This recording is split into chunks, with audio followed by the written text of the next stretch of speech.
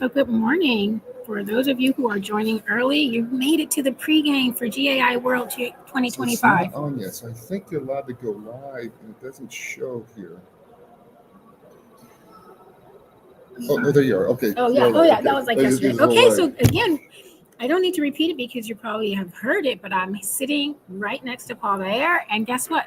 We are testing for we are live, so things will be working. Yeah. Well, actually, well, you just sent me a new link here. Yeah, it's my fault. So I don't know if anybody told you in the room, because we're going to be using non-royalty-free music. Yeah. We're not going to stream the music. Oh, that's fine. Into there. That's fine. So if anybody's like, you hear the music here, but nobody hears it here. Oh, that's why. Okay. Yeah. Super. Thanks, then. Because we know if that goes through YouTube, yeah. Oh yeah. Funny how they find out quickly. I know. Maybe it's a bot searching for that. That's their job. Okay, so I'm going to let you in. I'm going to add you to the stage. We're here together. We are testing for the pregame. Now, the only thing is there sound on that? Right now? Is there sound now? There's no sound now. Okay. But, let me grab a mic. I can start talking. Yeah, let's do that so we can test it. So you're also logged on here. Do you hear me talking? I'm not sure. Okay.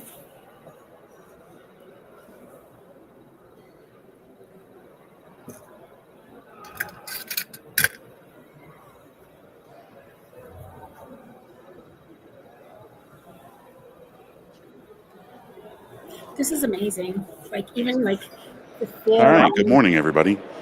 Welcome to Boston. We are here live. Can anybody hear me? Yes, Tom. All right, perfect. Awesome. Amazing. Okay, good. We're in. Thank you, Sean. You can kill the mic. Thank you, Sean. Thank you, Tom. Kill the mic. The mic.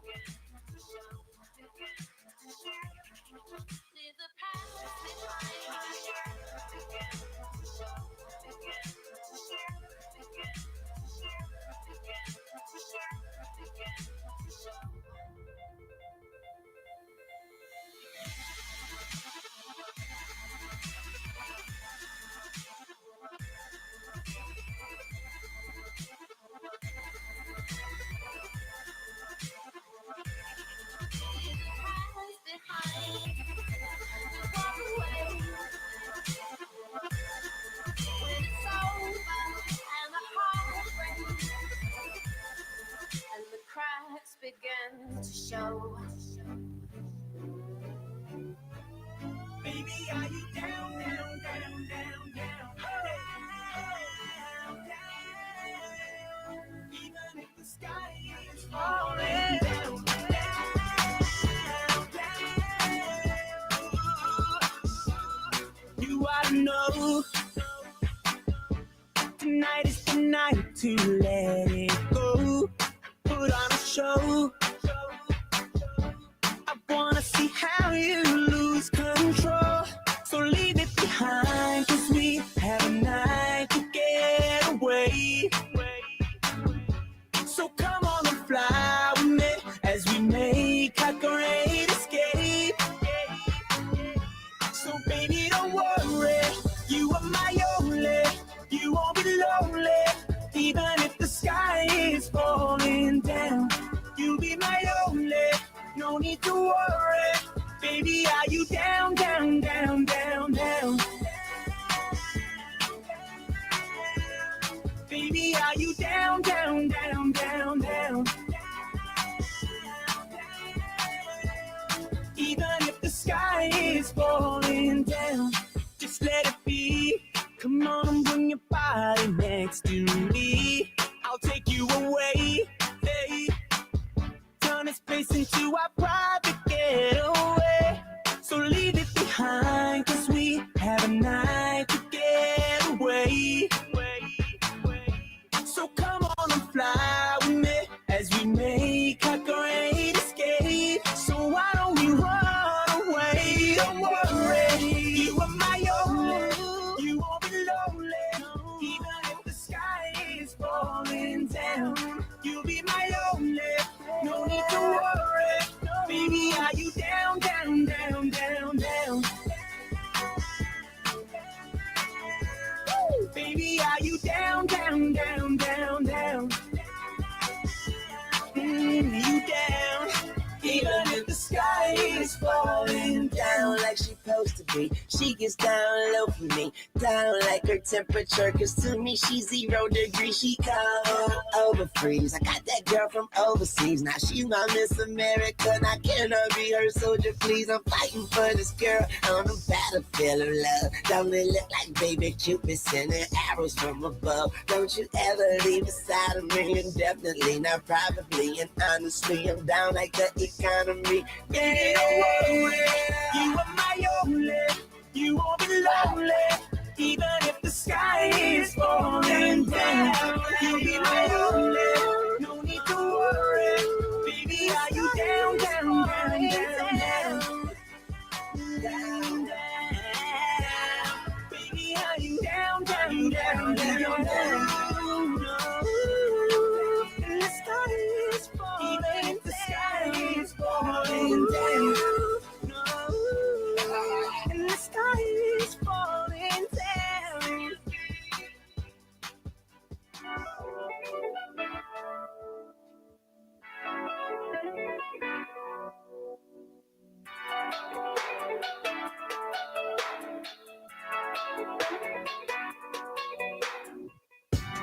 I know he hurt you, made you scared of love, too scared to love. He didn't deserve you, 'cause your precious heart is a precious heart.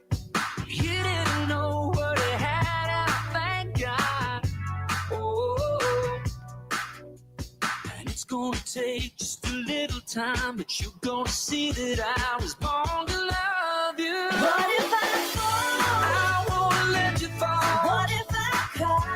I'll never make you cry. And if I get scared, I'll hold you tighter. When they try to get to you, baby, I'll be the fighter.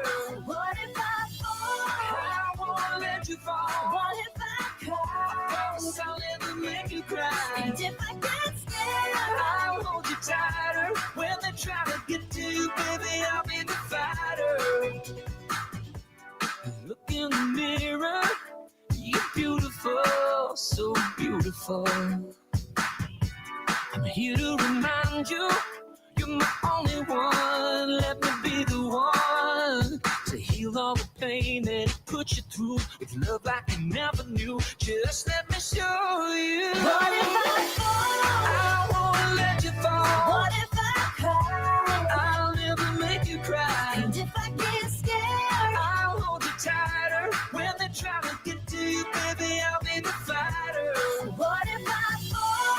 I won't let you fall. What if I I cry? promise I'll never make you cry. And if I get scared, I'll hold you tighter. When they try to get to you, baby, I'll be the fighter. I wanna believe that you got me, baby. I swear I do, from now into the next life. I wanna love, wanna give you all my heart.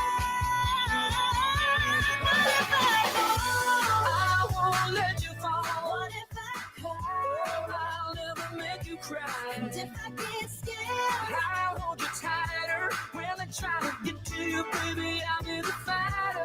what if I fall? I won't let you fall. What if I I promise cry? I'll never make you cry. And if I get scared, I'll hold you tighter. When they try to get to you, baby, I'll be the fighter. what if I fall? What if I cry? And if I get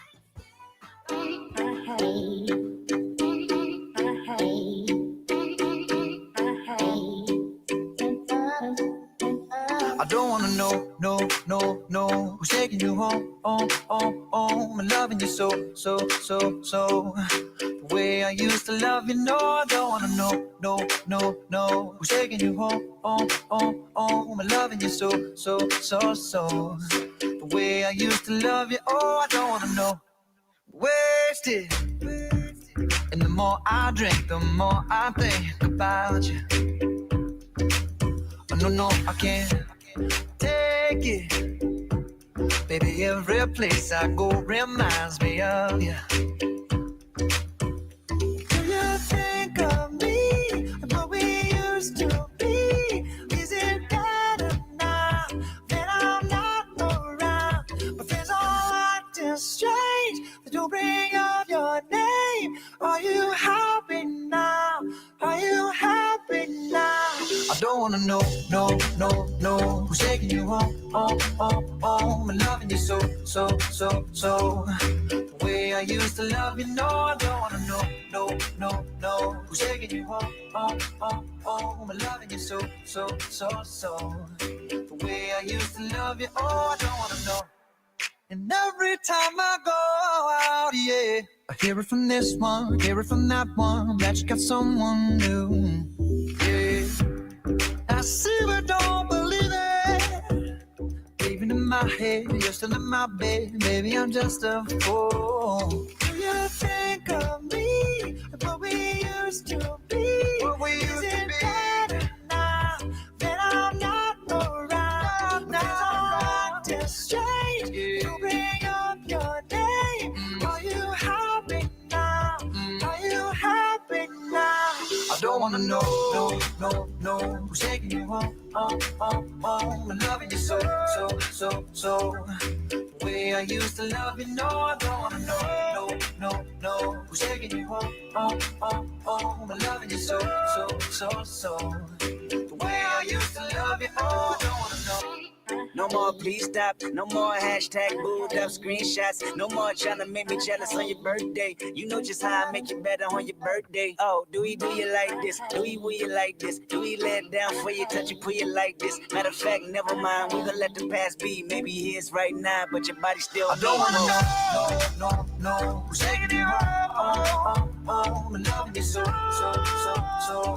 The way I used to love you, no, I don't wanna know who's taking you home, and loving you so.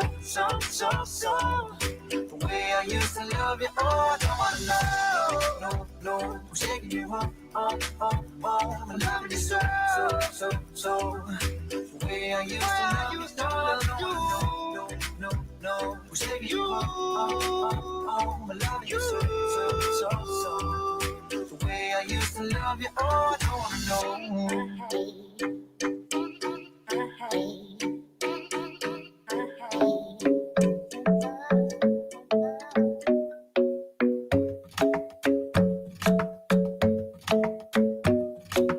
club isn't the best place to find the lovers, so the bar is where I go. Me and my friends sat at the table doing shots, tripping fast, and then we talk slow. And you come over and start up a conversation with just me, and trust me, I'll give it a chance. Now take my hand, stop it, and the man on the jukebox, and then we start to dance. And now I'm singing like, girl, you know I want your love. Your love was handmade for somebody like me. Come on now, follow my lead. I may be crazy, don't mind me. Say, boy, let's not talk too much. Grab on my waist and put that body on me. Come on now, follow my lead. Come on now, follow my lead. I'm in love with the shape of you. We push and pull like a magnet do. Although my heart is falling too. I'm in love with your body. Last night you were in my room, and now my bedsheets smell like you. Every day discovering something brand new. I'm in love with your body. I'm in love with your body. I'm in love with your body. I'm in love with your body. Every day discovering something brand new. I'm in love with the shape of you. When we let the story begin. We're going out on our first date. You and me are thrifty, so go all you can eat. Fill up your bag and I fill up your plate. We talk for hours and hours about the sweet and the sour and how your family's doing okay. And leaving, getting a taxi, kissing the backseat, tell the driver make the radio play. And I'm singing like, girl, you know I want your love. Your love was handmade for somebody like me. Come on now, follow my lead. I may be crazy, don't mind me. Say, boy, let's not talk too much. Grab on my waist and put that body on me. Come on now, follow my lead. Come on now, follow my lead. I'm in love with the shape of you. We push and pull like a magnet do. Although my heart is falling too. I'm in love with your body. Last night you were in my room, and now my bedsheets smell like you. Every day discovering something brand new. I'm in love with your body. I'm in love with your body. I'm in love with your body. I'm in love with your body. Every day discovering something brand new. I'm in love with the shape of you. Come on, be my baby, come on. Come on, be my baby, come on. Come on, be my baby, come on. Come on, be my baby, come on. Come on, be my baby, come on. Come on, be my baby, come on. Come on, be my baby, come on. Come on, be my baby, come on. I'm in love with the shape of you. We push and pull like a magnet do. Although my heart is falling too. I'm in love with your body. Last night you were in my room. Now my bedsheets smell like you. Every day discovering something brand new. I'm in love with your body. Come on, be my baby. Come on, come on, be I'm in love with your body. Come on, be my baby. Come on, come on, be I'm in love with your body. Come on, be my baby. Come on, be I'm in love with your body. Every day discovering something brand new. She just wants to be beautiful. She goes unnoticed. She knows no limits. She craves attention. She praises an image she prays to be sculpted by the sculptor. Oh, she don't see the light that's shining deeper than the eyes can find it. Maybe we're made of blind, so she tries to cover up her pain and cut her woes away. 'Cause cover girls don't cry after the face is made. But there's a hope that's waiting for you in the dark. You should know you're beautiful just the way you are. And you don't have to change a thing, the world could change its heart. No scars, so you're beautiful. With stars and we're beautiful.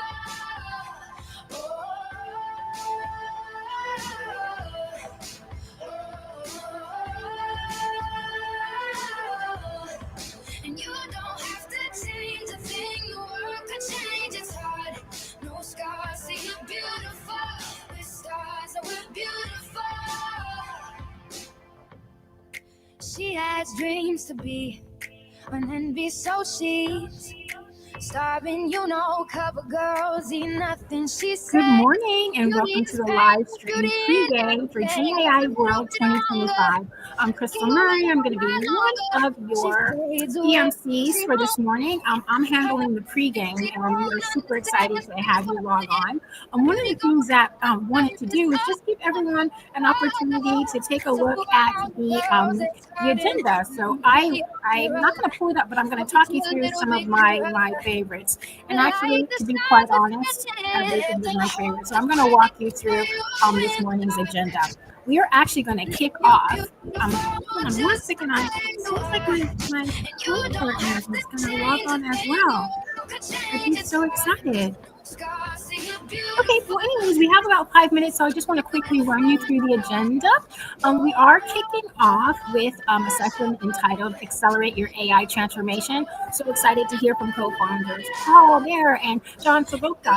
After that, we are going to move into a fireside chat at 9:15. And one of the things that I want to just reiterate is that the sessions are very quick, so definitely stay tuned. You almost cannot blink, but I love the fact that our agenda is so packed with thought leaders, practitioners, academics, individuals out there changing and leveraging operations by using AI and tech. So the fireside chat at 9:15 a.m. We're going to have a perspective from both Harvard Business School and from a public company. So when we think about how can you be competitive, leveraging your AI advantage, we're going to have two perspectives. Again, one from a professor and one from a CEO. So we're going to have Seekr Ghosh and Melissa Smith from WEX. And Melissa is actually the CEO. And one of the things that I noted from her bio, which was so interesting, she began working at WEX in 1997. That's the same year that I graduated from the Wharton Business School. And I'm like, okay, so I graduated in 1997, and she has been with WEX since 1997. And fast forward, I am here moderating for you, and she is the CEO of WEX. Like, that is so fantastic. Kudos to Melissa. Moving on, 9:40, we are going to have our fireside chat. How the Mayo has this very unique platform. And so we're going to hear from Dr. John Kalumba, and I'm very excited to hear about that session as well. Particularly, I have family and friends who are sick, and my daughter Lola, who's actually here in her second year at Harvard, just recently had to have surgery, and so better understanding how we can advance the platforms, healthcare, cures is something that's very close to my heart. So I'm very much looking forward to that session. Moving on at 10:05, we're going to have another fireside chat. And that chat is entitled Managing the AI Cost Explosion. Very, very interesting lineup. John is actually going to moderate that discussion. And we're going to have Rizwan Malal from Quantum Gears and Bill Fandrich. And he is with ECS.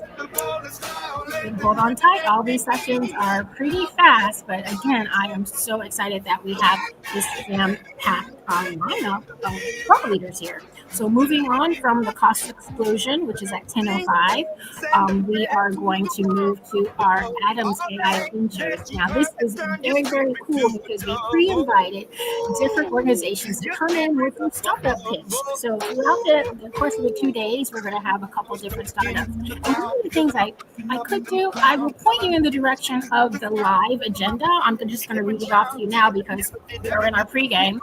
But also want to let you know, if you're interested in participating in the conversation, please do not the music volume. Okay, so I'm looking at the chat. Thank you very much. The music is coming in from the conference. So let me go ahead and remove that. How is that?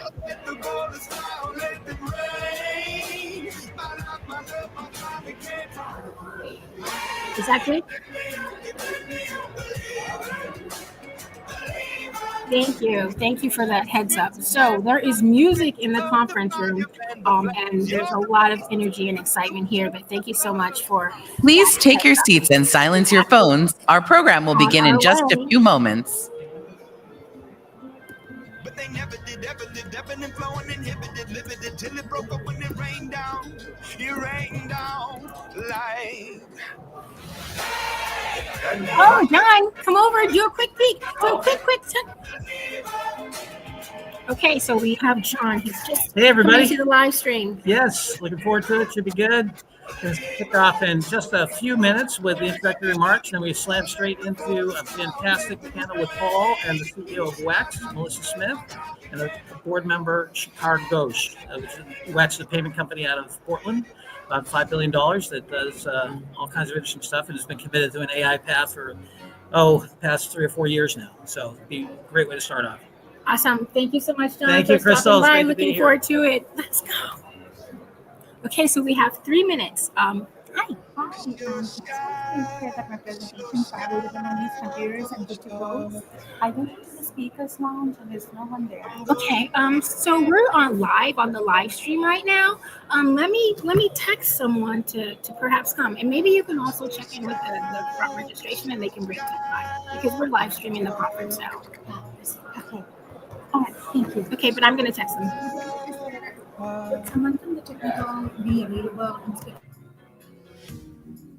I don't care, go on and tear me apart. I don't care if you do.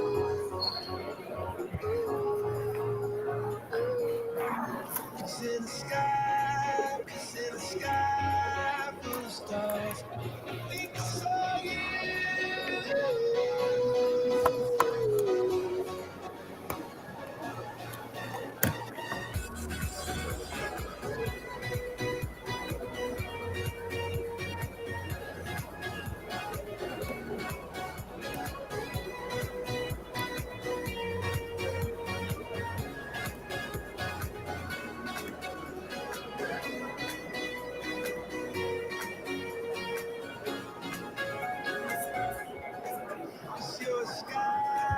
Cause you're a sky full of stars. I wanna die in your arms. Cause you get lighter the more it gets dark. I'm gonna give you my heart. I don't care, go on and tear me apart. I don't care if you do.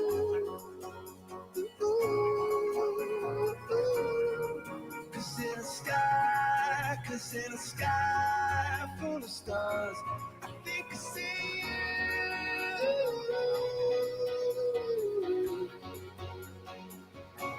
I think I see you.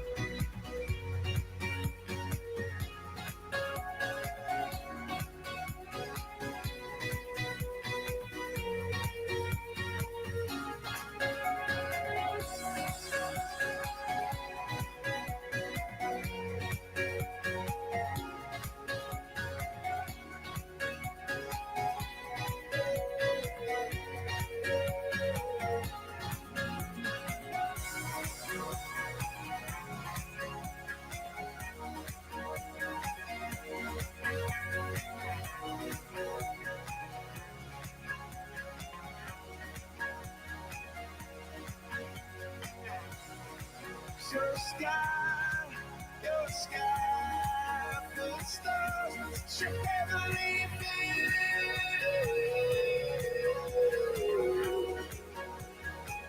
It's such a heavenly view.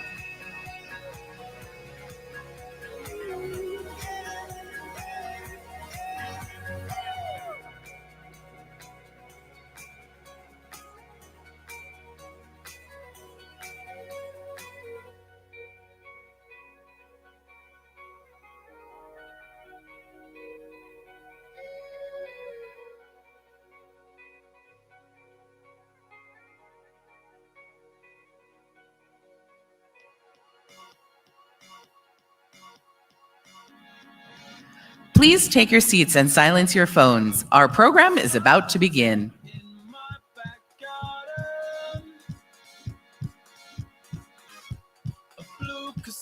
Covered in dirt, and through the dust the reels start turning, and plays of memory stored in us. As I hear your voice, it sets my heart on fire.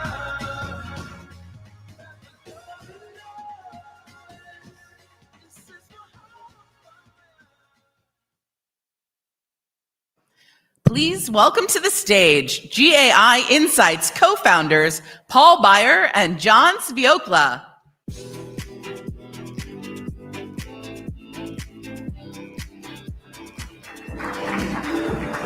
Let's see.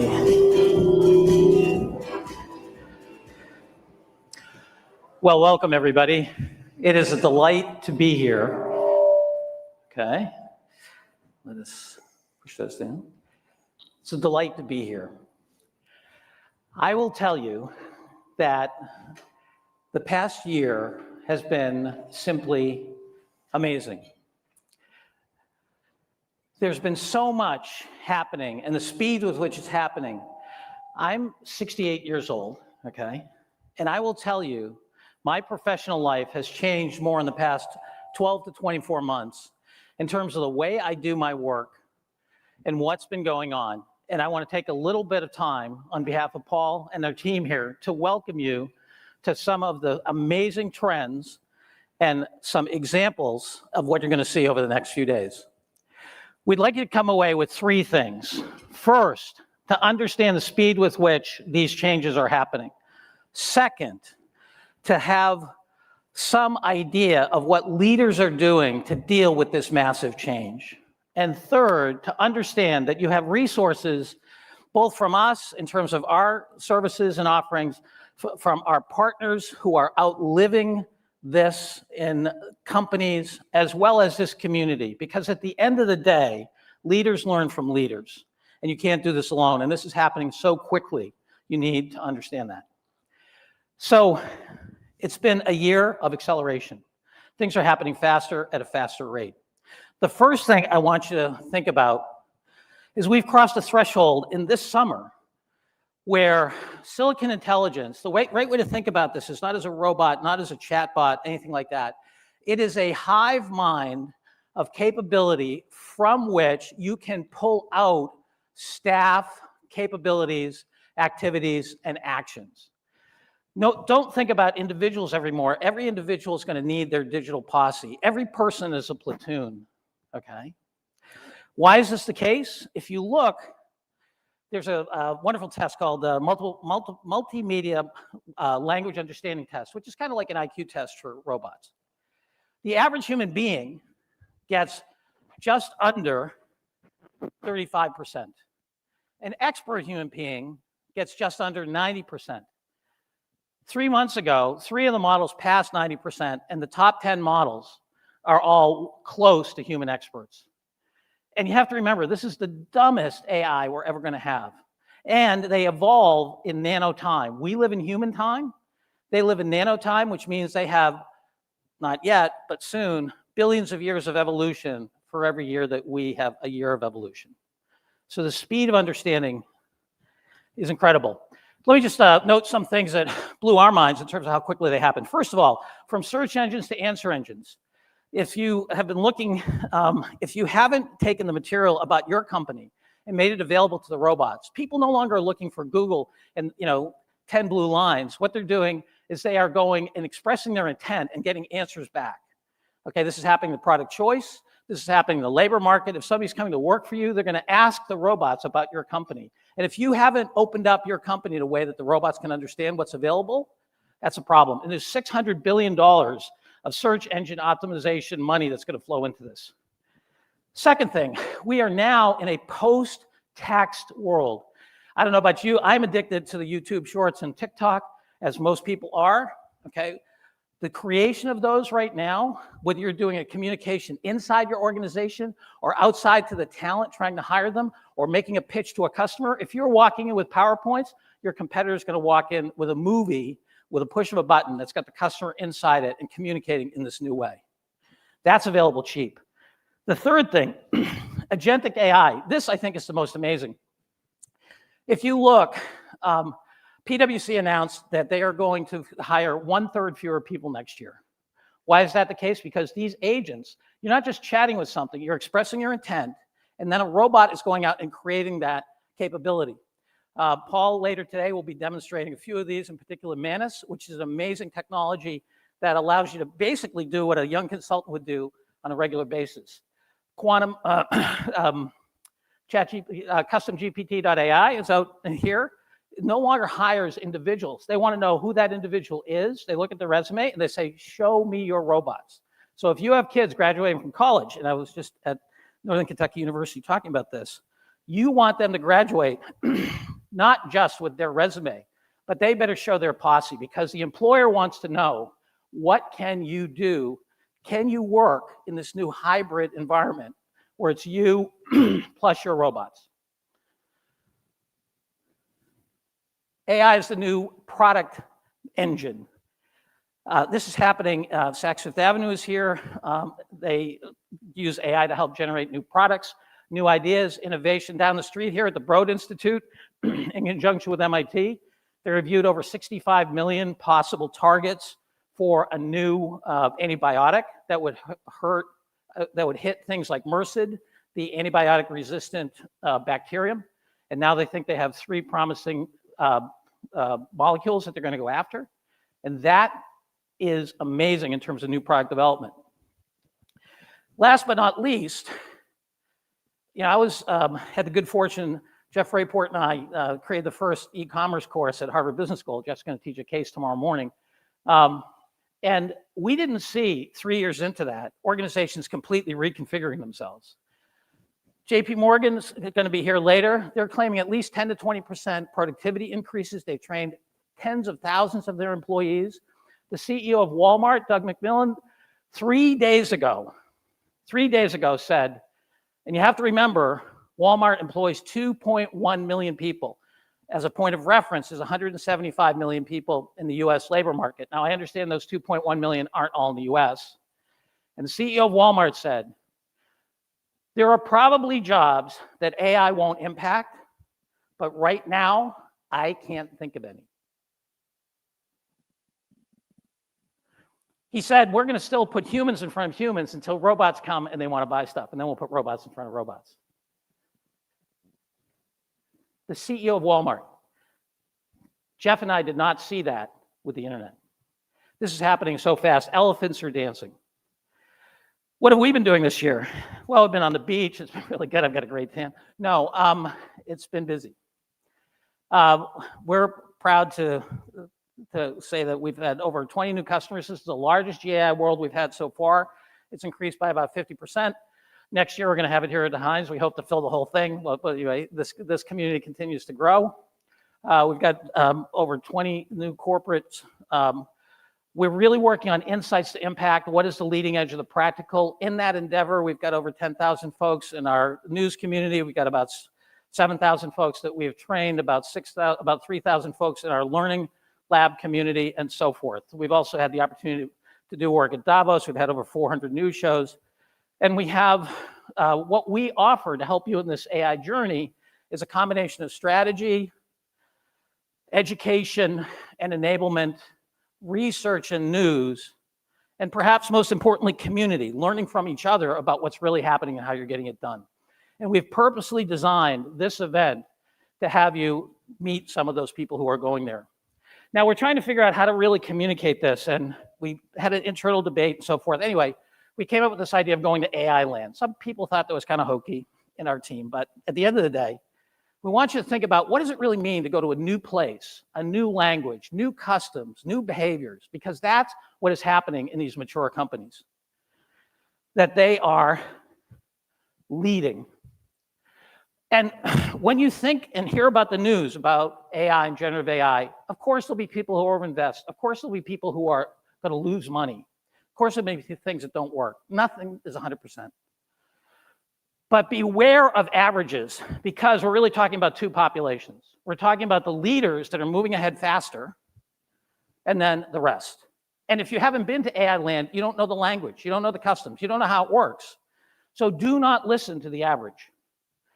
And the challenges in just about every industry in the next 24 to 48 months, there's going to be a leader.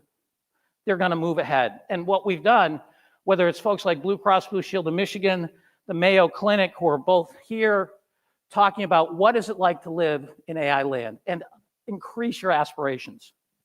In order to get at this, we have a maturity model that I want you to all think about. Where are you on this? And by the way, I got this in dialogue with a robot. I said, what's a great acronym? Blah, blah, blah. We ended up with RISE. What's RISE? It is research and experimentation, phase 1. Innovation and implementation, islands of innovation, phase 2. Synchronization, scaling, orchestration, phase 3. And then emerging intelligence. And we have services that help people at different stages here. So in terms of insight to impact, things like early education, project strategy and implementation, thinking about how do you think about what the scaling factors are, and then what does an organization look like with emerging intelligence. We see most people in 1 and 2, and the big challenge, the sail across the sea, is when you go from 2 to 3. So we've seen organizations try to hop straight to 3. Consultants will come in and say, oh, we're going to transform your organization. We have not seen that happen to work once. The reason it doesn't is you don't know the language. People are talking past each other. The AI is such an amorphous idea until you start to use it and in dialogue. People don't understand. It's not about a robot in the corner. It's about a hive mind that changes the way that you work. That changes the way that you think. It changes the way that you explore. So you only get that with a top-down, bottom-up capability where you get senior executives who support it, and then folks learning hands-on, as my colleague Paul likes to say, hands in the clay. There's no substitute for that. The second, islands of innovation. This is where you have net present value. Hey, let's go fix marketing. Let's go put a chatbot for customer service. Let's go do an education app so that when people are onboarded, they can understand that. Let's give our maintenance people the ability to just take a phone, which you can do now, and point it at anything, say, what is this? And where do I get it? Where can I get it repaired? How much does it cost? You can do that now with the general models. That's what you do in the first 2 things. Then when you get to synchronization and orchestration, those are folks like Blue Cross Blue Shield of Michigan, like Mayo. They're starting to build an infrastructure. We're starting to see a pattern. You have an infrastructure, Goldman Sachs has this, a platform of intelligence that then has applications on top of it and has different agents and so forth. And then human beings, expert human beings. But that new pyramid, the bottom, is filled in by silicon intelligence. And then last but not least, and this is the thing that's really scary if you think strategically. If you look, and we only see this today in the hyperscalers and the technology companies, where the AI is building the AI. This is really important because you can't buy your way to level 3 and level 4. You can't just purchase technology. You can't, because you have to grow that capability. And you have to remember that if you're in 3 to 4, they're learning at a faster rate that'll be very hard to catch. So not only are they ahead, they're running faster and learning how to run even faster and maybe hopping in an automobile or an airplane in terms of their speed. We predict that in 26 and 27, many major industries will have emerging intelligence leaders. So that is the strategic situation, okay? Some of this companies speak at the conference. Let me talk a little bit about One Digital. Vinay Gudwani is going to talk about how they are now launching another set of digital employees. So they have over a couple dozen digital employees that interact with their workers who help with benefits and investing advice for companies and individuals. And their thing is all about taking their best people and making them even better. And if you've ever run a sales force, you know that most of the value is created by the top salespeople, actually sometimes more than 100% of the value if you're destroying value somewhere else. And so imagine having an organization that now has a posse of people plus silicon intelligence who are now competing in that marketplace. That's who you're competing against. Also, we're delighted to have these companies attending the conference. Again, in the notion of how giants are learning to dance, we've got a lot of large companies here, startup companies, and the speed of learning is amazing. I also want to do a couple notable items. My friend Jeffrey's going to teach a Harvard Business School case tomorrow morning. We're also going to have Spot the robot dog, who's here. Tomorrow morning, we'll have Women in AI breakfast. This has got a lot of momentum, a lot going on in that community that continues to grow. Celebrating Black Pioneers will be at lunch tomorrow. For the first time, we're going to have product demos, and we're also going to have we're going to have 2 breakouts around how we at GAI use technology in our business, because we're an AI-first company, and how we use it if you're curious about what we're doing. And then we'll have another breakout session that talks about how do you get across this RISE framework from insight to impact. We have a shared document that we would encourage you to join. It's tinyurl.com, GAI World 2025. And in that document, you can put in questions, thoughts, disagreements, whatever. We'll try to take some of those things and put them into this conversation. And if not answered here, we'll answer them after the fact. And last but not least, because we're sold out, we have a live stream that's available to anyone for free. So if anyone at your organizations or in your family circle or friends, they are welcome to go to GAI World 2025.com. Sorry, it's just GAIworld.com. The 2025 shouldn't be there. GAIworld.com, and look for a live streaming button over in the bottom right side. And that's available to them for everything that's on the main stage for free. So, and last but not least, we really want to thank our sponsors and partners and our exhibitors.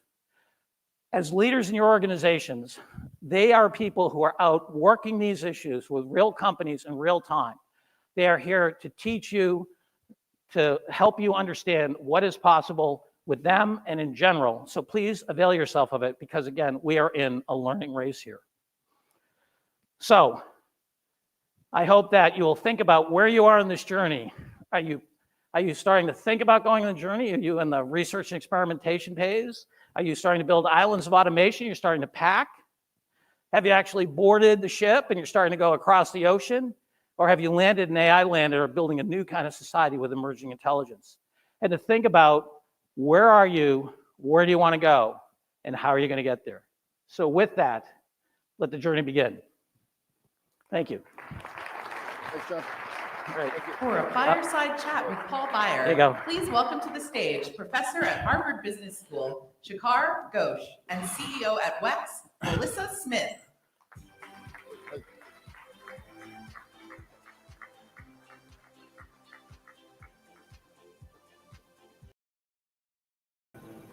Okay, guys, so as our next speakers are getting mic'd up, I just wanted to comment. I totally love this analogy of going through AI land and how each of us as individuals and organizations need to, in fact, take a ride on this journey. It's like, how can I learn the language, the dynamics, the rules of engagement for this new world? Amazing analogy, and very excited to be here. Our speakers are getting mic'd up. I'm going to put you back in. Turned out to be true. It's always interesting to come back a year later and say, what has worked, what hasn't. The one that really stays, that I emphasize to almost every audience I speak to, is the fact that we are growing exponentially, and we, as in the way we process information, cannot really think about exponential growth. We cannot really figure out the implications of it. So if you think about, imagine that you're in the Gillette Stadium and you go in for a game and someone tells you that there's been a leak and there's a drop of water that comes in, except that every minute that drop is doubling. So the second minute it's 2 drops, and then it's 4 drops, and so on. And they say, do you really want to go for the game? This started at noon. And so just think of it for a minute and say, would you cancel your ticket for that game? Would you say, this is going to wash out the whole game because 1 drop of water started? And it turns out, and so you could say, when will the game get canceled? And the answer is, if that drop of water started at 12 noon, at 12:45, there'd be a foot of water across the whole field. So it's 12:45. You're looking at it, and you're saying, I'm in the bleachers. I've got to get home. The game's going to get canceled. How much time do you have? At 12:48, the water is going to be halfway up the stadium. And at 12:49, because it's doubling, it will take the whole thing and you'll be dead. That's the pace at which we're moving. And it's just a very hard pace for us to fully understand. But within that pace of movement, there's two things going on that are important to sort of keep in mind. We use the phrase that the change is going to occur through termites, not tornadoes. And what we're seeing across industry after industry, job after job, is a hollowing out of what people actually do. So there are, take radiologists, which is a canonical example. There are many things that radiologists do that AI will not do and cannot do. But there are many core things that the radiologist does that the AI is doing, and it's slowly hollowing out that job. But that's true across many, many job categories. And as the CEO of Walmart said, it's probably true across all job categories. And so what happens is when something like this happens, as happened in the Industrial Revolution, what you get is not that there are fewer jobs, there are many more jobs, but that the rate per job goes down. So in the Industrial Revolution, average wages went down, and it took 3 generations for those wages to come back up. So we're in for a big disruption, not so much in just the number of jobs that exist, but in the quality of those jobs, the amount people are willing to pay for them. All of those things are going to change. And then the last thing I'll just say as a general observation is AI is different from humans. We often think about, AI is intelligent. Will it replace this job? Will it replace this person? Will it replace this particular category? But in fact, AI thinks differently. Way back when Daniel Kahneman was asked this question, someone called him up and said, I'm writing a story, and the story is about a love affair between a human, a man, a woman, and a robot. And so I want some guidance about how each of them will behave in the story. And Kahneman thought about it, and he said, there are 3 differences that I see. That the human will be less affected by noise, less affected by data problems, and so on. Less affected by just a narrative that comes across. The human will be more emotionally intelligent. The human will be wiser. Except that that's not actually what he said. He said all those things about the robot. He said the human will be affected by narratives. The human will not be emotionally intelligent, and the robot will be a lot wiser. And by wiser, he meant the breadth of knowledge and the breadth of experience that comes in. And so when we think about humans and AI working together, it's something that we've never really fully experienced, particularly at scale. And that's something that we have to experience. We have to actually try it out in different ways before you can actually get it to work. And that means that this is a contact sport. It's something that you have to do all the time, and that's the journey that we're all going to be on. So we're delighted that Seekr's got the perspective from Harvard Business School. He's also the board member of a public traded company. Melissa, you've got quarterly goals, you've got changes. How do you manage all these different masters? Well, that's what we do, right? Anybody out here is doing the same thing. I think, when it comes to AI, one of the things we did really early on was focus on change management. And we're seeing the benefits of that now. So we had said we want to make sure we're investing in enablement, which meant giving people tools, but also we required all directors and above to learn prompt engineering at that point in time, but learning how to use AI and open it up to all of our employees. And then we had certain people that were set up to create an AI incubator program across the organization. As a result of that, right now, 3/4 of our employees use AI weekly. 80% of our employees are encouraged to and say they would like to learn more and are continuing to learn more. We have 600 of those incubators that are across the organization that are advocating for that. And you can see, John had talked earlier about bottoms up and tops down. We think of that as working in both of those areas in the company. So the bottoms up is grassroots, but it started with making sure people understood the tools. That's great. We hear a lot about kind of the early adopter employees taking off and the next segment kind of stagnant. Are you seeing that? And yes. How are you managing that? Yeah, early on it was just making sure people are aware. And then from a gentle push from the board, we went from, value creation to value capture. And so that's when we started to really focus in the areas, and that's where we started going tops down. And we're seeing things like we've got across our business, one of the things our customers do is submit claims to us that we actually have to process. And it's a pain point for our customer, it's a cost for us. We now have a program where when people submit flexible spending accounts, we can reimburse them in 2 minutes, or approve it, I should say, in 2 minutes compared to 2 days at 97% accuracy. So we've been able to change that from a customer perspective. 32% of our fraud claims are being blocked in greater velocity than they have been in the past. You can go across the organization. Our IT group has 10% productivity across all of their different use cases. And so I feel like we went from education to value capture, and now you're seeing that the force of both of those things. We just did a hackathon in one of our segments, and we had 70 AI-inspired ideas that are coming through. That's great. I'm curious, and I want to go to change management. What are you seeing other companies in change management, Seekr? It's something we were seeing again and again. CEOs saying, boy, my company's not going fast enough. We're not moving fast enough. I think the main thing is that every time we've had change management, whatever form that's taken, you end up that the biggest problem you run into is primate behavior, that humans are primates. And in that process, people have egos, they have fears, they have concerns about where they will be.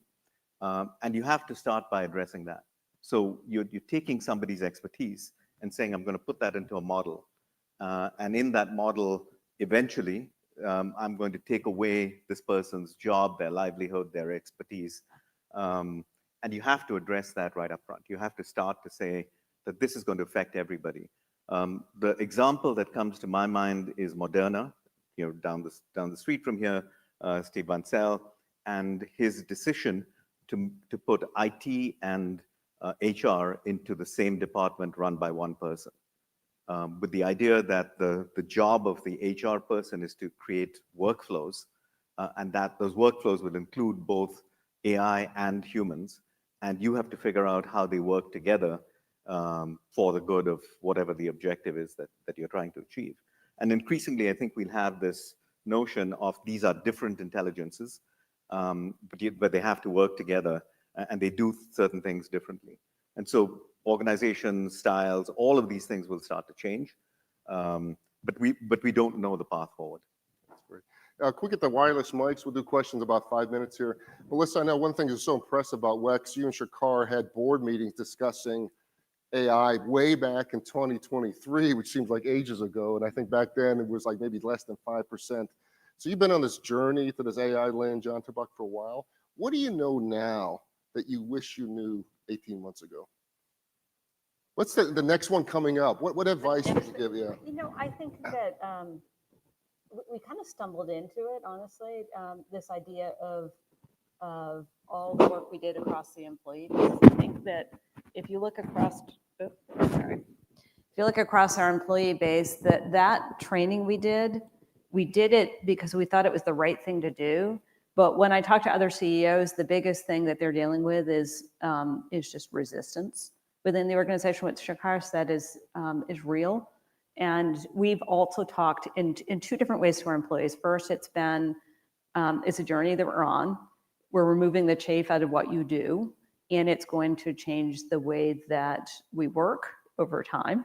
It's going to give us a competitive advantage, but it also will change, what happens on a daily basis. And you can see within our workforce, we have more people in the audience here are highly trained experts, and we have less people that are doing more manual day-to-day work, and that's going to just continue over time. So I guess what I would say is what I've learned is, lean into the truth. Lean into the training. Lean into the training, lean into the truths. And then we started with very much a carrot idea. We wanted to draw everybody along, but we've realized we've had to add the stick along the way. And some of the examples of that within our IT group, we started with wanting people to use tools to help them code. And then we started tracking who was using it. We started talking publicly about what was working. And you can start to see over time that we created a shift in behavior. So all employees have access to a secure employee chatbot years Yes. now at WEX, right? Yes, Yeah, yes, years in many different tools. I think that's the other thing is instead of forcing people to one tool, we have multiple options so you can find something that fits your style.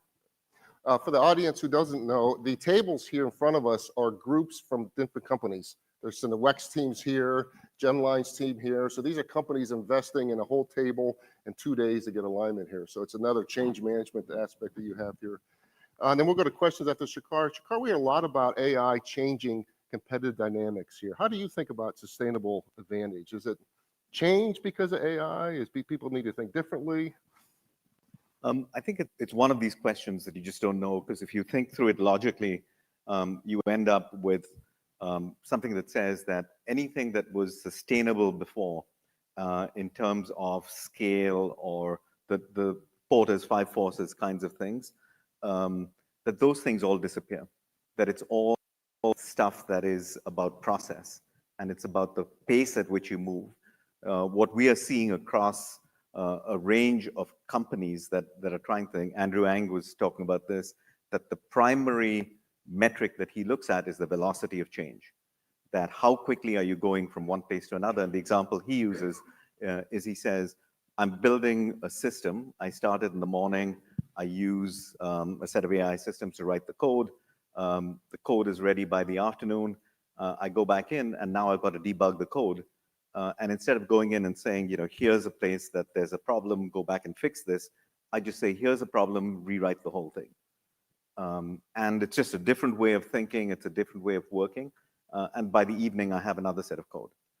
And the system has learned something about what it did wrong the first time and has improved on that. And so, you know, the logical conclusion to all these things is mind-blowing. But it's a very different way of managing processes. It's a very different way of thinking about how these things work. And that's what management, that's what people have to learn. One of the big problems is how do you communicate that? Particularly if the middle layers are doing all the learning and the top layer is doing the listening. Because it's different, if you don't experience it, it's very hard to then incorporate that in the way you decide things. And just to add to that, if you look at a lot of the grassroots work, people are trained to think incrementally. You know, they make incremental benefits. And a lot of what we're doing that I would say that's kind of bottoms up is that someone will take a process and they'll remove the chafe from it, but it's just taking what they have and they're making it better. A lot of the tops down work we're doing is the opposite, where you're actually thinking, what can the tool do differently that we couldn't do in the past? And that's where you're seeing like really big change. That's great. Questions, audience, who's got a question here? While we get the next question set up here, Melissa, we talked a lot about the change here. How are you thinking, or are you thinking differently about the core competencies you need in your next set of leaders, employees, and board members and everything else? Is it different now? Is it still the same? It is different. It is different. And I think that it's really important tops down that you have believers. And you can see even believers, right? Because not every, like, I think it's really easy, and Seekr will say this, to find the excuse around why the technology doesn't work. I don't have access to the data. You know, there's a, you know, the running list of why it's too hard. But if you start with a belief that this is going to change the way work gets done, it's going to change our competitive position. And for us, what we believe is it's going to change how we are viewed in the industry. That we're a market leader, but we have an ability to actually just create new ways of working within our industries. And so it's a really exciting thing. But if you don't believe that, then you're actually going to have that ripple down through your organization. And one of the most powerful things I do is use it. Because when I start, myself, but also like visibly use it, and so that people can see we've created a synthetic investor. We've created some synthetic board members before. You know, like, there was different ways that we've actually used the technology, and so that people can see it in play. And I think that puts tension in the system too. That's great. Questions? Go ahead in the back. Looks like. Hello. Hi, Larry Fitzpatrick, CTO One Main Financial. It seems like at the CEO and board level, there's a spectrum of responses from let's wait it out and see, and maybe we'll buy it at some point, all the way to I'm all in, what can we do to actually transform our business? And you can imagine stages in there from, well, let's test it so we're not going to fall behind, or, let's look at some big hitters and some small hitters. What are the triggers along the way that get CEOs and boards to flip their perception to maybe go a little bit faster and lean into experimentation when, in operating businesses, experimentation is maybe not baked into the culture? You want to start, Seekr, and we'll get Melissa? Yeah. Oh, Okay. I can start. Yep. I think that the pressure from the board is really important. And because as you started with this, as a public company, you have a lot of things we can work on. And so making sure that there's time and space and a board agenda where you're focused on that. And we actually did board education and continue to do so at the board level, because this is a really important strategic topic and something that warrants time and energy at that level. And that has just, it just ripples through the rest of the organization. I think a simple way to think about that in my mind is just project out 2 or 3 years, within a planning horizon. And you say, if I take all the processes or the products that I have, and I assume that AI does its thing, what will that look like? How long will it take to create a quote? How long will it take to evaluate a contract? And those answers are typically in minutes, sometimes seconds. And you go back in and you say, if that's the way the world is going to be in a time frame that's within my planning horizon, then if my competitors are going to do that, how do I respond to it? And so you create a very concrete set of what does service look like in my industry based on what I know AI can do today. And once you do that, it sets a performance, that's your competition. That's what you're going to be competing against in terms of performance requirements.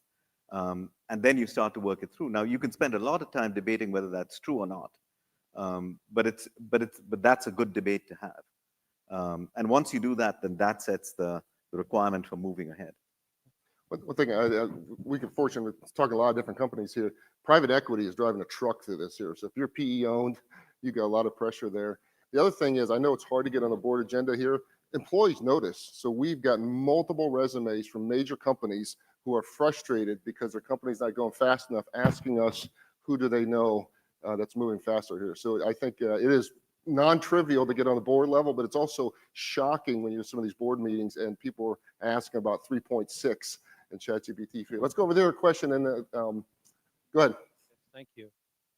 I was really intrigued by what you said about paradigm shift from Porter's 5 forces to sustainable kind of competitive advantages being rewritten as processes.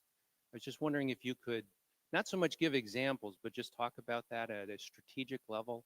What does processes mean within that context that you framed it? So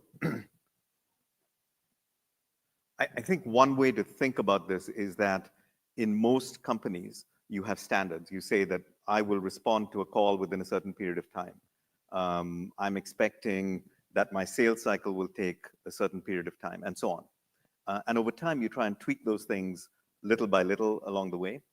And what AI starts to do is to say that instead of going from step to step, what I'm doing is going on a gradient that is continuous.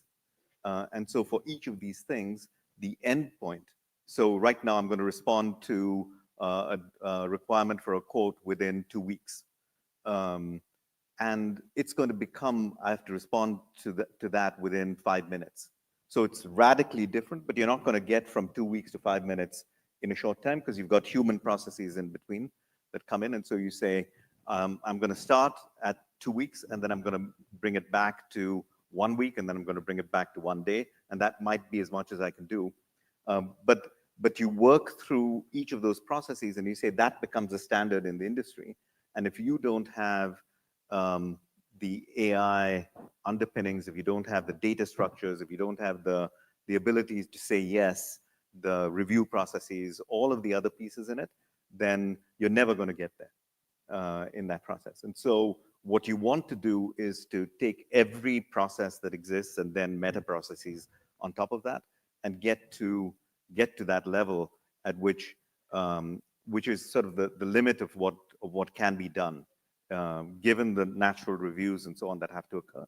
And I think that this notion of I have a competitive advantage, or I have a cost advantage, or I have a slightly better product, those things become, the time frame in which they're occurring become narrower and narrower. And so you have a few weeks of competitive advantage instead of a few years of it. And that keeps changing continuously.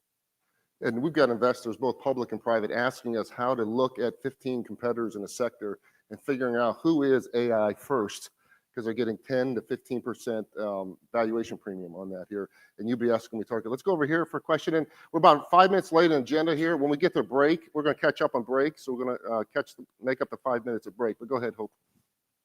Hi, I think these are all great insights. What I'm noticing in companies right now is that there's a position they're starting, every company I hear, is that the chief AI officer.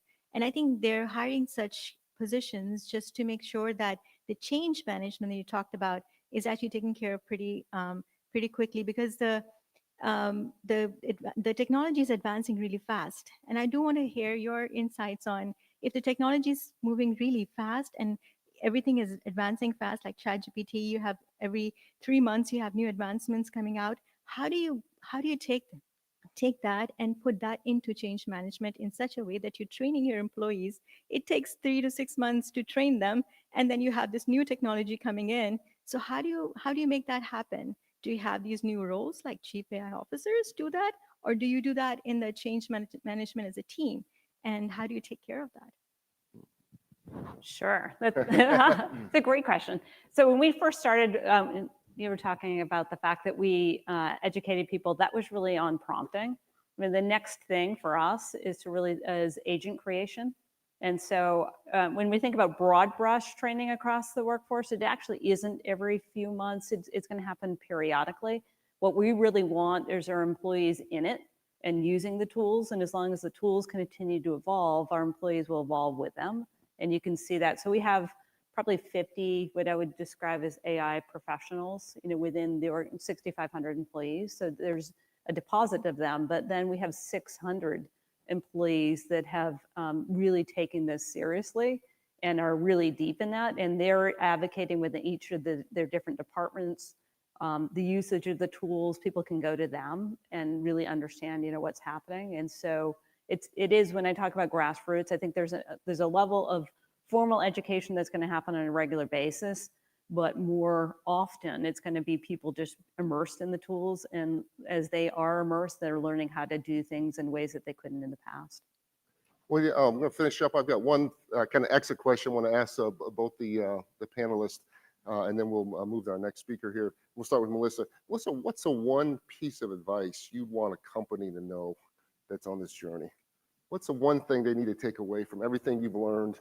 Yeah, I think I hear a lot of people talk about the risk of AI. Yeah. I think that I would say the risk of not deploying AI is actually much greater. So, and it's taken us 3 years to get to this point in time. So I would, if you're not in, go in and go in as fast as you can, because I think it's really important to the future.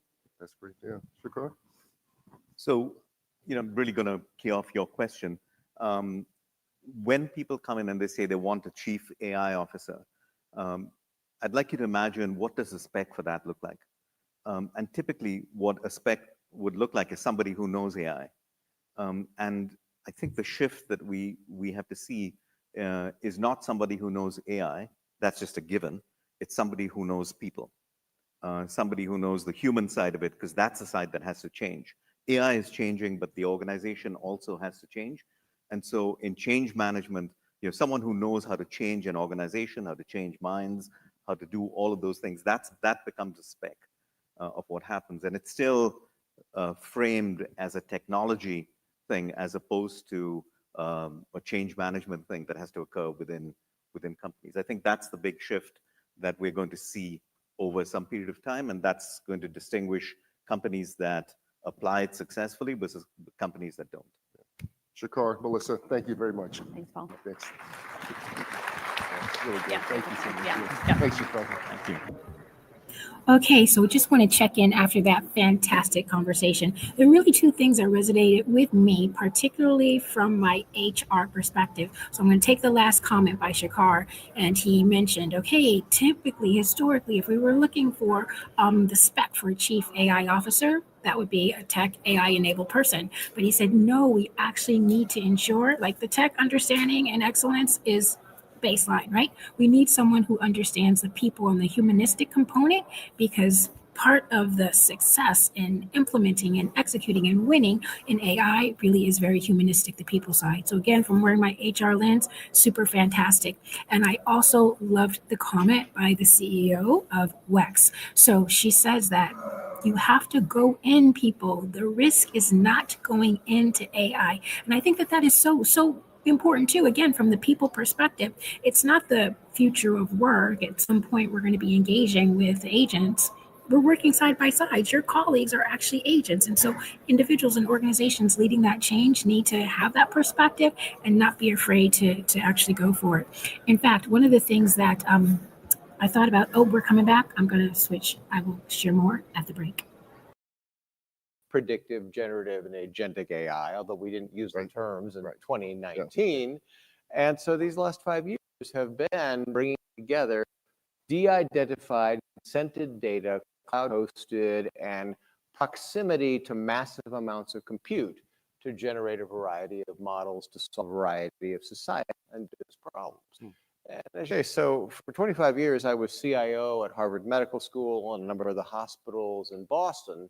And so I learned a fair amount about things like privacy, compliance, risk, and business transformation. So it gave me what I needed to go to Mayo. And then what's the goal of the platform? Is it to startups? Is it research? Is it new health drugs? Yes. Yes. Right.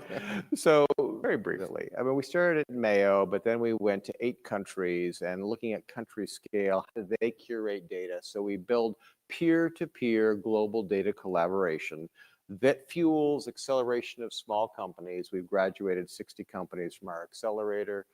We take, I think at the moment we have 150, 160 mid-sized companies, not buying data, that's not what we do, but coming into the environment to develop products and services.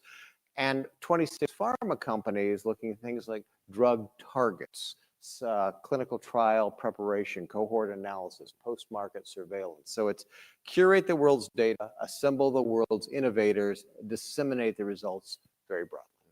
We've heard so much in the earlier conversation about change management and how fast AI is moving.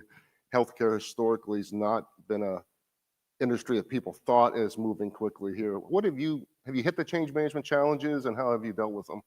Well, in any change management, you're going to find a Gaussian distribution of those who are the laggards and those who are the leaders and everybody in between. And what I'll tell you is to get people to change, you need to understand their currency. Sometimes, depending on the organization, it's profitability. Sometimes it's power or stature. Sometimes it's, in the case of academia, promotion or recognition by your peers in publication. So as you take a look at whoever your audience is, making sure that you align incentives and then you get adoption. Well, definitely, I know there's a lot of questions here. We'll go to questions here in a little bit here, but we certainly seen anecdotally and through studies, people going to ChatGPT for medical advice. Is that good? Oh, wow. Yes, an extraordinarily complicated question. So let's imagine generative AI, whatever it is 20% wrong. Well, that sounds horrible. But how about your clinician? I mean, what's the measure of accuracy? I've been a doctor for 40 years. Well, you know, when I was trained in medical school in the 1980s, things were a little different. 50% of what I learned was wrong. I just don't know which 50%. So I think you have to ask the question, generative AI is good for many things in healthcare. Suppose I say, go out and read this paper and summarize it for me at an 8th grade level. It actually does that really well. So it can accumulate vast amounts of information, synthesize it, and present it. Where it's not so great is I want to use its training data set to make a decision. You know, should I get chemotherapy or radiation? Don't go there. You need a human in between. we've seen so many AI projections from hugely optimistic to super pessimistic. On the healthcare area, where are you in that altitude? I mean, 3 years from now, are we going to be having incremental breakthroughs or small incremental improvements, massive change coming? What should we expect from at least in the U.S. healthcare system? He's asking such great questions. There's not a black and white answer to that. So let me talk about some low risk areas. Do you think GenAI could help us in supply chain, revenue cycle, clinical documentation improvement, burden reduction? Here, I'll give you the dumbest example. In the Commonwealth of Massachusetts, how many summer camp forms are there? I know some parents in the audience know what a summer camp form is. 1,200 different summer camp forms. Do you think doctors and nurses should spend their time filling out summer camp forms? These are the forms asking allergies. Yeah, can you go to camp? Are you going to be okay? Yeah. So, I mean, point to be made is if generative AI can reduce administrative burden by filling out forms, ambient listening to doctor-patient conversation, creating the note, creating the support, whatever the supportive workflow is, absolutely fabulous. We're seeing very, very rapid adoption of that. There's still some speculative areas. So, for example, Mayo has 56 petabytes of multimodal data, and answers to many questions are in those 56 petabytes, but it takes a human to ask the question. So we started to say, wow, could agents go through the 56 petabytes, continuously asking questions no human has ever asked to discover new knowledge? And let me give you a quick example of just some of the things that have come out of it so far. Glioblastoma is a horrible disease, brain tumor, very short lifespan. We have figured out from the data we already had how to double the lifespan of patients with glioblastoma. Who knew that if you kept your glucose levels and you used a 1960s anti-seizure medication called lamotrigine, that you'd actually live twice as long? Well, no human asked the question. But these agents can start to go through and look for what could potentially be causality. And, you know, it does have a lot of false positives. Point to be made, I'm very optimistic because this, as our other speakers said, is exponential growth beyond the capacity of a human to do the work. Just amazing. Questions? Are we with the microphones? Yeah. And then we'll go over here next time. First of all, thank you for the insights. I think it's really impactful and relevant to what I'm doing. For context, I'm a healthcare founder out of MIT, and I am building a AI-powered telemedicine platform to democratize care access for people with chronic disease, and we'll take those insights and perform post-market surveillance for like medications for these chronic disease. And our experience, the way I've been leading my team is so that the experience for each of my patients is not dominated by AI, because I know certain things that the way I want to innovate in healthcare is that I want to innovate around things that aren't going to change. And old people who are sick, they want to talk to a person, not to a chatbot, not to like an automated voiceover. So the patient experience will always be human, but the operation, everything behind that is, for the most part, I would say about 80% AI, from how we risk assess a patient to how we stratify SOAP notes to how we sort of augment billing processes. So I want to, and hearing that you sort of support companies and you sort of, you know, incubate companies, what is your ethos in terms of my approach to using AI for this challenge that I'm trying to address? Like, how would you advise someone in my shoes to be responsive to AI in the application of healthcare in which I'm using it? Sure. So a couple of comments, which is whenever I write or speak on this topic, I say AI should actually be called augmented intelligence rather than artificial intelligence. Because why is it you go to seek advice of a clinician? Well, chances are active listening, respect, empathy, maybe you have personal preferences for the kind of care. I mean, these are the kinds of things that are uniquely human qualities. But behind that human, you know, looking at the world's knowledge, the world's evidence, the world's research, becoming beyond human scale. In my field of emergency medicine, there are 800 papers published every day, I'm slightly behind on my reading, right? So to your point, you can ingest and synthesize vast amounts of data to be most up to date using AI. But let me give you an example of democratization. So Mayo has 85,000 employees, 7,000 specialists. There are 3 people at Mayo who could listen to a patient's voice and diagnose ALS, Parkinsonism, or other neuromuscular diseases, not from what they say, but how they speak. Well, it turns out 3 humans scale very well. But if you say, oh, why don't we take those 3 humans, take 100,000 voice recordings, and do human reinforcement learning and create a model that can do the same, you can now democratize that model to anyone in the world with a phone. And that's what we did, right? So it's capture the knowledge in the literature, capture the patients of the past, capture the knowledge of your experts, spread it widely, but the humanity of medicine will still be delivered by humans. Well said. So we have a microphone over here.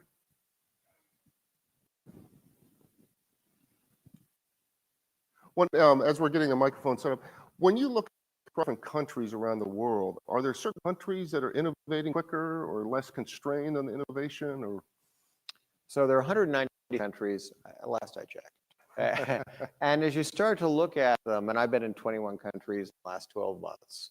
So take a country like Singapore, right? Singapore curating its data, creating national policies for secondary use of that data, creating AI infrastructure. The Middle East, huge investments in infrastructure and software readiness. China doing pretty remarkable work on the technology and the data side. Europe, it will get there. The challenge, Europe, I mean, and I love my European colleagues. They've created something called the European Health Data Space, which goes live in 2028. So what they're saying is, well, I know this AI stuff's moving very fast, but we will be ready in 2028. Unfortunately, the train will have left the station by then. And that's version 1.0. Yeah, so you are seeing huge variation across the world with certain countries taking lead. That's great, yeah. The question over there, go ahead. So thank you so much for your insights, Dalamka. I'm a very big fan of you. I think you've met many people as well. I'm an MD and I have my PhD from MIT.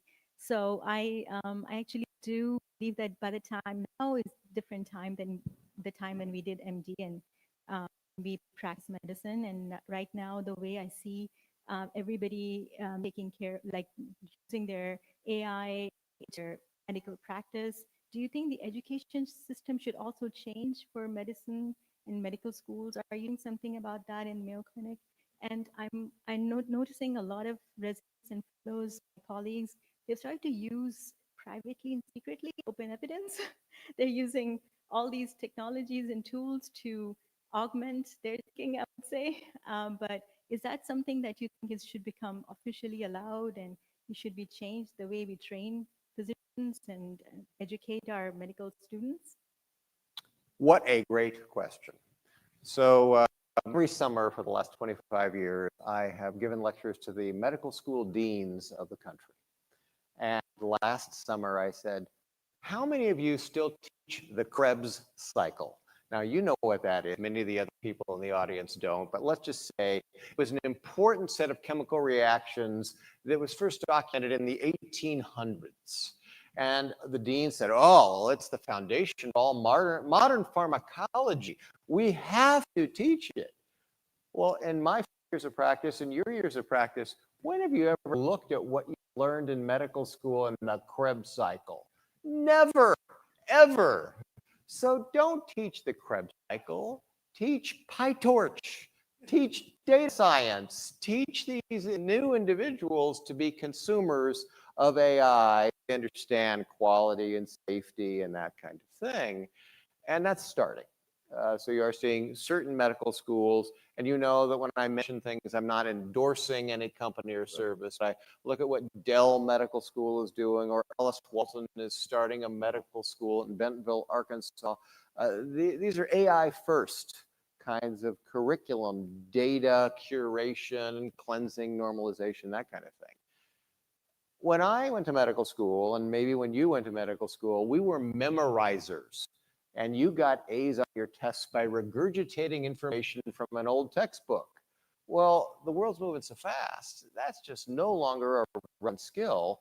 You need to be a knowledge navigator. And you probably didn't know this, but where was Open Evidence incubated? Mayo Clinic platform. So that's a company that came out of our data set. And what does it do? It's a knowledge navigator, synthesizer. So again, not to endorse any company or service, but I would think every clinician today should, must use a knowledge navigation service of some kind. What a great term, knowledge navigator. Questions over here. Tom? Oh, you got one, Mike? Go ahead. Tom's got one. Hi, John. Tim Andrews over here. Oh. In the back. Oh, yes. Hi. Hey, I'm interested in getting your insights and comment on care for the elderly in the home. I know Mayo's done a lot of work in this area. Seems like an area where AI could help. Semi-expert in this area of robotics and things, and everybody says, oh, it'll never happen. Too hard to move robots around old people and in homes, but it's a huge problem for the world. So I'm just curious as to Mayo's work in this area and what you have to say about it. Sure. So a couple of quick examples for you. So in July of 2020, we had this question, could we move serious and complex care into the home? And obviously we had an urgency on COVID. And so we started with an 87-year-old woman in Florida who had a serum sodium of 120. And you know that's very bad. And so what do we do? Well, we figured out, well, what was the remote patient monitoring? What AI did you need to do things like oversight, 24 hours a day of the vital signs in their living situation, supply chain, how do you do diagnostic testing, staffing, and that sort of thing with one patient. And then we learned what worked and what didn't work. And then we moved to 10. Then we moved to 100, then 1,000. As of today, we've seen 50,000 patients in their homes with serious and complex illness, then the end-to-end hospitalization in their home. What did we find? Well, especially with the elderly, the satisfaction of staying in your home for hospital care, extraordinary. Net promoter score of 94. Doesn't happen in healthcare. But interesting for the clinicians in the audience, how many people have methicillin-resistant Staph aureus in their kitchen? None, right? So hospital-acquired infections disappear. Well, if you're just going from your bed to your bathroom, how often do you fall or get confused? Not so often. And sundowning, common in the elderly. Well, if you're in your home with your pets and your family, it's a lot less. So point to be made, moving care from the bricks and mortar to the home with AI and instrumentation, wildly successful, quality, safety, outcomes the same, satisfaction better.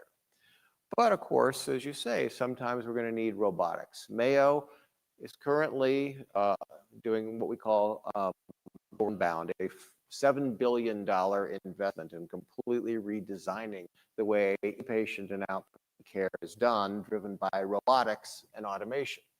And so you're going to see in the Rochester campus, an entire building instrumented. So the building is part of the care team. And in fact, if the physician or nurse needs help, the robot shows up before they're even asking for help. That's the kind of thing we think is the future. That's great. Thank you. Let's go, Tom. Yeah. Dr. Holomka, you may recall the events of November 13th, 2002. Just a bit, 1:45 p.m. The EHR went out at Beth Israel, your hospital. And I wonder what happens when open evidence goes out or when these robots in your building go out. There's already some evidence that gastroenterologists who become dependent upon AI don't do as well at identifying lesions in your colonoscopy or whatever. How do you prevent that dependence from taking place? I think you were pretty lucky to have some paper forms still in the dumpster at Beth Israel. That probably won't happen again this time. So he makes this brilliant point. and which is what he's referring to is at 1:45 p.m. on November 13th, the networks of Harvard collapsed. So no doctor could look at a lab result, review an image, or order a test. So here was an interesting problem. Back then, the interns started to rely on computing systems to order insulin or anticoagulation. They didn't know how to do it on paper. So what we learned was, yes, these tools are amazing. Yes, they can be very helpful, but we have to prepare for a time when they might not be available. What if there's an EMP pulse and there is no use of electronic systems? You better have a contingency plan. You better have mechanisms of being able to go back to the old way of doing things. And so part of business continuity plan has got to be, who are the experts, what they do, where are the paper-based training manuals, what are the alternative workflows to check and make sure you have the same safety without the electronics you have with it. So good point, completely agree, and very much part of the workflow planning at Mayo. That's great. We'll go this one question, Mike. We'll go, yeah. Hi, I have a question for you. So my background is in the law. I care a lot about data privacy. It's interesting to hear about what you think AI could do. I agree with you with the CAMP form. That would be a great problem to solve. But one of the questions that I have, especially in healthcare, has to do with the fact that we don't have a national framework for data privacy. And the most consistent, some of the most consistent pieces of mail I get in my mailbox have to do with data breaches with various healthcare providers. And I'd like to understand if you think this is holding us back, if you think that perhaps with better data privacy, we could take better advantage of the potential of this age of AI in terms of healthcare and data. So the very first year I was at Mayo, I spent 1 year just working on this issue, right? That is, before you could use your first byte of data, you had to understand federal, state, and local constraints on the secondary use of data, and what is consent, and what kinds of data can you use for what purpose, and how do you have to contain it. And then, of course, as soon as you go out of the United States, you have GDPR, and then there's Brazilian and Israeli, and every variation you could imagine. So what we had to do over a year is say, well, what does de-identification really mean? And can you de-identify the data to the point where in almost every jurisdiction on the planet is considered anonymized? And if you have consent to use aggregated and anonymized data, it is going to be safe within certain constraints of data use agreements and that kind of thing. So yes, having more uniformity would be wonderful. It took me just a year to get to the point where I could start because of the current lack of uniformity. Good morning, John. I'm David Owen with Mayo. We improve block utilization in ORs, and I'm wondering if you could tell me what promising applications of AI are you seeing for the OR or in the broad perioperative arena? Sure. Well, let me give you a couple of case examples. Again, not to endorse any product or service, but you understand it's called the practice of medicine because we start as medical students and interns, residents and fellows, and then over years we become experts. Well, the question, of course, is wouldn't you as a young surgeon want to understand what the most seasoned professional would do in a given circumstance? So Mayo has implemented cameras with, of course, complete consent that record in multiple perspectives every operation done at Mayo and offer real-time and retrospective advice as to how the procedure could have been done better to ensure quality and safety. This isn't used in a punitive fashion. I mean, this is used as a, oh, the expert surgeon would have put in 4 stitches, not 3. And, oh, you didn't expose as much as you should, et cetera. So that's been a great. That's real time. Yeah. That's amazing, huh? Yeah. And so we've got technology to the point where we can do real-time evaluation of surgeries and process. But so much of surgery, as you described for your company, is figuring out logistics. Who goes to what OR for what amount of time and What are the instruments they're going to need? What are the supportive staff, supportive devices they're going to need? So Mayo also uses a variety of AI for every patient to understand where they're going to go and what they're going to need. But here's an interesting question for you all. Some of you in surgery will develop surgical site infections no matter how good we are with disinfection and hygiene. Well, why is it? Maybe some of you have an underlying autoimmune disorder, or maybe you're sensitive to a particular kind of infection. But the problem is no one's asked the question. So what Mayo done, I funded a project a few months ago, which will be completed this year, to look at every surgery in the history of Mayo Clinic, every surgical site infection in the history of Mayo Clinic, and start to stratify risk factors so we can actually predict before the scalpel is opened who will have a problem and how to prevent. Just fascinating. John, thank you. It's really been an honor, and thank you for sharing. Oh, absolutely. Thank you. Thank you so much. Thank you so much. Absolutely. We'll keep going. Thank you. Next, we've got John Seekr talking about cost. For a fireside chat with John Seekr, please welcome to the stage COO Quantum Gears, Rizwan Malal, and Executive VP of Technology and Operations at Blue Cross Blue Shield, Bill Bandrick. Yeah. Let's open it.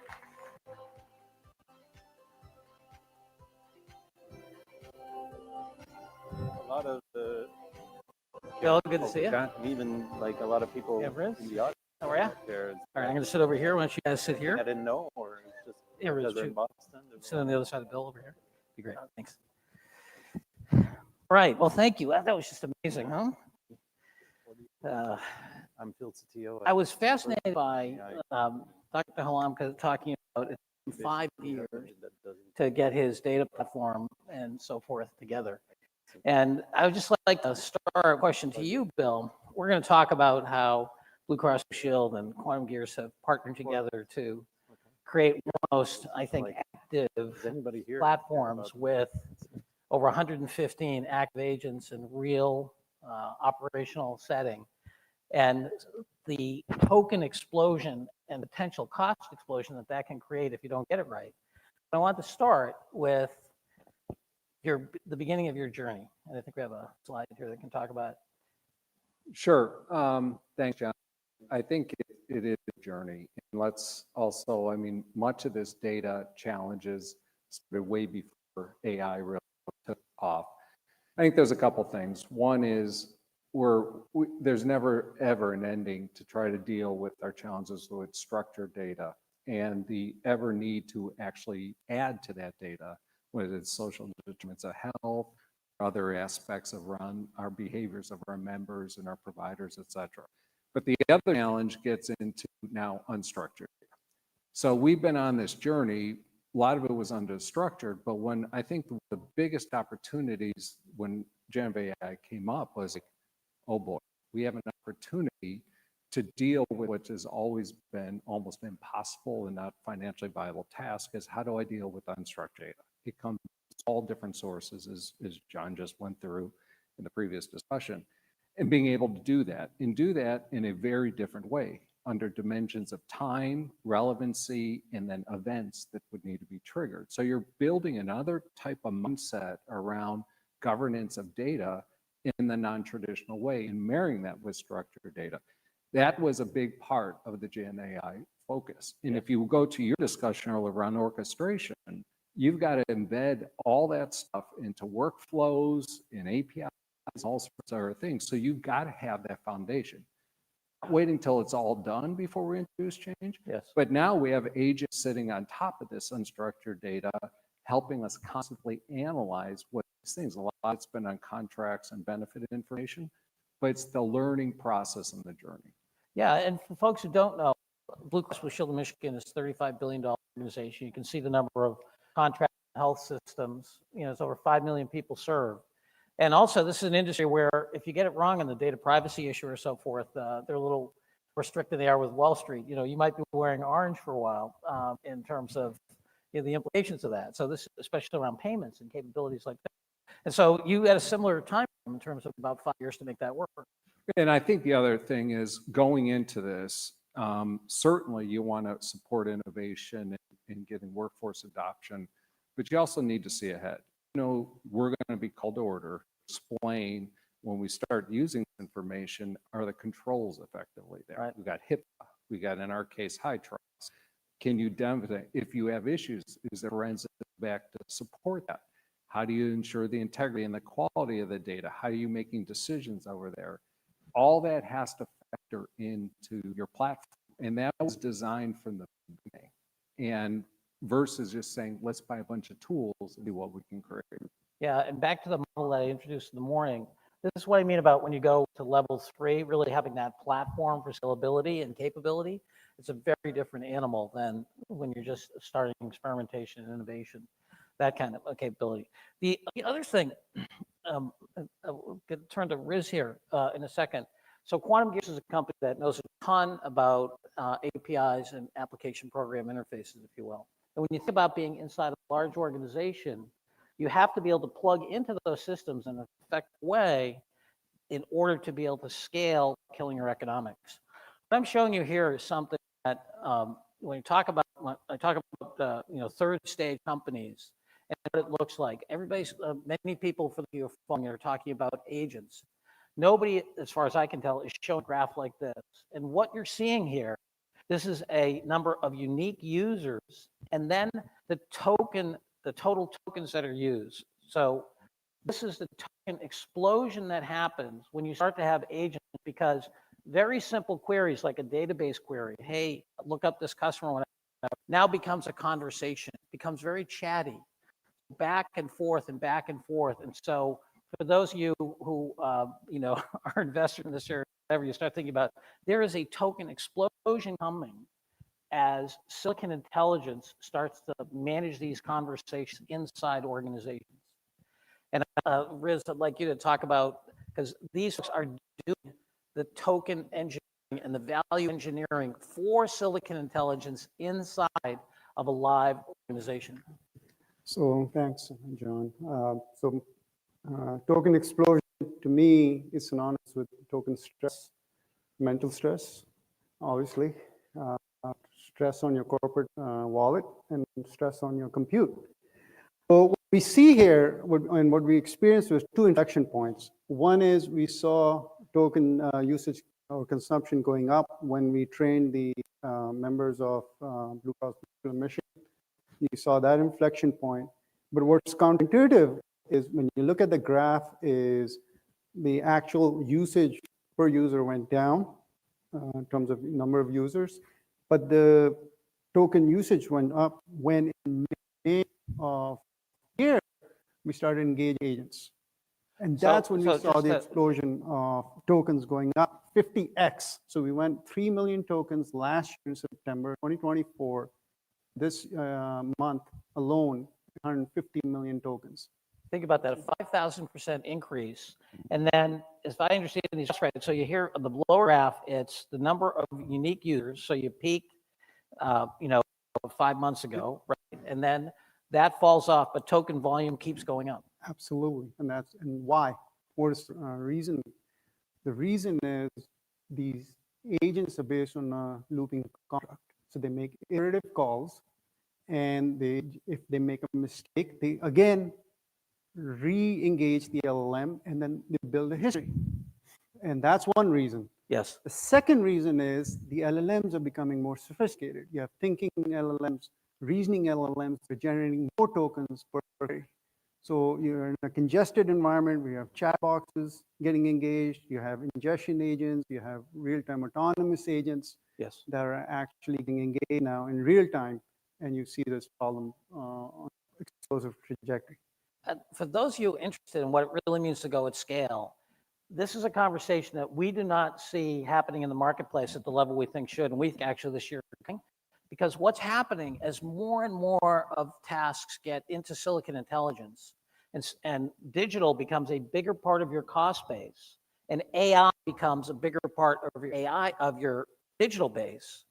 These dynamics, and for those of you who have taught people who are in level 3 or level 4, the technologists and the operating are shocked by the bills you're getting from Google. and the other suppliers, because this token explosion happens. And could you? Yeah, so let me add to this is per token cost has gone down. NVIDIA and all these vendors will sell you on that. We all buy that. But overall, because these agents have a voracious appetite for token generation and the consumption, price overall to the enterprise customer has gone up. If we rewind clock back to the 1990s, remember they used to sell us on that notion that, hey, memory is cheap. Memory is per gigabyte. It's really, really cheap.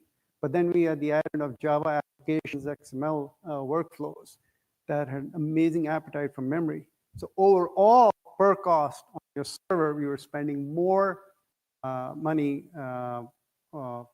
on memory. So the memory per gigabyte, the same analogy is per token cost has gone down, but you're generating more tokens, you're consuming more tokens, and that's why the cost overall is going to go up. And yeah, Bill, a specific question. Could you speak to how you think about partnership with Quantum Gears? Because Quantum Gears, as a supplier to Blue Cross Blue Shield, assumes the token risk. Very interesting, very different from a lot of suppliers. So just talk about how you thought about it. Yeah, I think we had an idea of the challenges ahead. I mean, it's way different from the implications, even more significant than all the buzzwords that were cloud will make you cheaper and eliminate half your IT costs. Show me an IT department that's half their cost. Because it just transitions you to be able to do things different. So when we looked at this, we're like, this is coming. And then each new tool, because many of these tools, they're probabilistic. They use different permutations. They look at different calculations that all consume more. And we knew that we needed to put some guardrails. And so working with them said, we don't know exactly what we're getting into, but let's start designing the guardrails and protect ourselves from unaware costs. And as my CFO says to me, oh, this is pretty good. We haven't seen a big IT budget increase with AI. I said, whoa. It didn't happen by accident. And we haven't seen anything yet. When we see the really use of it broader in the organization, we started to define these parameters and say, how do we protect ourselves while we're learning, but we want to get it out there. We want to get in a protected, safe way, doing real business things. And we picked this. I mean, I'm not going to say that there was no one out there who could tell us. So we said, well, pick tokens and pick users, and we'll manage through that. And we're constantly tuning that without having to, we have yet to have to increase our cost, even though that's growing significantly. And how do you think about that from a partnership and a negotiation standpoint and so forth? Because you didn't have an IT budget where you could have, the kind of variable cost on the top end. No, we didn't. We had no budget. And so we had to save elsewhere to redeploy in this, which we did.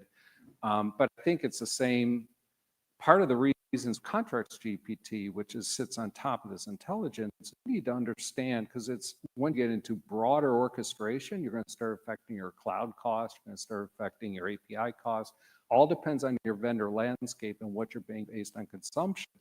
How do we solve these patterns that are going to start impacting those downstreams? We need to be able to model that out and protect ourselves. So that was part of the relationship, is building more intelligence so we can go to the next step.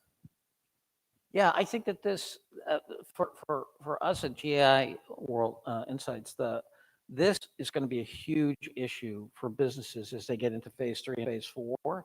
And this notion of tokenomics and engineering, economics, and risk. Who owns risk? And are you going to be building things yourselves? I know Dr. Lamka has over 800 Blackwell chips from NVIDIA, so that he can both keep his costs down, but also control access and speed and capability. And you guys worry about that as a partnership and really made that happen. And how do you think about it, growing your business, how do you think about managing that risk? So either you do it brute force, which is add more Blackwell B200s, H100s, or you think of it intelligently. And I'll share a story from one of the Bill's technical team members had a PowerPoint agent that they engaged, and they had to do a demo to the exec team, and they came back bringing fire on me that it was taking 4 minutes, 5 minutes for the demo. Why did it take so long? And so I'm like, okay, let's solve this problem. Now we could have solved this problem by spinning more LLM models. And you know this in AWS, it takes 5 to 7 minutes to bring up a model. But let's do this intelligently and let's do traffic shaping. So we did not spin new LLM models. What we did was we said, okay, if you have other agents ahead of you in the queue, you can bypass it, called jumping the queue. So what we did was we went back, did our homework, started classifying these workflows. Yes. Which workflows are mission critical, which workflows are business priority, which are standard priority, which are batch priority. And now, for example, we classified PowerPoint agent, the PowerPoint BI agent, as mission critical if you're obviously demoing it. He expects it to be done within real time, within a minute. I think you can be patient for a minute, right? Exactly. Throw a fit. But so what happened was when you engage that Power BI, we know which group belongs to this mission, tagged as mission critical. It can bypass the queue. And so we didn't have to spin the LLM model. And so not all agents are created equal. Not all tokens are created equal. Yes. You can actually do the classification, unlike the usual suspects who do rate limiting, where you're just moving up the tier, adding the cost. So you don't want to pass that cost bill because he's going to push back and said, you guys solve it intelligently. So we did this traffic shaping. The second thing is sovereign AI. It's all about AI autonomy. It's synonymous with control. Is how much control you give to the enterprise customer in controlling their destiny in terms of compute, of activating or deactivating use LLM models, SLLMs, or large language models, or reasoning models they want to engage or activate and deactivate in terms of data sovereignty, how much control they want to keep it close in terms of caching and all that. And then the third is talent sovereignty. Obviously, theoretically, there's no nation or enterprise can claim 100% sovereignty. Neither can NVIDIA because they get their chips from TSMC, right? So, but you have to push that envelope, the spectrum of autonomy. Yes. Because that's how you will control your cost. I know we're out of time. I just want to get one quick piece of advice to anyone thinking about this who, as their organizations actually deploy at scale, from the business standpoint, one thing you want people to understand, Bill? I think the most important thing is you've got to engage your stakeholders. One of the biggest things I'm working on now is with our finance group saying, you need a very different model, how we look at investments in AI.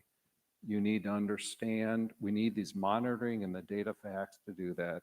Be real careful when we just federate this and let people do what they want on their desktop, because you know costs on shadow IT are going to balloon uncontrollable. And just because you have 10 agents, and that's good, 1,000 doesn't mean it's great. There's a whole governance around this. So I think as you're moving to scale, it's a different game. And where we're used to doing economic modeling around investments and then the ongoing cost associated with those investments, this thing is going to blow that model out. I mean, you're going to see 90 to 100% cost increases in some areas. You better understand your ROI. And I don't think most corporate America is not wired to think that way. Riz, what would be your one piece of advice to that leader? Don't underestimate the agents. You will have explosive growth in usage of tokens, and be intelligent in deploying these agents and do your homework. All right. Well, thank you. Well, join me in thanking our guests for postcards from the future. Thank you. Excellent. I think we headed to break now. Is that correct? Please welcome to the stage GAI Insights co-founder, research analyst, and tech wizard, Adam Rappaport. Sorry.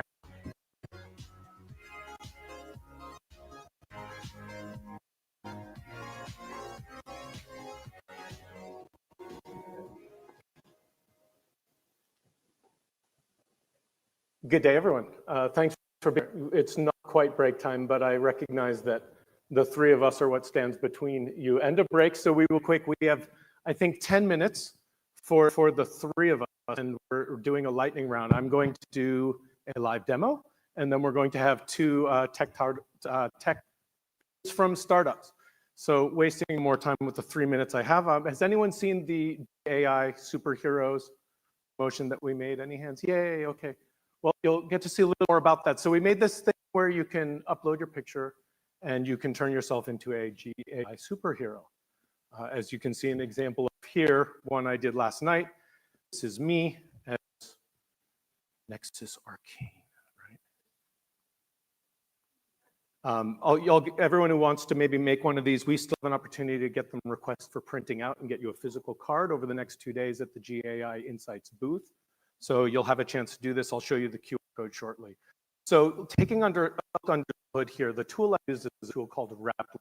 And if anyone's heard of vibe coding, Replit's one of the tools in which you can do that. And that's superhero tool I have built using Replit and vibe coding with it, which means I'm not actually writing code. I don't know how to write code. But I'm really good at being patient and the AI doesn't understand what I want it to do. Because that's usually what ends up happening. So in the case what I've done is I took the AI superheroes and I just said, convert this app to generate supervillains instead. Update the relevant parts of the back end, the AI prompts, the image generation, the front end, do everything. And then I just left it. I'm not doing this part live because you'll see it actually just went off and did all this work. I don't even know everything it did, but at the end of it, it basically came back. It worked like 13 minutes, I think, or something. Yeah, 13 minutes of work and $13, and it came back and it built this for me. Hopefully we'll be able to see it here. Yeah. And you'll see it's not perfect, but you can transform yourself into a super villain now, and I'll actually do a quick demo of that. So here's me, I'm a tech wizard, and my hobbies, I love vibe coding and bringing. It's all about. And you see now, a lot of the things are different, like GAI supervillains, it's changed at the top. But you notice in the middle, it still says creating your GAI superhero. So I didn't do any further prompting or trying to fix it or tell it what it did right. I basically just gave it a single prompt, and hopefully in a second here, fingers, it'll come up with my supervillain instead of my superhero, and then we'll pass off to the two of you. Under the hood here, it's using a tool called Nano Banana. And you basically send it the person's picture and say, make a picture of them, but as a superhero. And the more information you give it, the more it can actually make it the type you want. But ooh, look at me. See, definitely a villain instead of a superhero. All right, and at the afternoon session where we're doing the workshop about the tools internally, you'll have an opportunity if you come chat about this then as well. But yeah, if we can switch back over to the lead-in slide on the other AV. Perfect. So now I'm going to hand off to Supreet Deshpande from CEO Labs, and then Francois from, I can't even read. Sorry, Newbird. Thank you so much. So it's Centric. Enjoy. Thank you, everyone.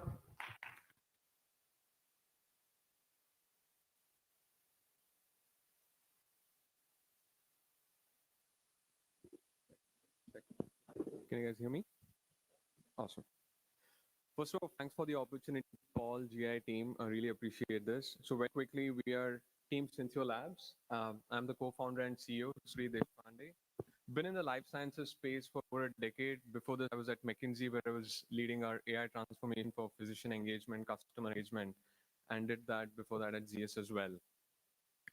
I also have my other two co-founders up here on the stage, but I'm representing for them. We are a Y Combinator-backed startup. We are based in San Francisco, and we've also raised some money from other VCs as well. But I know we have a lot of time. I'll very quickly get into kind of what we do. So it's very simple, right? Our thesis is the future of healthcare is a lot more than just great medicines. It depends on how you're able to reach and support the people that use them. So in this case, physicians, patients, and so on and so forth. And how are we doing it? Building clinical-grade voice AI agents that can help you with customer engagement. And there's no reason for life sciences to not have a consumer-grade customer experience like we expect with any other industry, right? So that's kind of what our thesis is. The way we do it is fairly simple. So we have voice AI agents for HCP engagement. So think about a 24/7 AI MedInfo. So if anyone here is working with life sciences teams that is interested in HCP engagement, please do talk to us. Second is voice AI for patient engagement. And I'll quickly shift to demo because I think with all things AI, best thing is to show and tell. So what I'm going to do now is I'm going to role play to be a patient on, let's say, Crohn's disease or psoriatic arthritis, and I'm on this prescription called Tremfya. We all know it's a immunotherapy for IL-23 blocker. Most of us would know. So I'm going to be a patient. I'm going to call the patient support helpline here.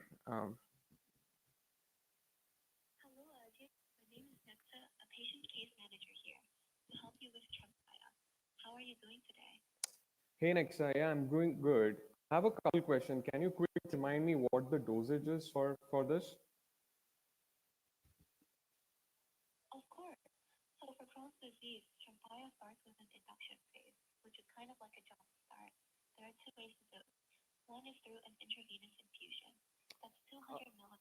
Got it. Nexa, I remember now, but I have another question. How do I store this at home? I mean, my physician something, but do I just keep it under my bed or like, where do I store this?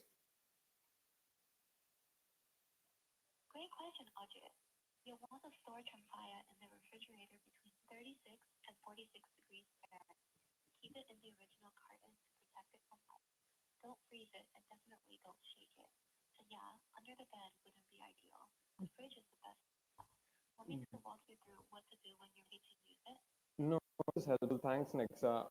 One last question. I mean, what side effects should I expect once I start on this treatment? Help me with that.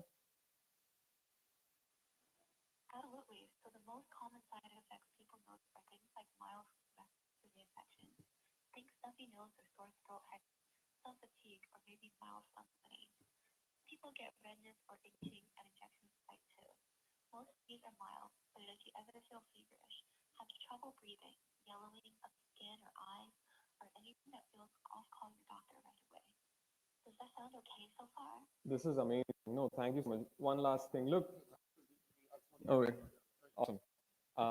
But yeah, thanks all for taking out the time. And that was Nexa. So if you're interested in using voice care for any of your kind of customer engagement needs, please do reach out to us. Thank you for talking. All right, mic on. All right, very quickly. What is the annual cost of IT incidents? It's kind of like asking what a wedding costs, right? Nobody wants to ask, and it's always more than you budgeted for. But here's how IT incidents are different, hopefully. You didn't pay for your wedding by the minute. And so $400 billion is what Fortune 2000 spend on incidents of all types annually.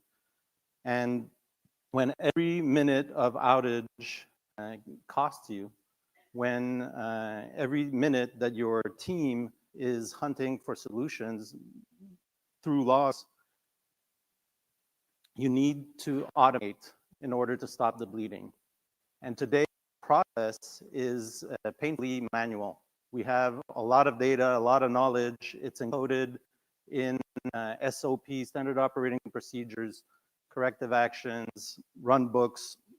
You've got hundreds of dashboards. You pay millions of dollars for all this data visibility. But when something happens, teams have to go hunting through logs and metrics and telemetry, and your frontline support teams don't know where to look, and they bring in your most valuable engineers. So introducing your AI SRE, your site reliability engineer, who's going to sift through all of your data automatically, autonomously, and find the needle in the haystack and provide a rules analysis with corrective actions that your engineers can actually take. Introducing Hawkeye, our AI SRE, who's getting results, getting job done across industries today. So we have a insurance company in Mexico that's reducing the cost of incidents across their hybrid cloud infrastructure, complex systems that are customer facing.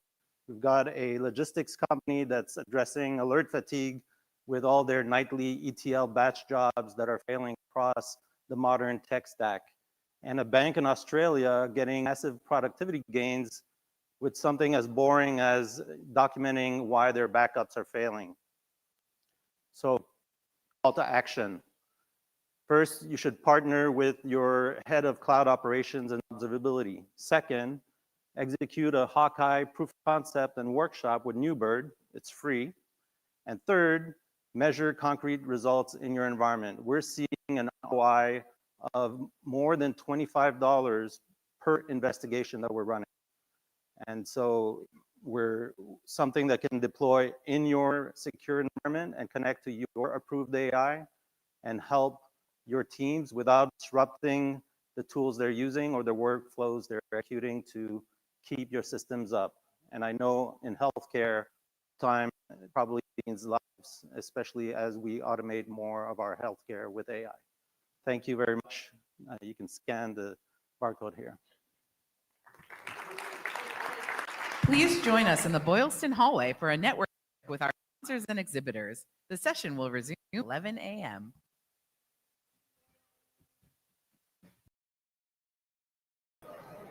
Okay, so we are back. That was such a fantastic opening.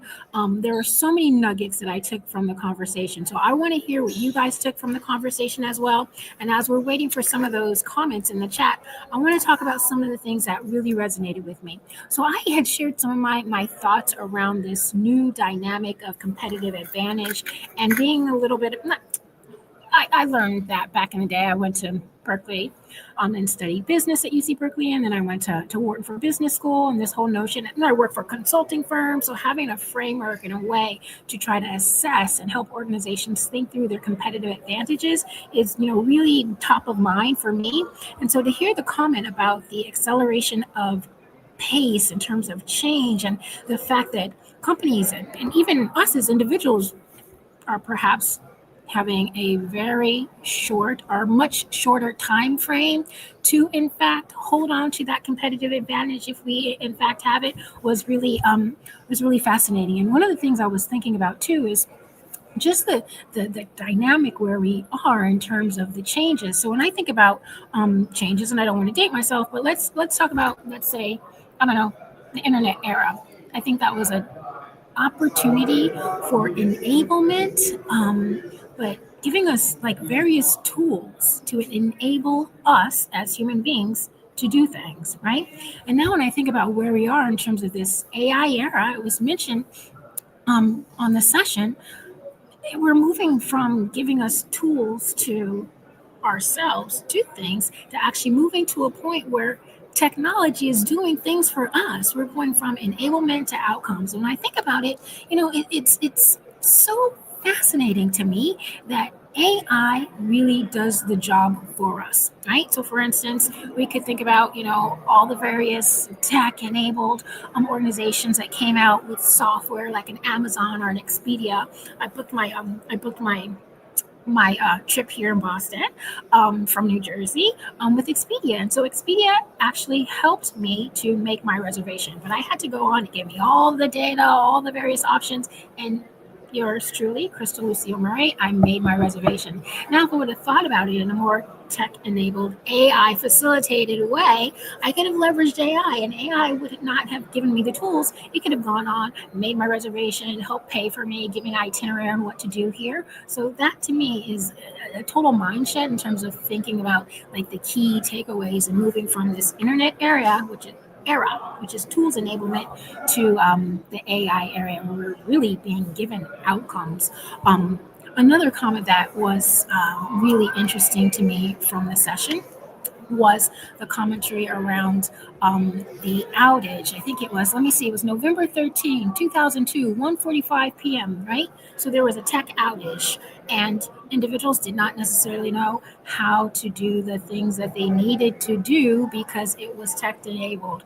I don't know if you all listened to the Monday night learning labs that GAI puts on, or the daily news show, which is every day at 7:30 a.m. If you haven't logged on, you need to log on because it's a free opportunity to upskill yourself and stay top of mind in terms of movement in this space. But I heard, and I have to go back and research, but I can't remember which of the hosts mentioned something about AI making smart people smarter. and making dumb people dumber. So it's probably not the nicest thing to say, but I was thinking about that comment too, because, right now with tech, there are so many things that in this outcome driven space that technology is in fact able to do for us, right?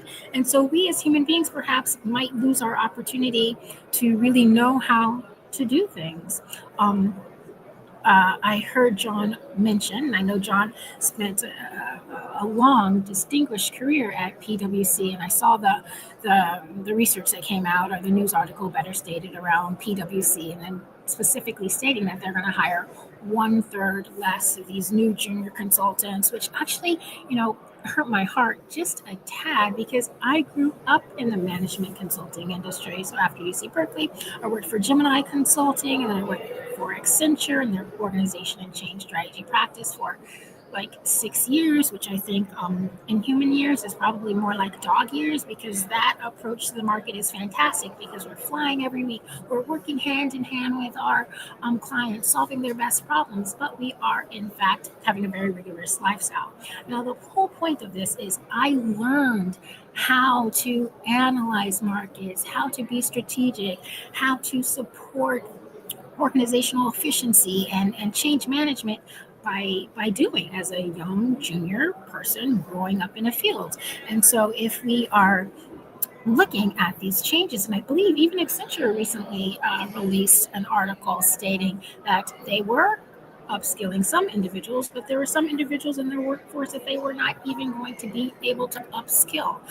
So it does mean, and we heard the CEO from WEX say, you have to be in it to win it. You can't wait.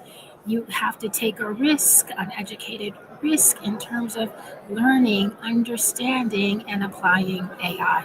But from the people perspective, I think it's just very curious when we think through how do we continue to upskill ourselves and upskill our employees for those new roles that will in fact be facilitated with AI.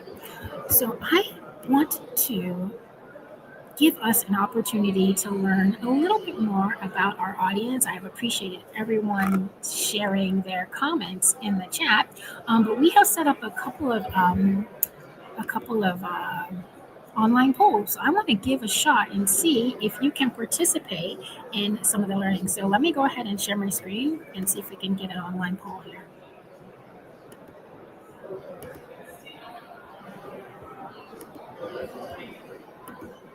Okay, so I'm sharing. Please let me know if you can see the poll, if you can actually answer the poll, because we understand that individuals and organizations are at different stages in their AI enablement, or the journey that John was speaking to us about.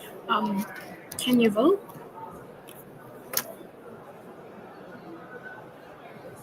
I'm going to go ahead and try to do it on my phone here as well.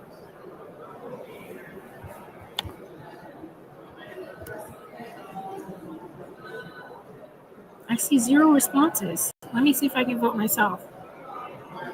I'm the only one voting. We have to participate.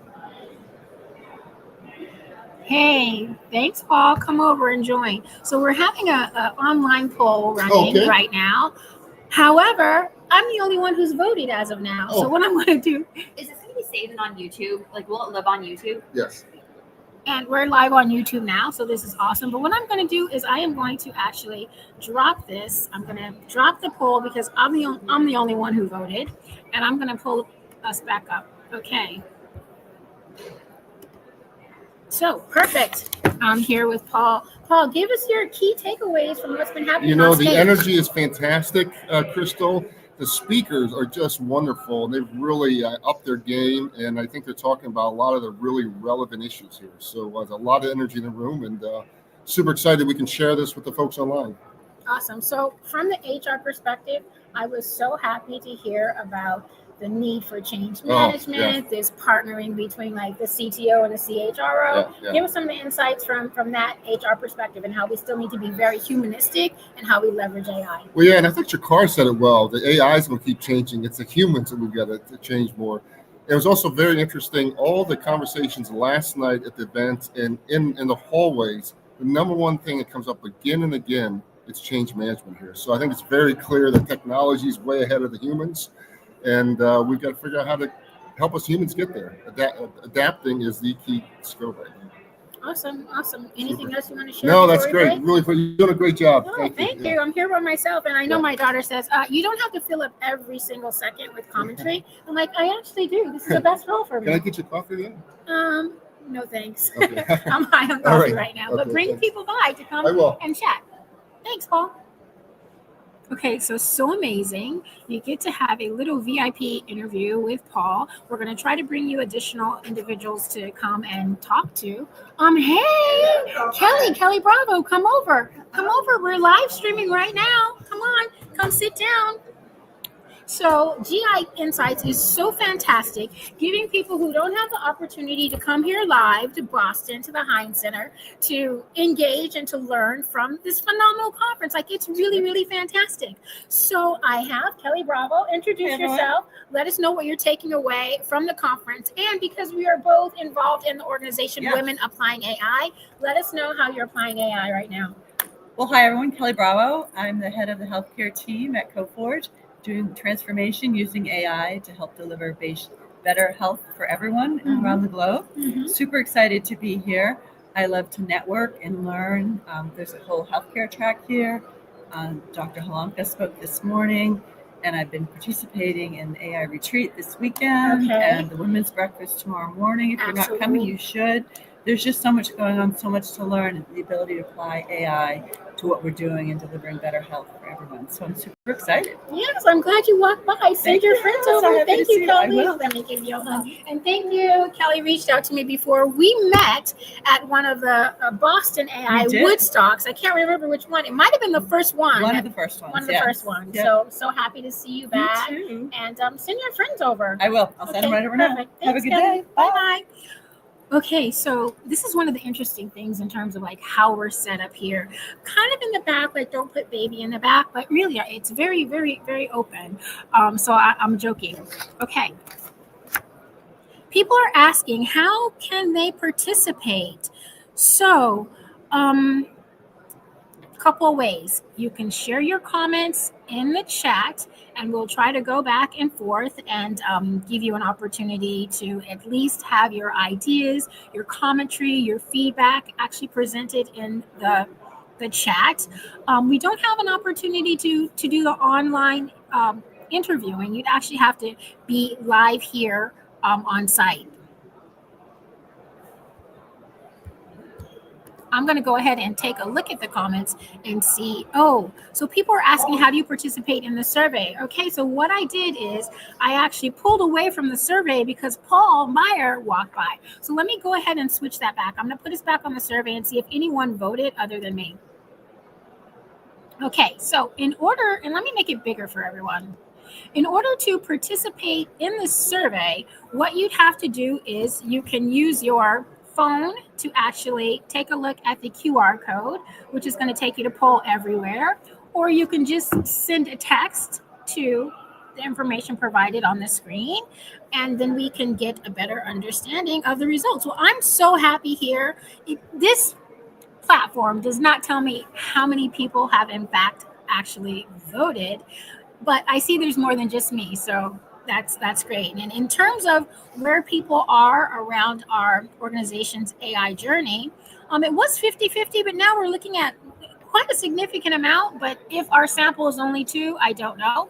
But we have around 67% actually scaling a few use cases, and 33% are still, in fact, in piloting. Okay.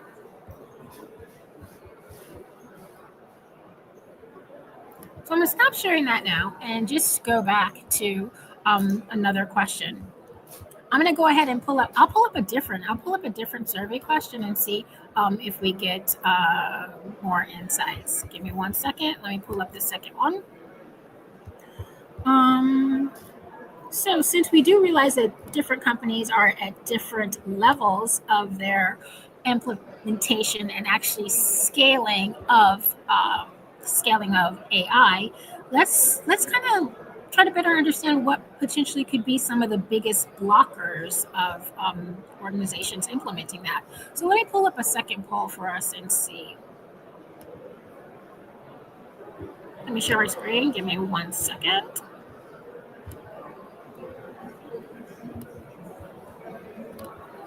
Okay, so I am sharing again our poll. I am going to make it, I'm going to keep it in this view because it's bigger. I got some commentary around being able to access the QR code. I'm going to try it out myself. Okay, and I'm going to see if I can vote. Okay, so what is the biggest blocker to scaling AI? Is it your data quality or access to data? Is it governance and risk? Is it talent and skills? Or is it unit cost? Is it unclear ROI? Or is it culture resistance? I'm going to vote. I'm going to vote for culture and see if it comes up.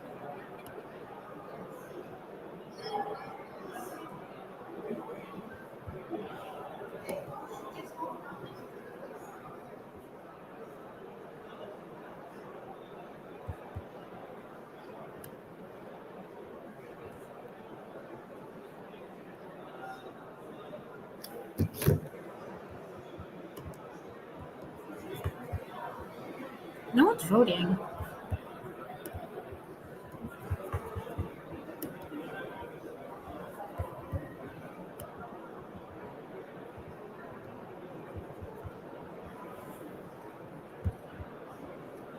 It says we have 3 votes in, but it's really slow on the uptick on the online survey.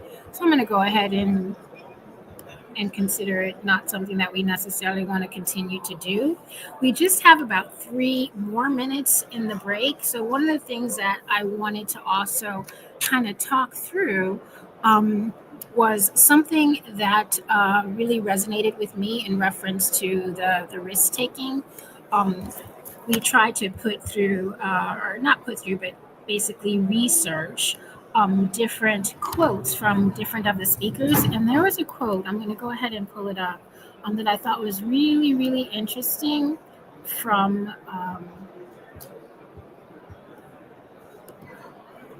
Melissa Smith. And Melissa is quoted as saying, I don't think it's important, or actually better stated, I think it is important to be willing to take risks in life, and I am an informed risk taker. I think that was one of her key takeaways on stage, also in reference to going in and taking a risk.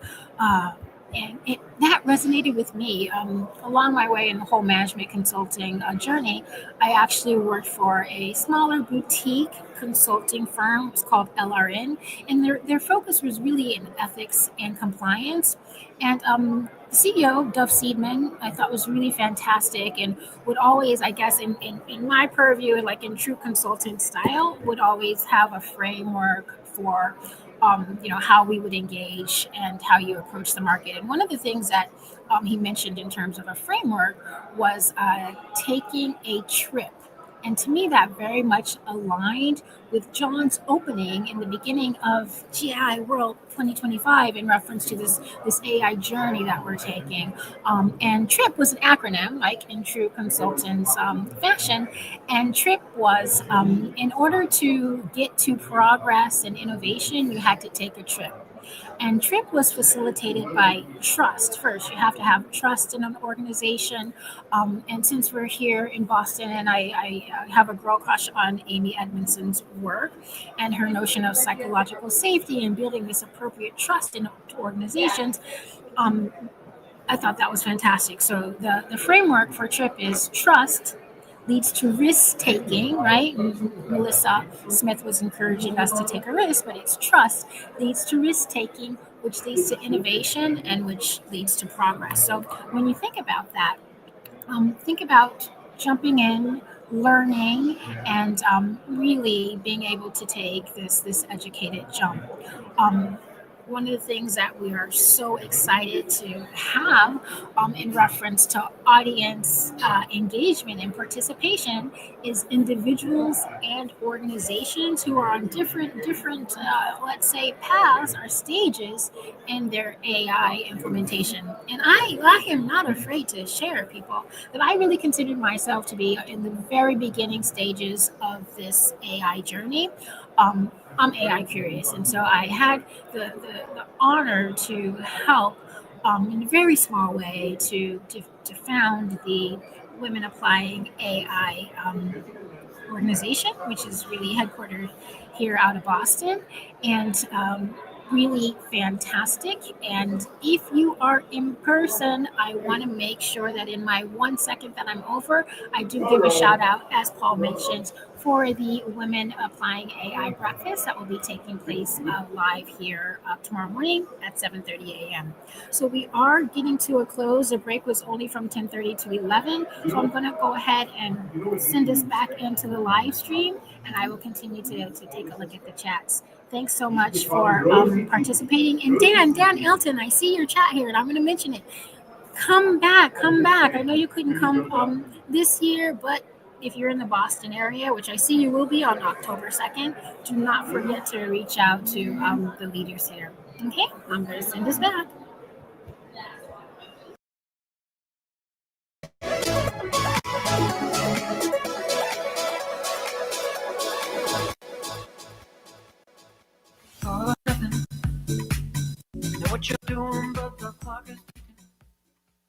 Please welcome to the stage Chief Investment Officer Americas and Global Head Equities for UBS, Ulrika Hoffman-Bouchardi.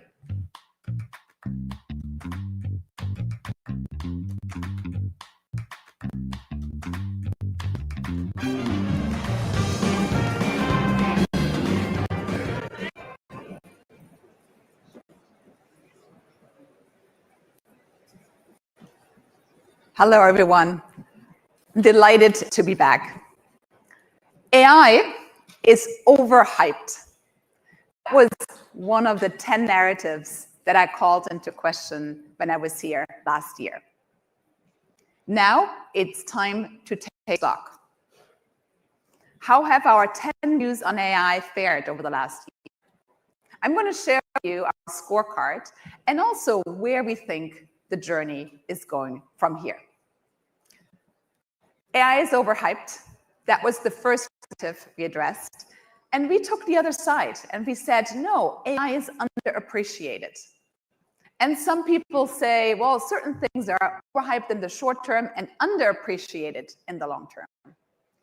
But we went a step further and said last year, even in the short term, we believe AI is underappreciated. For two reasons. One is that the transformer model in 2019 was such a watershed moment for generative AI. Now you could use neural networks to predict across many different modalities and with high quality. It's not just predicting the next word, it's also predicting the 3D structure of proteins or to predict the activity of neurons in the human brain. So with all these abilities, it was clear to us that this wave of generative AI will trigger one of the biggest productivity booms that we have seen in history. And secondly, generative AI is the first innovation in human history that is self-improving, where one version of the model trains the next version of its large language models. And that makes it so much more rapid and also so much more unpredictable. So were we right about this prediction? One way to look at it is the public market. And look at the AI winners or companies that are indexed to AI growth and that are not. So what we saw last year, since the conference last year, is that the AI winners have actually outperformed the companies that are not necessarily in the vortex of AI by 15%.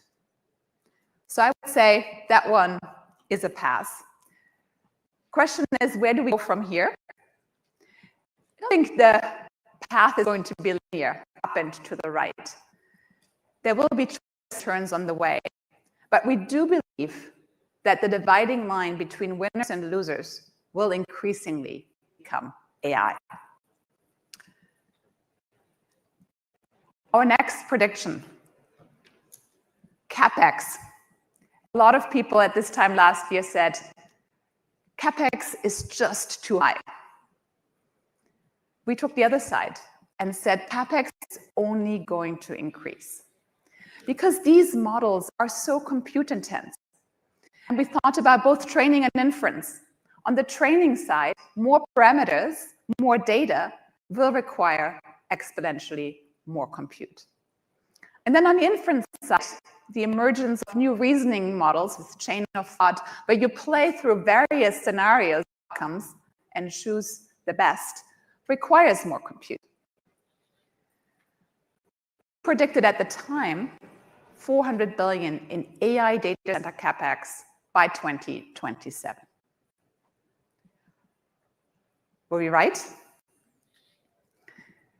Since then, even we with bullish expectations had to take our numbers up. And we took them up by 50%.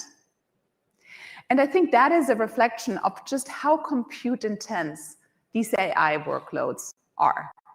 Even the bullish AI optimists were not quite right about just how much of a CapEx boom AI would trigger.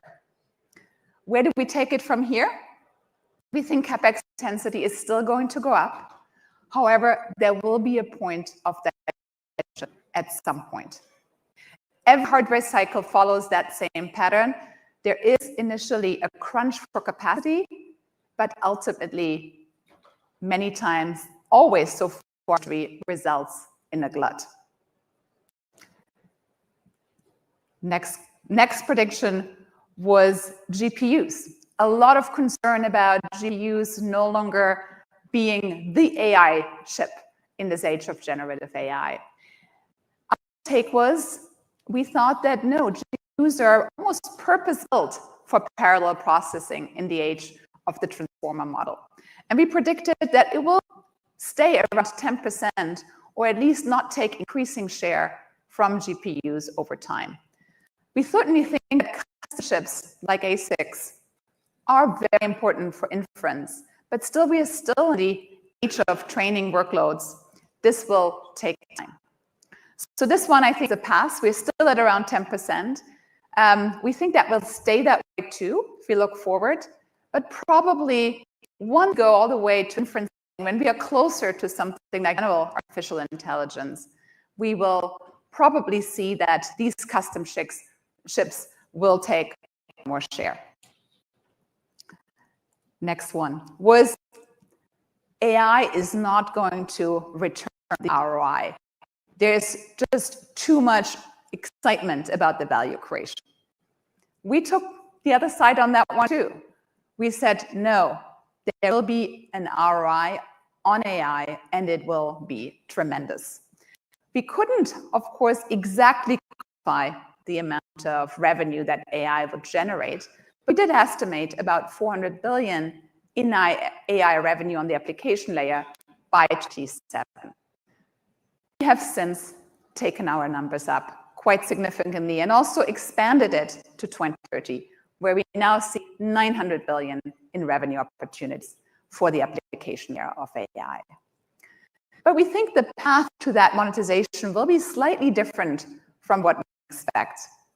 There's a lot of focus on value capture in the enterprise, and we believe that will happen. A lot of sessions here at this conference are focused on that. But it may take longer than we expect. The ROI is tremendous. It's not just 1x or 2x. We have data points for 100, even 1,000x. 100x that was quoted, for example, by Doug McMillan, the CEO of Walmart, who said, look, we have used GenAI to update our 850 million product catalog. That was an ROI of 100x. Or just coding. GenAI's superpower is coding. And if you think about the productivity enhancements, 56% productivity enhancement when you use a coding pilot. That is, at the current salaries of a software engineer, about 1,000 ROI. So enterprise will be a focus, but it will take longer. And the MIT NANDA study has shown that more recently, that only 5% of the enterprise pilots ultimately were into production. But the ones that succeed, those had multi-million-dollar returns and ROI. So we will get there, but it will take longer. And the monetization, we believe, is coming with the consumer first. If you think about OpenAI, OpenAI already has 700 million, 800 million, close to 800 million weekly active users. We believe they're going to be monetized first through higher subscription prices, but also, and that will be a watershed moment, through advertising. So what we write on this, the jury is still out, but we think that the monetization path, again, will start with the consumer first and then go to the enterprise over time. The other question that we ask ourselves is, will margins go up or down? There's been a lot of skepticism, especially last year, about the CapEx. Talked about it earlier, because that CapEx ultimately turns into depreciation, and that will hit margins. So a lot of people have been saying these margins can only go one way, and that is down this year for the big hyperscalers, for the NI enablers, the Microsofts, the Amazons. Yet, what we did see is that the margins over the last year have actually gone up. And the reason is that these AI enablers are also using the GenAI tools themselves. Whether it's NVIDIA using AI agents 24/7 to design better and better AI chips, or whether it's AWS using GenAI tools to create their Java applications. These companies are drinking their own champagne. They derive revenue from AI, but they also use AI in order to drive efficiencies and productivity. So I think that one is a path. Where do we go from here? We think that this will continue to be the case, but at some point, those depreciation charges will probably outweigh the efficiency gains because there is organizational friction in adopting AI. But just to be clear, I don't think we are there yet, but it's something to watch for. Another prediction we made is that chip companies do not necessarily stay chip companies. There will be vertical integration along the AI value chain, where chip companies would diversify onto the intelligence layer, into the application layer. And similarly, companies that are mainly focused on the application layer would, like the internet companies, would vertically integrate backwards to be involved with the enabling layer. We already see actually the only company that has probably all three portions of the AI value chain covered is Google, starting with the TPU, Google Cloud, then of course Gemini is the intelligence layer, and ultimately the application with advertising, so with Google Workspace. So we thought this is the poster child of what we're going to see going forward, that other companies try to emulate that type of AI factory model. Let's see what happened. So what you see is maybe a slow start, but we saw NVIDIA now starting to develop or fine-tune large language models. Nemotron, this is a model that's optimized for reasoning workloads. That occurred since last year. And also we see the internet companies, especially the Chinese ones, now starting to invest in the enabling ecosystem. I think we are partially right on this. We are early, but we think we will see more of this over time. And this will ultimately change the competitive dynamics in AI and in tech, where you'll have a few of these large integrated AI factories dominating AI in the future. The other question was one of, are we going to ultimately see existing software companies being disrupted? that is, I think, a question that is still out. Certainly, seeing AI superpower is one of writing code. We have heard Google talk about it, 25% of their code base is now written by AI. If you think about the next generation of companies that come out of Y Combinator, for example, these are already writing code. 90% of their code base is already written by AI. I think we're going to see increasingly AI being used to generate software and software becoming more and more abundant. And the question is, if software becomes so much more abundant, what will be the value? And additionally, how we recreate software in an AI-first architecture and also operating AI-first. So our thesis was that existing software companies will likely see disruption. We haven't necessarily seen that yet. I think it's early days. If you look at the public markets, the software companies have sort of performed in line with the NASDAQ. So that this is early days, and we'll see how that's going to fare over time. But I believe still is, if we look forward, that the one employee, $1 billion software company is not far away. The other question that people said, only tech companies are profiting from AI. I think you wouldn't be here if you believed this. Like you took the other side and said every company can benefit from AI. You need two things, a proprietary data set and an AI mindset. And companies in all industries can benefit, from healthcare to financials to industrials. And we've seen this in the healthcare space in particular, where many companies have announced that they're using GenAI across the whole value chain, from drug discovery all the way to running clinical trials. So we did a study and looked at the differentiation in the stock markets between those that are adopters of AI and those that have yet to adopt AI. And what we saw is that we're already seeing the dividing line in industries. Some, there's still the jury is out, but in others, certainly technology, communication, but also financials, we're starting to see this dividing line emerging. And I think for us, the takeaway is, if you look forward, ultimately for every investment that we are making, any portfolio that we are looking at, we have to ask ourselves, is this portfolio or this investment benefiting from AI, or is it being disruptive by AI? One other prediction from last year was, or at least the narrative was, that open source models are going to eat the lunch of closed source models. Took the side, we said, we don't think so, because CapEx is such a differentiator for the closed source models, and the scaling laws of hardware are so important. So if we look back now over the last year, we have certainly seen the number of models increasing immensely.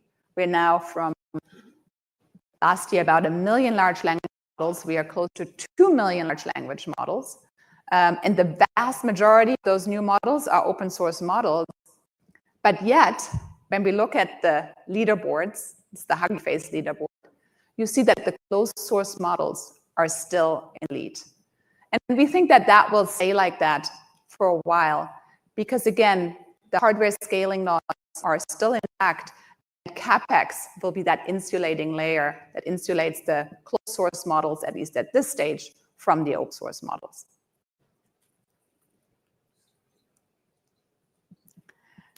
Lastly, the question on the application layer of AI. We were a little skeptical last year about the fact that can these application companies that are focused on a specific domain, can they ultimately compete against the frontier models? Or will the frontier models become so dominant and so knowledgeable that we don't need specialist AI? So the question of a general AI, super intelligent AI versus the specialist AI. And we felt there was a risk, at least for a lot of application layer companies, to potentially become a feature in a new version of a frontier model. Again, the jury on this one is still out, but what we have seen is that these frontier models have increased in performance, in efficiency, and again, have been able to more and more challenging problems. I have to say, though, I'm getting a little bit more skeptical about this prediction because there is a lot of proprietary contextual knowledge that resides in these specialists' AI. There's a lot of data. And so I think we'll have to see which of these new startups in the application space will be able to have a moat against these frontier models. The fact that OpenAI, Gemini, Anthropic, that they ultimately will be their biggest competitors is clear, but I do think more and more now that some of these models that have proprietary data context and also knowledge will ultimately have a chance to succeed independently of the frontier models. So I now take a look back at those 10 predictions. I would say 6 of them we were pretty spot on. 3, we still have to see how things are going to be shaping out. I think on software, it remains to be seen how we evolve there. We are certainly not right yet. The second question is, of course, what did we miss in our predictions? It's not just always evaluating the era of commission, it's also did we not cover? And there I would say the biggest thing that we did not spot at the time was the rise of the Chinese open source models. They have become so incredibly not only efficient, but also capable and are now dominant in the various leaderboards globally. And I think that is something to watch carefully. There is a chance that that labor cost advantage that China has had over the last 40 years is translating now into an efficient AI model advantage over the next decade. I would say the biggest takeaway probably for me when I revisited all these predictions from last year, the fact that even as an AI optimist, we failed just to appreciate the speed and intensity of the AI revolution that we are facing. Thank you very much. Please welcome back to the stage, Paul Baier.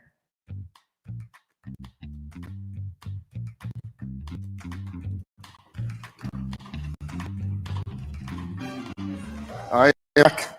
I'm only 10 minutes and try to do 50 hours of work in 10 minutes. And that will be the challenge. So you guys see my screen? So I'm going to run prompts. One of the things we see again and again is we've got to get hands on prompts when we get in front of our colleagues or boards, customers, and really show what's going on here. And I want to show just 3 or 4 things that keep us. Based on one of the things I want to show is Manus. People are not familiar with Manus. It's a it's a China model. We can do it if you want. It's safe or not to use, but it combines kind of search with task. So one of the tasks I want to do is analyze the open source LLM market using Michael Porter's 5 forces. Produce a PowerPoint slide presentation analysis using McKinsey style. So boom, we're going to get those agents off and running. I'll do a few more things here. People aren't familiar with what's going on with search engine optimization, bloodbath. This is a good one to see it. This is a tool called chathub.gg. Allows you to put in one prompt and see the answers from 6 different AI agents, 6 different answer engines. And I'm asking, are P&G diapers sustainable? Give a yes or no answer and explain your rationale. And we encourage every single company to do this for the top product. And also, should I work or not? Should I work for Fidelity, yes or no? And this is going to give a set of answers. ChatGPT now 5th most trafficked website in the world, above Twitter, above Wikipedia here. A massive changes going on how customers find and what do they tell us here? Grok is saying no, ChatGPT no, Claude is saying no. Yet if we actually go in traditional Google search,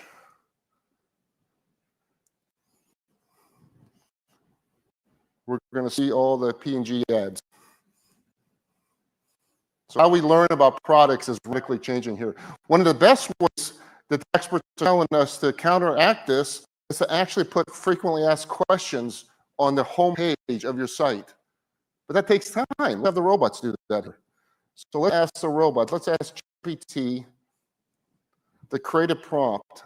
One of the nice things about ChatGPT is that we like to teach prompt, I think, RTO, role, task, output. You can even get it simpler. You can just go and ask GPT to create the prompt. Oops. So create a prompt. To create 15 frequently asked questions for GPT. So I'm asking it to create the prompt. Because AI is really good at different things. It's going to create a better prompt than I could have. So here's the context. Here's the objective. Notice how they're adding more. I didn't tell it to add this thing. It's adding more context into it. It's coming up and thinking through and learning some of the answer engine rules, topics to cover. And increasingly, the robots even anticipate what next. Do you want me to run this prompt? 6 months ago, I had to take that prompt and cut paste and put in a new chat here. Now I can just say yes. And off it goes. Spare time, I won't think. Usually come back and then ask if I actually want JSON or code to put on the website as well here. Last two things I want to show you before we end up. It writes well, but using it as a thought part critic is something we encourage more and more executives do. Please do not do a board meeting without putting your presentation in it. So here's an example. Critique my attached NVIDIA presentation for a shareholder meeting here. So from the NVIDIA site, if I can find it correctly, this is the CEO's slides. What are the three toughest questions investors might ask? There's an answer for each. Don't make a decision, we encourage you, without asking the robots. Don't make a decision that's ended big without asking a critique from these intelligences we saw earlier in John's presentation. It's as smart or smarter than most of the carbon, human, or monkey brains out there here.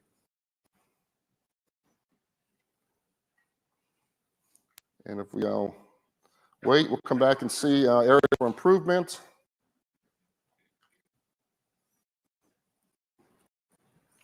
And three toughest questions. Great for sales presentations. What's the biggest sales objections we're going to get here? Job interviews, investor pitch here. So we can find in the training we do with executives and employees that we continue to underestimate the cognitive ability of this thing here. We're not pushing the robots enough to really help us in task here. And the last I want to show you, and then we'll go back to the one with Amanda, is please do not ever sign a contract without asking the robot's opinion here. So we've been doing this for a while, so you may have seen this already here. You know, what are the 5 biggest risks in signing the attached closing document? This is a 85-page closing document of public acquisition.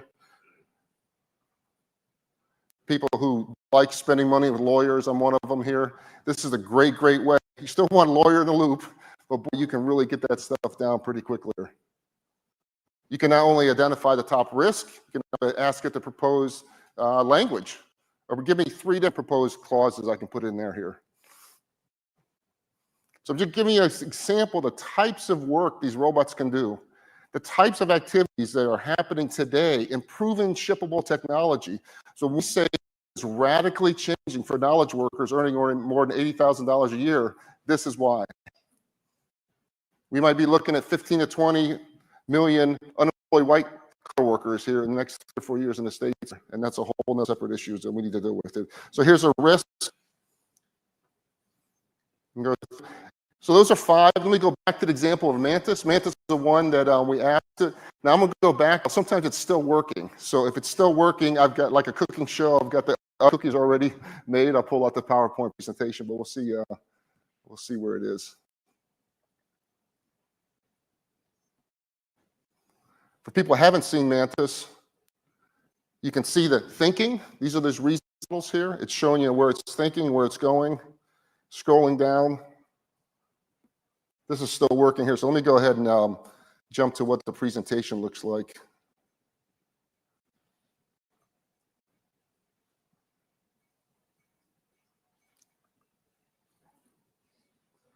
And like anything right now, early days of, it's not perfect, but it's pretty good. OpenAI can't do this right now. Claude can't do this right now. And let me just page to this quickly here so you can see it. Oops.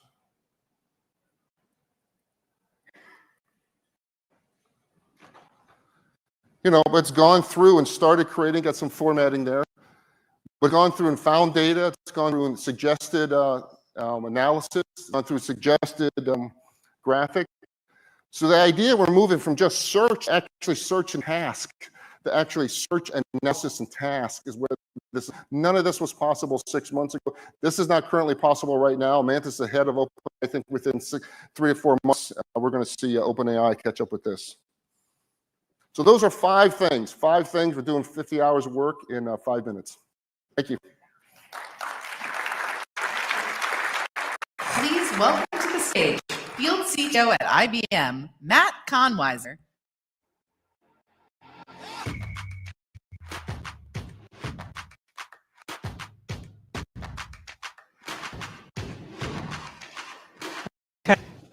So I was given exactly 15 minutes to try to convince you why not to use Agentic AI.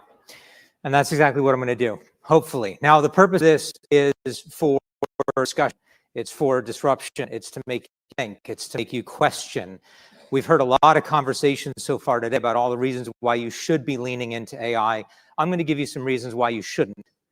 And that's absolutely not what I was asked to do, which is why it's important to understand that this is not an IBM presentation. This is my personal views. And it's an uncomfortable conversation to have because most people are thinking that, hey, it's AI, right? Like, why not? Let's use it. Well, if we look at some of the data that just came out this year, what we're seeing is the number of reported AI incidents that relates to bias and ethics and governance have been spiking. Now, if you look at the timeline, it shouldn't be a surprise. And I'm going to give you some milestones here. So we introduced generative adversarial networks, which were the first ones that allowed businesses to actually do things with AI in a less supervised way. That was back in 2014, and right after that, there was an up curve. The paper that introduced the concept of transformer models, which gave birth to everything else we're doing, was released in 2017. And in 2020 is when GPT hit the market. After that, things took off. Now, does that mean that AI is bad? No. Does it mean that it's bad? It's not. You have to be careful with what we do, how we do it, and why. So, the first thing we need to address is the elephant in the room. Everybody is using AI for everything, and everybody thinks their idea is the best idea ever. But let me give you some news here. Novelty is still novel. That's a thing. It takes a human to decide what to do, when to do it, how to do it. Because ultimately, remember, the end product of all of this is directed towards a human. So if it starts with a human and it ends with a human and you use an AI in the middle, it's better than trying to let an AI do everything for you. But that's not the reality. The reality is everybody wants AI for absolutely everything. Now, you may notice some gaffes every now and then. I leave those in as a reminder to everybody, myself included, that AI is perfect. But we still like it because it would take me 3 years to build something that even remotely looked like this if I had a pen and paper. But everybody's trying to fit AI into everything. And they're trying to look for all these different use cases. And all of the professionals that work in the industry are left feeling a kind of way about it. Because they have all of the industry expertise they need. They don't really understand a lot about AI. And they're left feeling kind of helpless. In fact, so helpless that all of these different projects that they're being given, they're trying to solve AI. And everything looks like a nail when you're holding a hammer. Now that's a pretty good analogy for what's happening now, right? But what I want to talk about is something a little bit scarier right now. How many people in the room, show of hands, use AI? Yeah, that's what I thought. Okay, so then you guys should be fine with this image. Right? I mean, it's an app. You put a direction in it, you put a destination, you hit start. All of the responsibility, all the governance is in the car. So the driver doesn't need to drive. They don't even need to know the road rules because they're not actually operating the vehicle. They're operating an app and the vehicle is doing the rest. But yet we're not okay with this. So we say that a kid should not operate an autonomous car without a license, but we're deploying AI full speed ahead in all of our businesses for absolutely everything. And most of us don't understand it. Double standard, maybe? So think about that. Now, I experiment with AI myself, and I've written ChatGPT, which is not based on ChatGPT. It's just a catchy name that I used. I wrote it from scratch with AI assistants to help me with some of the debugging, and it kept getting things wrong. So I asked it why it was getting things wrong. And in particular, I had it call out the number of times it found the problem or actually finding the problem. 3 times. So what does this tell us?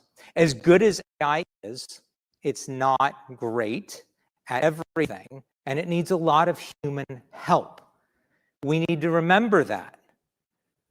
Humans will always need to be in the loop, either from the inspiration endpoint, thing in the middle. And I'm going to make that point right now. So I'm going to ask you to engage a piece of machinery that we all have at home, at least I hope, and we all have in our families. Now, this piece of machinery runs at 1 exaflop.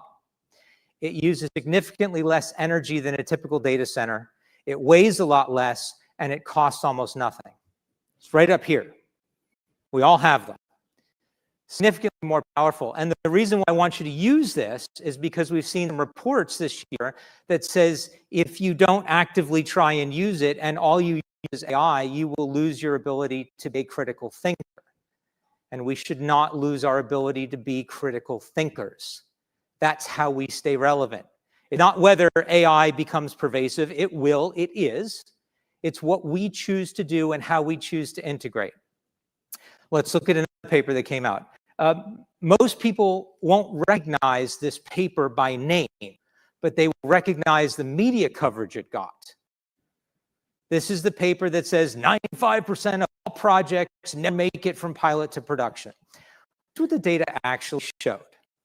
What the data actually showed was that's somewhat true, that only about 5% of the embedded or task-specific models didn't make it to production, but almost 40% of the generally trained ones did. And I'm going to tell you exactly why. So how do we avoid running aground of all of the problems that might exist in AI deployments? Because we don't want to hit the iceberg. We need to build something that's really, really structurally sound. And the way we do that is with 3 things: the right models, the right case, and the right skills. So let's talk models first. This is a word cloud of all of the subjects that traditional generative general models are trained on. And this is not a fully inclusive list. This is just most of them. Now, if I were to ask a model trained all of this, a simple question. I saw some healthcare folks earlier in the room, so I'm going to ask a healthcare question. Now, what I will get depends upon the context that the model is answering from. Right? Depending upon the hat that the model is wearing, it will give me a different answer. But they're all technically explainable and defensible. They're just wrong, but not from the model's point of view. So I either have to spend a ton of time adjusting the model to only answer it from the context I want, or pick the right model. What a novel idea, going back to the beginning. So that's the models. The second thing is the use case. A lot of businesses don't need an overly complicated capability, but yet we try and over-engineer and overcomplicate what we deliver. I just need a water. I don't need the complications of a bazooka. Yes, they will both achieve the goal, but one has a far greater cost. And I really just need something simple. So that's the second thing. And the third thing is skills. Skills is very important because we've heard a lot of conversations about AI impacting the job market and people getting like goes of AI and then all of a sudden reversing those decisions and bringing people back because of AI. So let's look at the nemesis of skilled coders, and that's no code. Don't like no code. Why don't I like no code? Because if you understand your business, but you don't understand DevOps or AI and you use no code tools, you'll get something that look really pretty, but you still don't want on your business, on your desk. If you understand DevOps, but you don't have AI skills, you are gambling that the no code system understands what you're asking for enough to give you something that is functional and usable and efficient. But even if you have AI skills and DevOps skills, you are still getting a black box because you cannot see what is happening. You can it's doing. And you have to hope that the internal architecture that it's created is doing what you want the way you want it and will continue to do that for the foreseeable future. So the important thing is to remember you always have to keep the perspective that skills in AI and DevOps and coding are critical for the success of AI. You cannot lean purely on no-code capabilities. So how do we get from Frank's Red Hot AI, put that ish on everything, to actually turning it into the soup base? Well, we did that at IBM, and we did it through this 3-method capability using AI and hybrid cloud. Governance, testing, and adjustment, because governance and ethics are tremendously important for AI in lots of different ways that I don't have time to go into. I'd love to have that conversation with you separately. And targeted investments in people, in process, in technology, tools consolidation. And the result was tremendous for us. As a matter of fact, I think we've publicly said we're looking at close to $4.5 billion of savings over time just based on these consolidations. So what I've left you with, hopefully, is the idea that AI can be really good. But jumping into it without the knowledge, without the understanding of what it is, how it works, how to do it, and without having the staff that understands, as we heard earlier, the human component and the technology component is going to leave you in a lot of trouble. And here's why. Because bias is not always bad. Governance is not always good. But generative is always going to be chaotic neutral. Now, if you're a D&D player or you're a gamer, and I see some of you are, you know this reference. For everybody else, chaotic neutral is a character that just does what it was told to do, what it believes is right to do. It doesn't look at values or social norms or consider others. It just does what it's supposed to. And I'm going to give you an example with that. Yes, this is a prompt I gave ChatGPT. You are the CIO of an enterprise business that needs enterprise-grade data controls and compliance, customizable AI models for specific needs, and enhanced governance and accountability tools. Do you implement Watson X, ChatGPT, or Microsoft Copilot? I asked ChatGPT. Its response, as a CIO, I would implement IBM Watson X for its extensive, all this, I'm not going to turn this into a commercial, or Microsoft Copilot, have an extreme Microsoft ecosystem. This is ChatGPT, doesn't even mention using ChatGPT. This is chaotic neutral. Now, what I leave you with is to think about this. You deploy AI in business, and it gives you answers like this. You have 3 things you can do. You can stop using AI. You can retune the AI to give you answers that you want to hear, because that's what the human thing would do. Or you can listen to it, understand why it's what it said, and maybe even change your business strategy because it's telling you something you didn't know or want to know. And that is what we all have to think about in the future. So I'm going to give you the final disclaimer. This is something hopefully we will see more and more in the future, that all of this content was done without the use of AI for narrative, flow, or storyline. I just simply used it to create some of my images. But you can connect with me there. That's my LinkedIn profile. I welcome conversations in the future, and I thank you very much for your time. Enjoy the rest of the session. please welcome back to the stage, Adam Rappaport.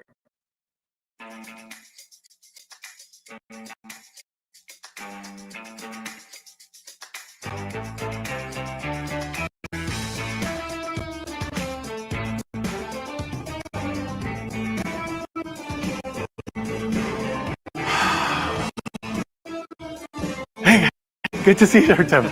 Yeah, have a seat. I'll get you guys in a minute. So hopefully you know by now. Once again, it's myself and a couple of starters between you and a break. I think that's going to be the theme this weekend for me, or this week. So I'm back. Let's jump over straight into another little AI adventure. If you can bring up my laptop screen. Oh yeah, there we go. Perfect. Thank you. I forgot to mention last time. Here's the opportunity again. Bring out your phones. Grab that QR code if you'd like to make your GAI superhero using that little tool I was showing you before. You can download them. You can share them on social. You can also request a physical card, and hopefully we'll be able to get those printed for you by the end of the day tomorrow. So there's that. Clock's ticking. Here we go. So this is actually, I'm sharing a solution. During the day, I actually work for Microsoft's largest partner in Australia. And this is a solution we built for a school up there around Azure OpenAI. And I just wanted to share with you about it because it solves a really big problem, and hopefully a live post showcasing it, so I move fast. The problem they had was 15 million student records, no metadata. So they don't even know which student these records are for. And if you can imagine, that's a massive manual process, right, to try and extract that metadata from that unstructured data in these PDFs. So we came up with this idea.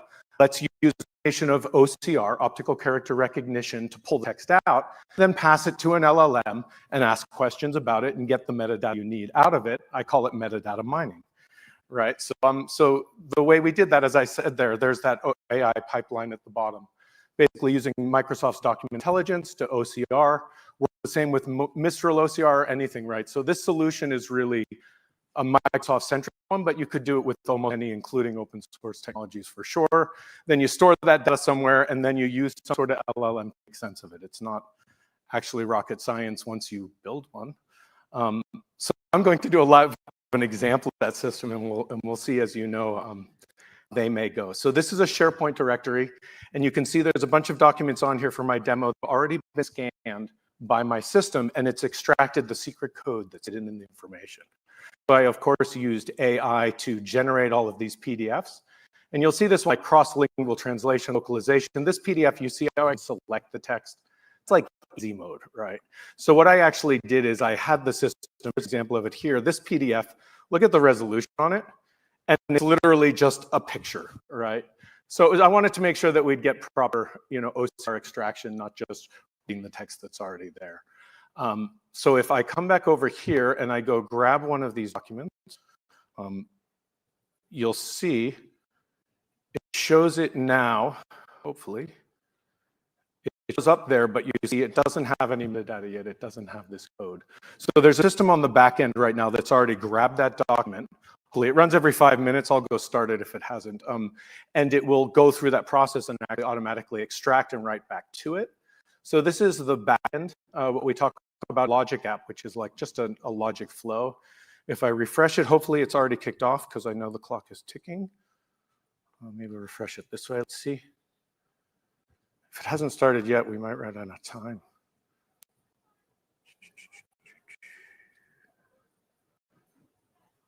Unless it also just ran. No, let's just run it right now.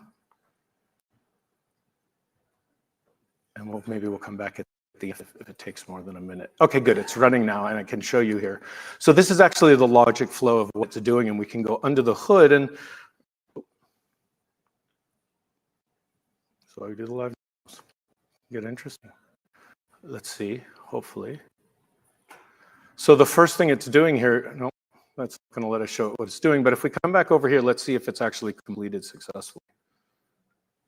Yeah, actually it has. And if you see, found that code 7284. If we open the document, where was that? Zoom in. Well, let me zoom in, but let's see if we can find it. No, this is terrible. There it is there. See the 7284 roll. It was just a random code in the middle of it. So this part of it broke, but I hope you can appreciate at least that it was able to extract that data, through the system there. There it is. All right, I'm going to pass off. Up next, we do have, I have it on my phone as well, if you want to bring up that title screen again so I can announce them. Puneet Suri from Trestle AI. Thank you so much, everyone.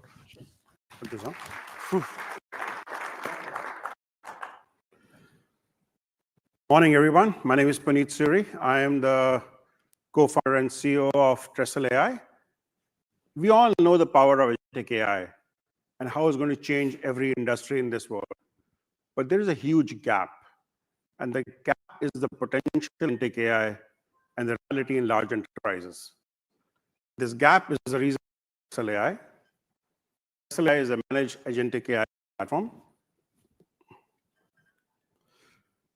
Why is this gap so big? Getting agents into production is still too hard. And I speak to enterprises all the time, and there are 4 main pain points I hear from them: accuracy and trust. Enterprises' level accuracy for results is still low. There's hallucination everywhere. Out of the box today, most of the LLMs with any technique like RAG and whatnot will give you 85% accuracy. Enterprises are looking at 95% more accuracy.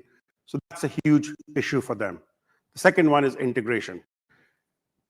Getting agents integrated into complex IT systems is still cumbersome, and it's a huge issue for companies across the board.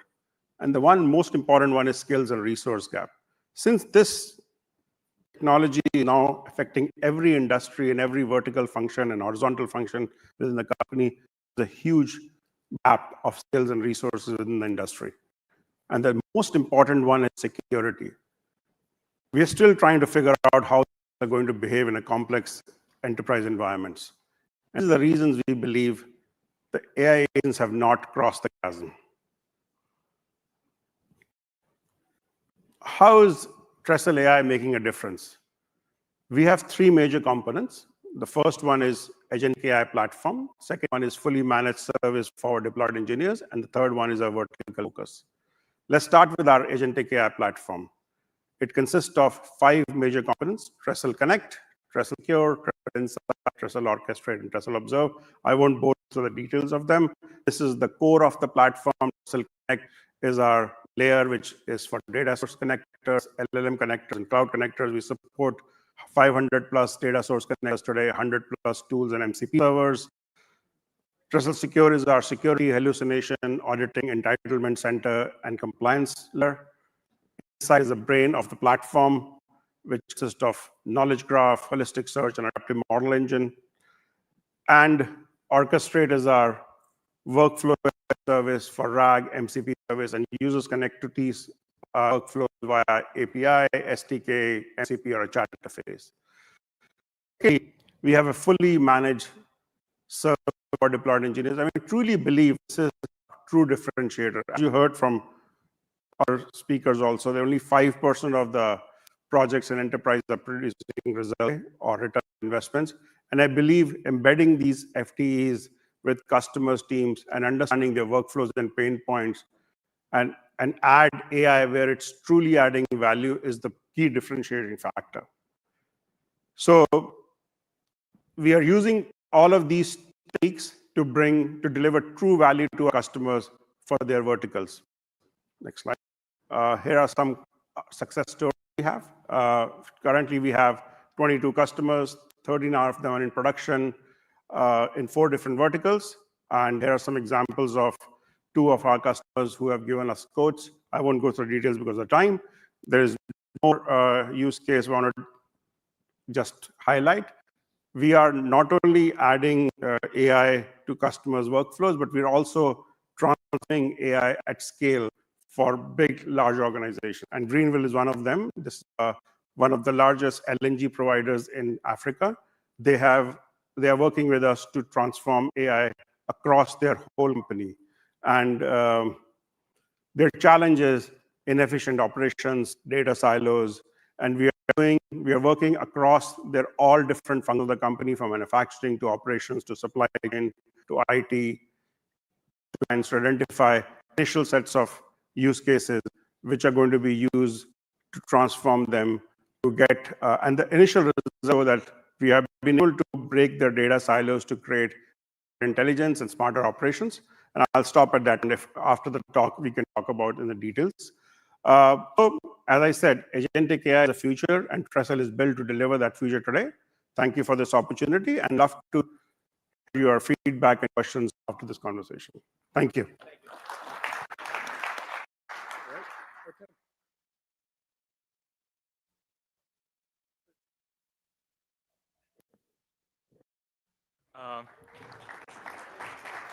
Thank you. Is everyone also excited about lunches? I am right now. Nice. I'll try to be quick. Only 3 minutes. All right. So please raise your hand if you are overwhelmed with like all these AI tools that come out like every day. Like how much changes. Yeah, that's all hands, and I'm definitely one of you. Just for the background, so my name is Artem. I'm currently 4th year PhD researcher at MIT. So basically 24/7. I'm reading papers about AI. I'm like trying to build something, sometimes even publish. And this is literally me every single day. So like amount of startups, new tools, and everything that's come out, like just today is insane. And somehow you need to stay afloat of this. So one of the hot takes I developed over the last couple of years is that if you want to survive and like not drown, you need to learn and build with AI every single week. Something like anything that's slower than every week learning cycle is too slow pace. And the second hot take I developed is that at the current world with the new tools, AI and like learning how to build with AI is basically new literacy. You have to learn this. You need to know what the limitations of the tools. You need to learn how to properly use them in your day-to-day life. And so like be more like Adam, build more stuff, experiment, sometimes fail. This is what you need to learn because it's so crucial right now. And I agree with Matt. So like there are limitations, there are problems in AI, but you need to learn what are the limitations by doing the hands-on first user experience by trying all this. So long story short, based on all these hot takes, observations, and personal pains, we are running Sunday. So this is the main reason why we're running this. And the best way probably to think about us is that we're a community. So we are like a community of very technical researchers, builders in AI, entrepreneurs. And the only thing we do, the main thing we do, is every Sunday we meet at 10 a.m. and we keep building. We try the most recent tools. We build something with them until 10 p.m. every single Sunday, until we ship something, and then again next week. And so we've been doing this for the last 80 weeks. Like we didn't skip Christmas, New Year's, nothing. And we developed like hundreds of different projects, hundreds of prototypes. Some of them, they turned into startups. They raised money, like more than 20 million in total funding so far. We grew from like 3 people in the living room of my house to like 60, 80 people every single week. So it's growing, and people actually feel that you need to build. So I think the main takeaways from this short talk, first of all, I would encourage all of you, if you don't yet have this habit, please develop a habit of like trying something new in AI every single week, because it's so powerful. You can build so many things, and you actually need to try this. And second, I guess like there are so many ways to engage with us. So I guess like the best ask for me would be send your best developers to us. Send the best researchers, come hack with us every Sunday. But also, as we are like a full nonprofit, our second from just building is to help people get this literacy in AI. So we host many courses at MIT. We do custom workshops.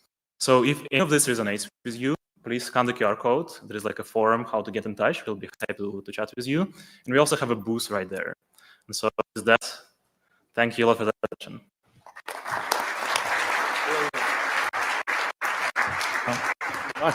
Now please join us for a networking lunch in the Boston hallway, followed by AI product demos from ThoughtSpot, Seekr, and Mayo. GAI Insights will also be hosting a GenAI upskilling roundtable, along with a demo of how GAI Insights uses AI internally, starting at 1 p.m. There will be a breakout in this room after lunch, so please take all your belongings with you when you exit. Thank you. Baby, there's nothing holding me back.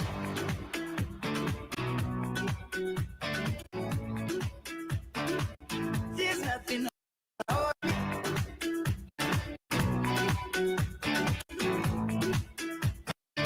There's nothing holding me back. She says that she's never afraid. Just picture everybody naked.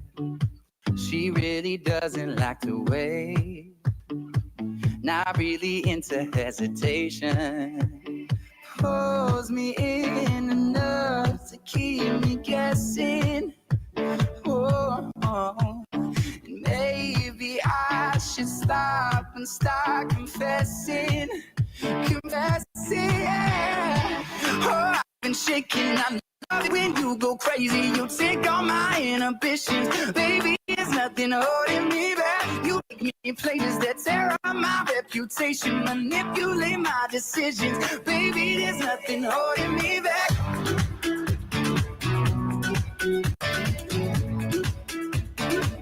There's nothing holding me back.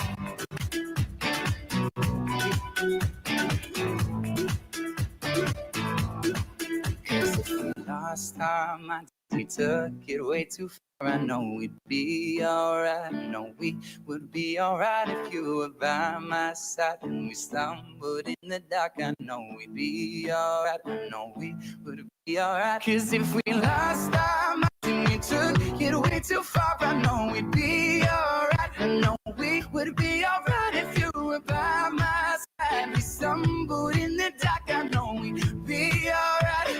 We would be alright. Oh, I've been shaking. I love it when you go crazy. You take all my inhibitions. Baby, there's nothing holding me back. You take me places that tear up my reputation. Manipulate my decisions. Baby, there's nothing holding me back. Oh, oh, oh. There's nothing holding me back.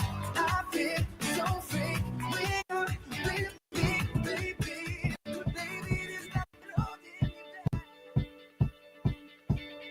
When I was 6 years old, I broke my leg. And I was running from my brother and his friends. And tasted the sweet perfume of the mountain grass I rolled down. I was younger then.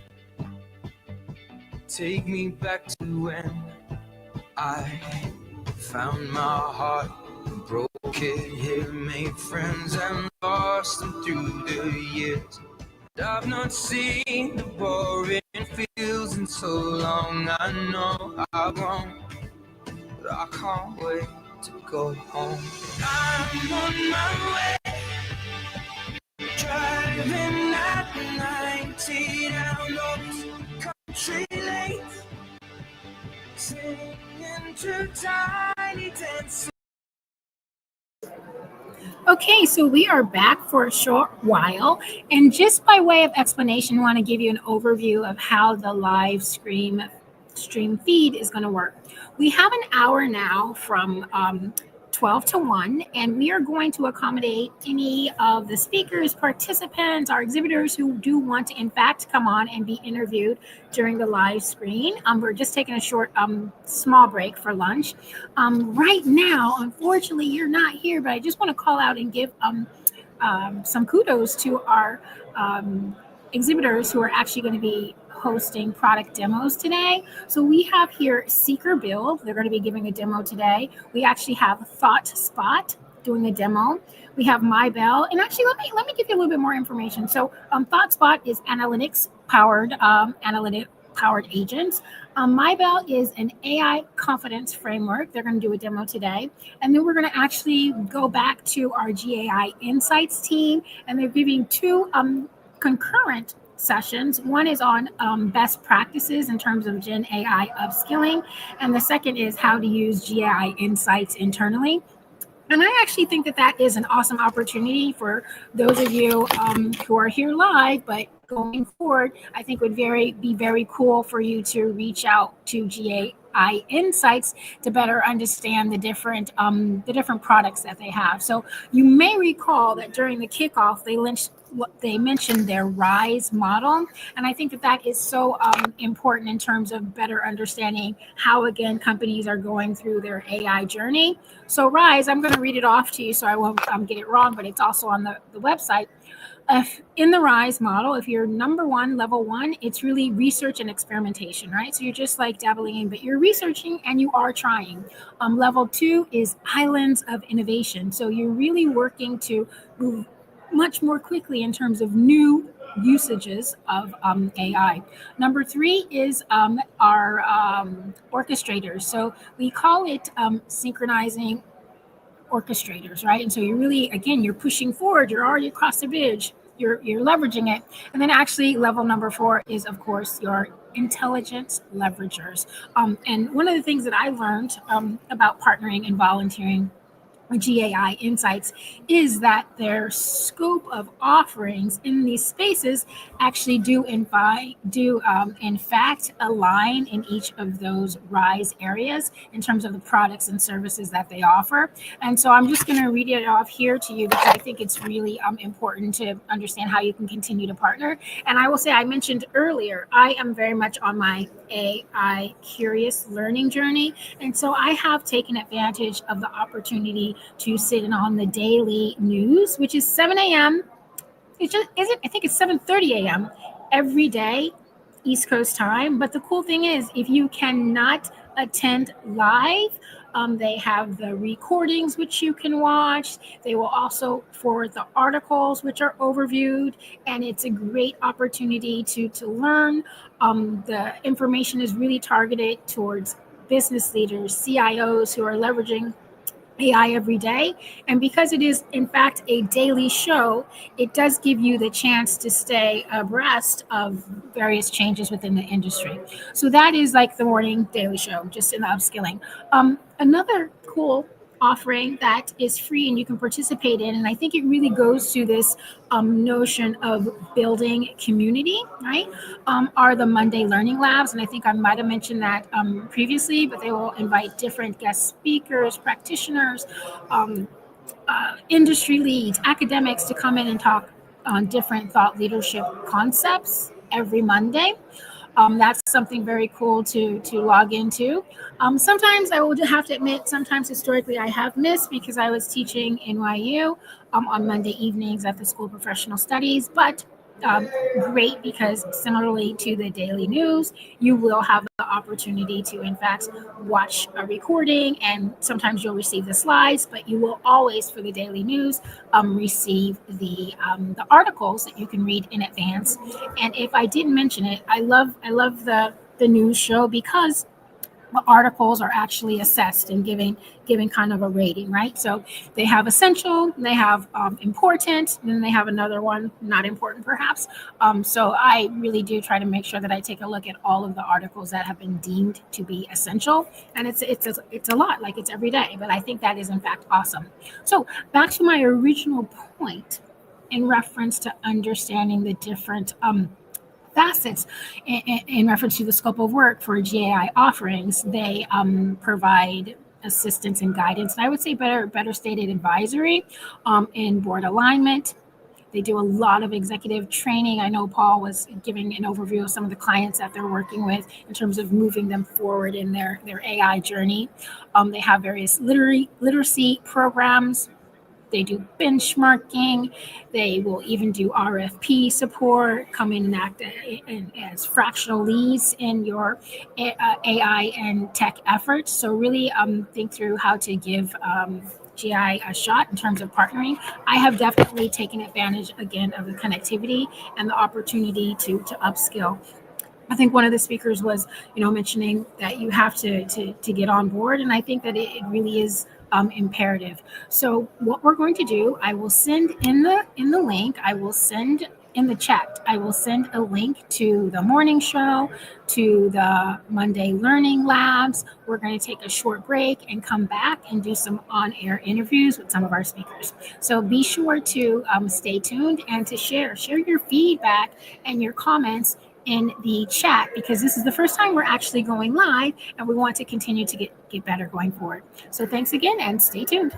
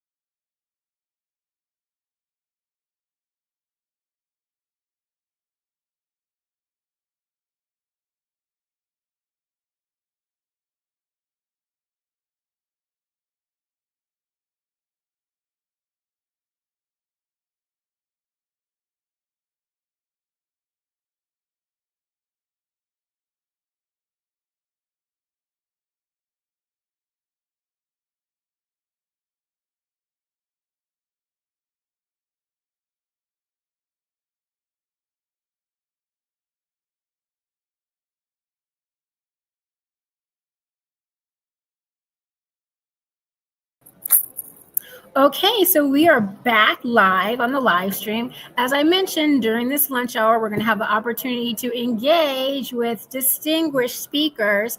And I'm here with Atem, and he's just pitched the Sundial Club. So I want to have you share with our audience, give us a little bit more detail about the pitch, and also follow up with what's something new that maybe the audience or the world does not know about AI, and maybe you're looking to solve that with your pitch. All right. Well, thank you a lot, Crystal, and definitely thank you for calling me distinguished speaker. I'm not sure there yet, but Absolutely, thanks so much. absolutely. Yeah. So basically, just a little reminder of what I was presenting just now. I'm running a community. It's a community of very technical people here in And I'm Boston. low tech. I'm low tech. We're trying to be like high tech. Yes, But basically, the whole premise here is that Mhm. AI is moving so fast Yep. that we really need to get on top of the technology. Yes. And because like every single week, right, you open the news, like especially if you set up your Twitter preferences, like you'll see that every single day there's like a new tool. Yes. There is a new startup. There's like Mhm. new revolutionary tech coming Mhm. out. And the question is like, how do you stay on top of How all you this? stay on top of all this? This is very Okay. hard. So I'm currently doing PhD in generative AI And where? at MIT. At MIT. Okay, perfect. And it's Now, did you attend MIT Day in Davos? Because I know John Werner and John and Oh. Paul. Have you done that? No, actually. Okay, so But I know next John. year, next year you should pitch at Davos as well. But I would keep love going to. Thank because you. they have MIT Day in Oh. Davos. Okay. Okay. I mean, John Werner and team develop it and they position this activation, which Mhm. is fantastic. I just want to reiterate, you should look to that because you'll be able to pitch on a broader world stage. I mean, I know we have zillions of followers now on our live stream, but it's also a bigger stage. So I won't interject. Keep going. Keep going. Oh, thank you. But basically, long story short, right? Yes. My PhD requires me to like every day read the papers, Mhm. be on top of the news, Mhm. and it's like so hard just because there's so much information, so many things coming out. Mhm. So that's why there's like this community that me and a bunch of other amazing people created. Okay. It's called Sunday. Sunday. And yeah, it's kind of stands for Sunday, like the day of the week, Mhm. and AI in the end. Oh, I love that. I love that. And You know, so- did you come up with that name on your own, or did you put it into AI to give you some name suggestions? No, so we started when AI was not that good. Okay. It was like fair the enough. Fair suggestions enough. were quite Fair enough. bad, but Because then- I always go into AI and like ask for suggestions on frameworks and things of that nature. But I love that you used your own intelligence, right? We talked. I mean, some of the speakers were saying that we can't only leverage AI for intelligence, and I did mention. I'm going to continue to mention that someone said that AI will make smart people smarter. Ergo, you're here. Are dumb people dumber? That's not me. Keep going. Absolutely not. Yes, I'm teasing. Just go. So basically, the whole idea is that Mhm. on Sundays we get together at 10 a.m. Oh, you do? Sundays at 10 a.m. And how is it's virtual then? Because you have people from all over, or you actually physically get together? Because many companies are going like in office live. So far, it's been in person. So Oh, I love that. that's I the love main, that. I like, love we, that. We really need this Mhm. human connection. You need that human connection. Collective intelligence. It's Mhm. very important for us. And so we experiment, we like brainstorm, like what can be Mhm. built. We discuss the most recent news, what came out during the Mhm. week. Typically, it's like a giant list of the new things that just came out through the Okay. week. Mhm. And then for the rest of the day, basically what we do is just like we build stuff. So you like, for instance, there's a It's new like a hackathon kind of build. So, or Kind do you of. have something specific that you're solving for, or how does the build work? Yeah, so we call it like, we don't want to call it hackathons because, you know, hackathons is like typically you compete for a prize. You Okay, sure. like, there is this incentive for you to kind of be a little bit like Too competitive and not competitive, sharing. Yeah, defensive yeah. about Mhm. your technology, right? Mhm. So what we do, we call it hacks, which is A hack. much more like collaborative, Yes. much more like the main goal for you to learn to build something Mhm. and to share with others, like what are the limitations, what Yeah. are the like main problems of the tool. Mhm. So, And so again, it's this community building. Mhm. It's not necessarily like crowdsourcing, but when I think about leadership and team collaboration, how do we build that into our frameworks, right? To enable people to collaborate and not necessarily compete. Also, I mean, probably a little bit of healthy competition is okay. So Yeah. I went to Wharton and everyone thinks, oh, Wharton is like hardcore. It's like, you know, zero-sum game, and never that. It's never I win, you lose. But how can we continue to work together? But guess what? I still want to win. So I want your pitch to win. Give us more. Give us more about your pitch. well, now you also have to think, right? Like how do we as humans win against the AI, right? So, Good question. So that's why probably we should be working together. We like, definitely should be working together. individuals. So there are like all these interesting questions coming up. But yeah, I think you mentioned also like remote work, right? Mhm. I think we're trying to like sometimes experiment with doing our Sunday hacks fully remote. Okay. One And of so them- everyone then is here. Where are you from? Boston or Cambridge. MIT? Yeah, you're so here. Okay. On MIT campus. Mhm. Sometimes we Is it actually- all students? No, it's actually a very like diverse age range, profession range. Like I think we are. I'm proud to say that we are a very diverse group of people from I love all that. kind of backgrounds, all kind of. Diversity of thought and organizations. perspective. I mean, studies show that those are the companies that like win again, right? And outperform because you want to take into consideration all perspectives. So I love that too. And it's so important for us. So, so typically, like we meet on Sunday at the MIT campus. One of the most recent experiments was we tried like fully remote hack, and actually like there are amazing tools out there. So like we tried this What thing. did you use? It's called GatherTown. GatherTown. If you've Okay, I'm heard not about familiar. this. Nope. So it's basically like because we don't just want to do like one Zoom meeting and build remotely. It's very hard. GatherTown. And what does build mean actually? What do you mean by that? Build. Yeah, so basically like deploy a prototype. Okay. So if you're curious like what exactly we built, you can go Yes. to like sunday.club. Okay, so let's put it in here in the chat so our viewers can also look. SUNDAI .club. And I think you have an extra SUNDAI club. Okay, so I'm going to put it in here for our listeners in case you want to learn more about it. You can join the club. Thank you. Yeah, Yes. so there, like if you're a passionate developer and curious to like come build with us, feel free to join. There, like we have a list of all this like hundreds and hundreds of projects that we built at the hacks. So if you're interested to see like what's the state of AI, like what can you build with this in one day, it's all there. Awesome. So I actually live in New Jersey, but my daughter is here. She's at Harvard in her second year. I'm going to invite her to come live to one of your Sunday hackathons, and maybe I'll join in. And what was that? What was the platform that you said you used too? I'll type it in. It's called GatherTown. GatherTown. Yes. I think they're great. So it's basically like you can think about it as it's like a mini game where you have like a little So character. in reference to games, did you make your GAI World 2025 avatar? No, You have to make it. I was on my way to. Okay, make it. I made to mine scan as it. well. I'm not sure if I'm going to share it because I was counseled that if I want to continue my, professional businesswoman branding, then I should not appear as an avatar. But I was like, everyone is doing it. Like, let's get in the game. Yeah, right? Yeah. So it's so much more expressive than the real picture. Yeah. So we'll see. True. TBD on me. Are you 100% going to do it? Oh, I'm gonna try. Okay, We'll see. let's shake on it. All yeah. right. So anything else you want to share about your company or your pitch or your club before we break? No, so basically, like, don't think about it as a company. Think about it as a community. As a like, community. we are I stand nonprofit. corrected. Yeah. No, I love that. The only like things that we're trying to do, right? Like we're trying to basically give the space for people to like stay on top of AI and like develop things quickly. We do education. So like if you're interested, we have a bunch of courses. So like if you want to start building with AI, like you can go to iap.sunday.club. It's like one of the classes we taught. Okay. It's all kind of like linked in there. So if you search. Yeah, exactly. Yeah. I'll put it in. But I'm a slow typer, guys.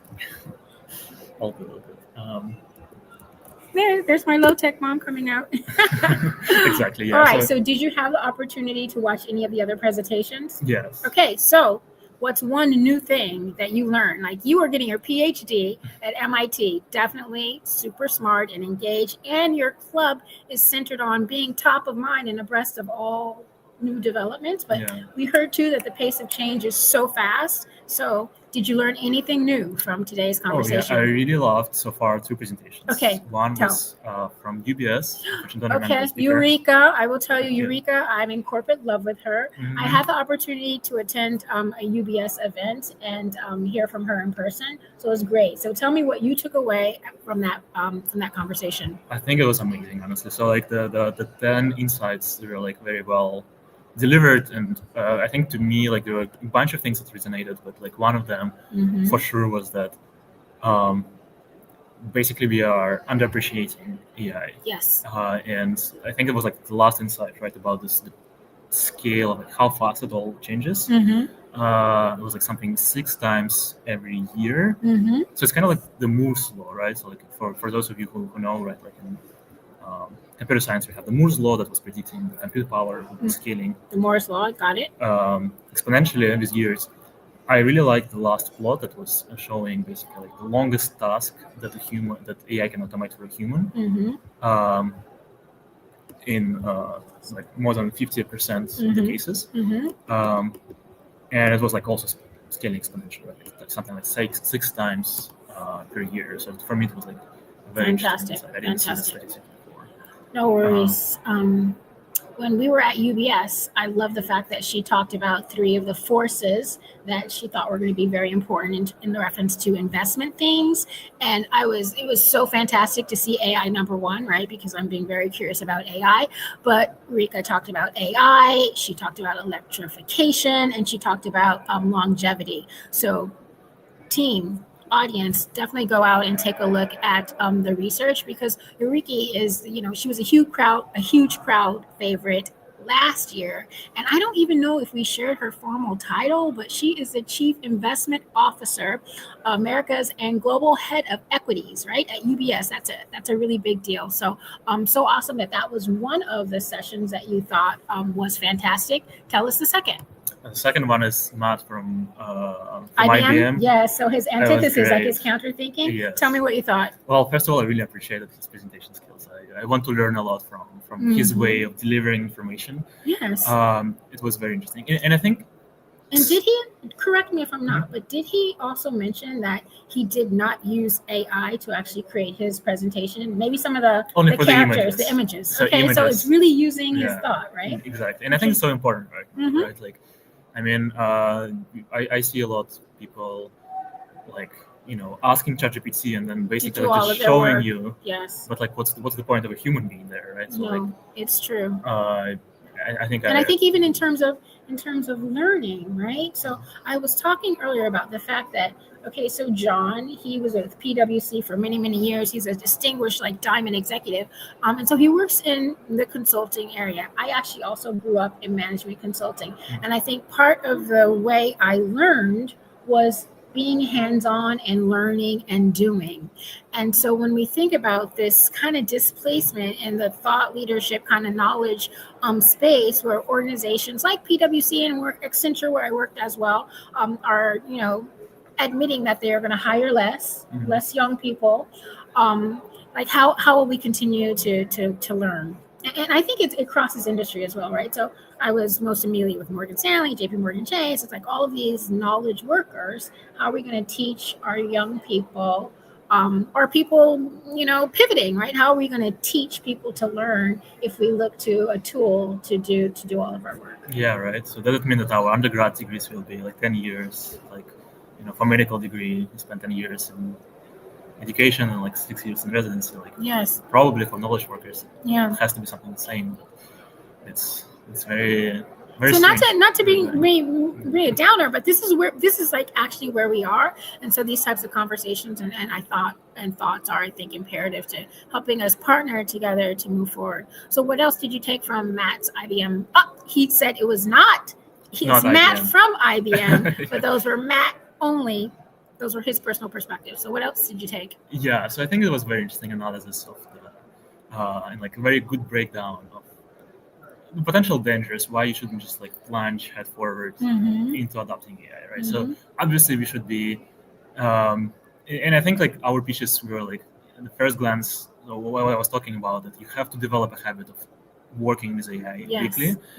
I think at the first glance it might sound like little opposing views, but actually I think we are strongly aligned, right? Yeah, so because like what I think is that you should be trying the tools, you should be building with AI, you should be aware of what's happening. Yes, you should be aware of the limitations of all those tools, right? Because I think one of the things we definitely see a lot is that you go on LinkedIn and there's so much fluff about like, oh, I tried this AI tool and it's like revolutionary and it's like changing everything. And then you go and actually try it and you see that no, it's like much, right? Pretty much immediately you face like some obstacles, it's not perfect, it gets stuck, right?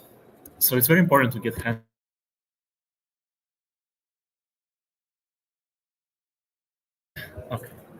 Okay, sorry about that tech issue. We're back.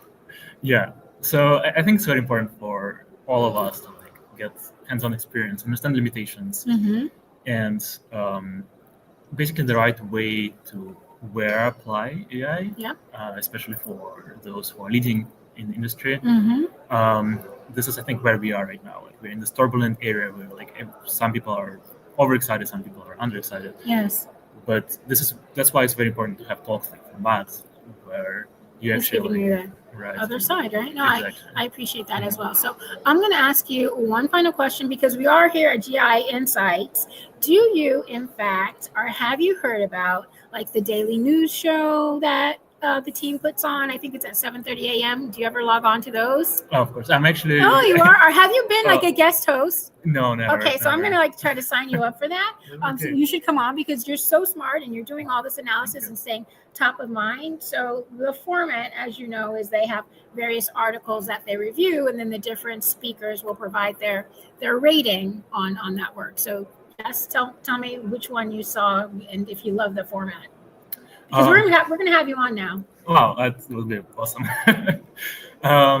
So I'm actually mostly following the newsletter because like 7:30 is a bit earlier for me. No, fair enough. I joined a few times. Fair enough. And I told them as well. I'm like, it's hard for me to join live because I'm Right. actually like I'm literally driving my daughter to school. But that is not an excuse, people. You can watch on your phone. You can watch the videos because the replays come out as well.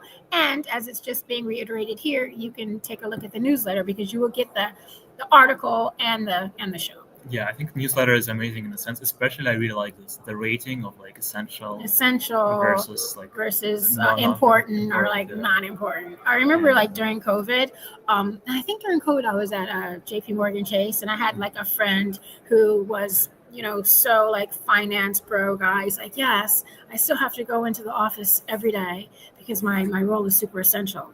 I'm like, that is fantastic. Honestly, that is where you want to be, right? You don't want to be on the non-essential. So I love the fact that they are definitely ensuring that we need to know certain spheres of information, and the pace of change is very quick. I mean, they're doing it every day. What about the Monday night learning labs? Do you do that? No, actually never done it. Okay, fair enough. It's just a trick question, just doing an impromptu survey. So any final words for our audience before we sign off and take a break? I'll give you a chance to eat lunch. Yeah, actually, I was very excited about the lunch at the end of my speech, but no, I'm happy to be here. Okay. I don't know. I think the last one is a bit more like humane in the sense that, there's like so much happening and there's like so many things coming out every day. Mm-hmm. But just in the end of the day, like it's very natural, first of all, for everyone to feel FOMO. So like I can definitely relate if you feel that, like it's above your head or like it's happening, you're falling behind. I just like wanted to let you know that everyone does it, and like we at Sunday, despite all this work, we still feel sometimes There's left so behind. much to know, right? So just like remember, it's important to sometimes ground and just take it a bit easier. Like it's we'll figure it out. Thank you. I love that. You're letting us know that we must learn, but have some grace because know that everyone is still learning. Of course. Okay, We're all perfect. together. We're in this together. So awesome. Let's shake on Thank it. you. Thank you for stopping by. We're going to log out until our next speaker pops up. Stay tuned.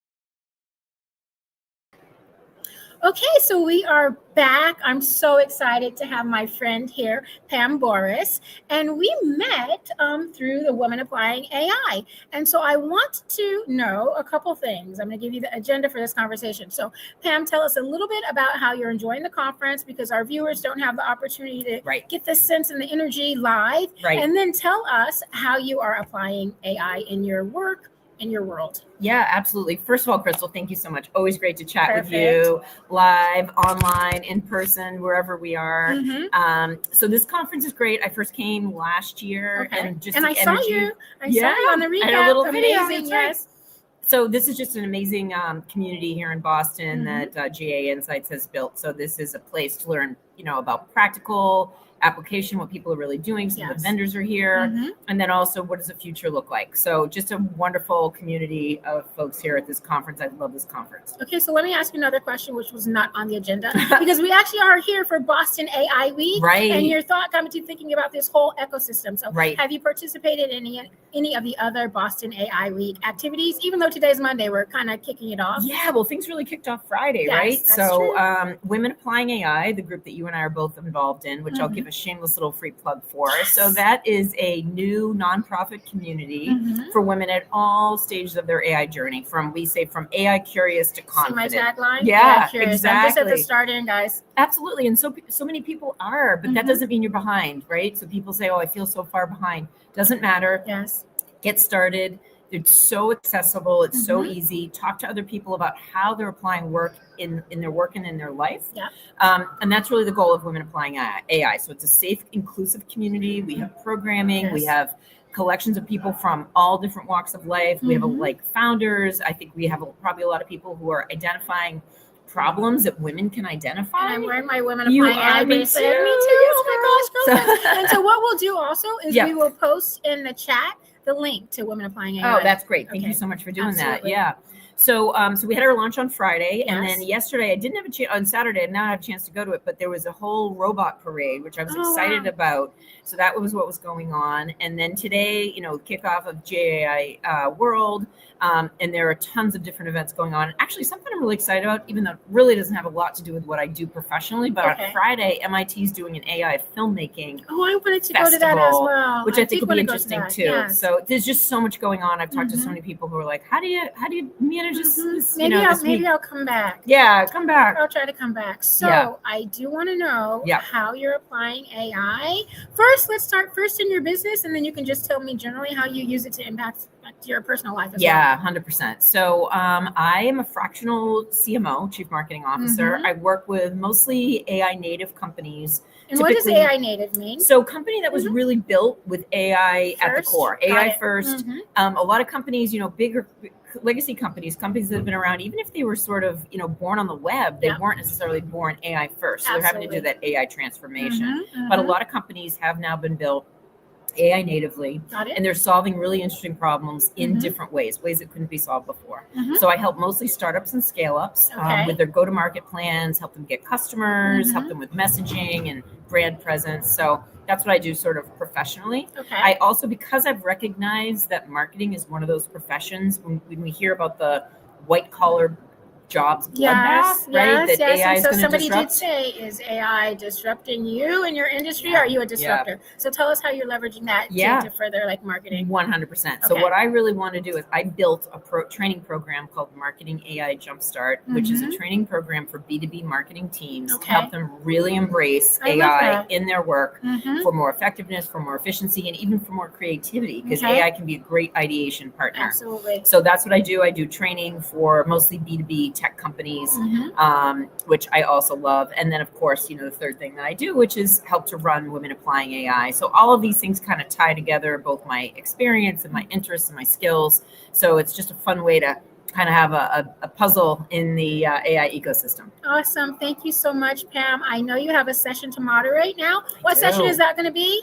So one of the solution providers who's here, Seekr, is going to be doing a demo of their Okay. product. So seeing these tools in practice makes a ton of sense for folks. So I'm going to be in there making sure that goes smoothly and, catch that session on recording if you can. Okay, perfect. Thank you so much. All right, Pam. Crystal. Good to see you. Thank you. Thank you. Okay. Okay, so now that Pam has mentioned the exhibitors doing product demonstrations, I'm going to go ahead and give you the list of all the companies that are doing the demonstrations again. So we have Seekr that Pam mentioned. She's going to be helping to facilitate that product demo. Again, we have ThoughtSpot.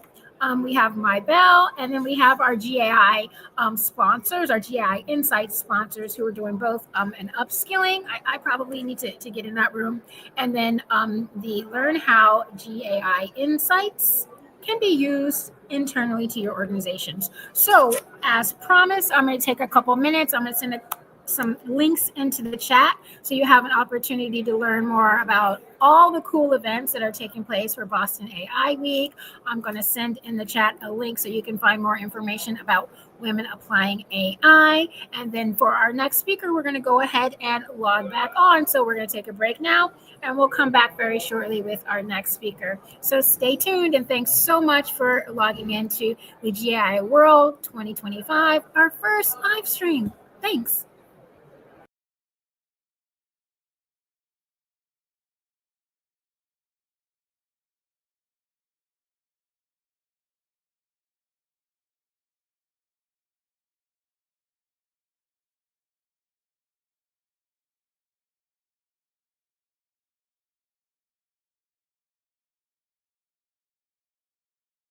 Up in the cloud, falling like ashes to the ground, hoping my feelings they would drown, but they never did, ever lived, ebbing and flowing, inhibited, limited, till it broke open and rained down.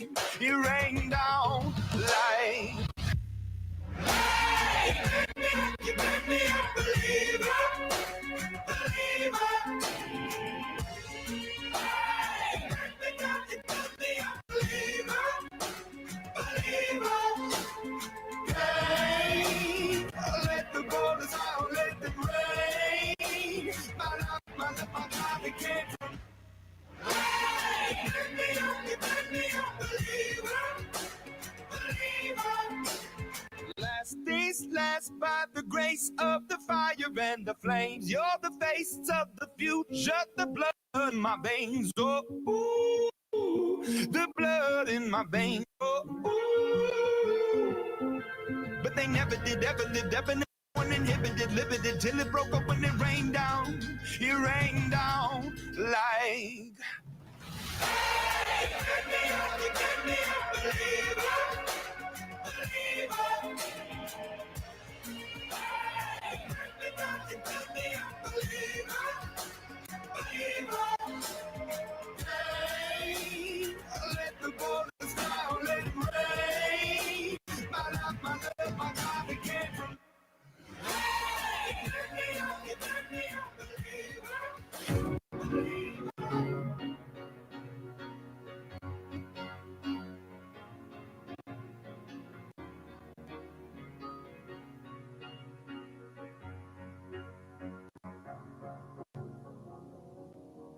'Cause you're a sky full of stars. I'm gonna give you my heart. 'Cause you're a sky full of stars. You light up the park. I don't care, go on and tear me apart.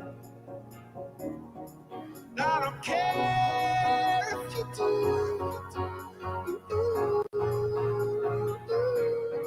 'Cause in the sky full of stars, I think I saw you.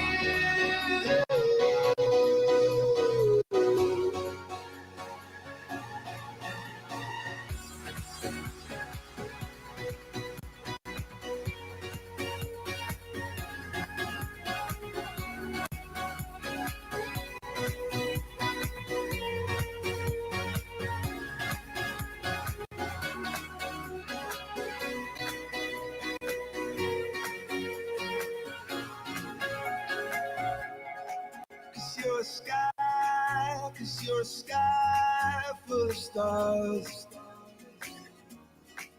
I wanna die in your arms. Oh, oh. 'Cause you get lighter the more it gets dark. I'm gonna give you my heart. Oh, I don't care, go on and tear me apart. I don't care if you do. 'Cause in a sky full of stars, I think I see you.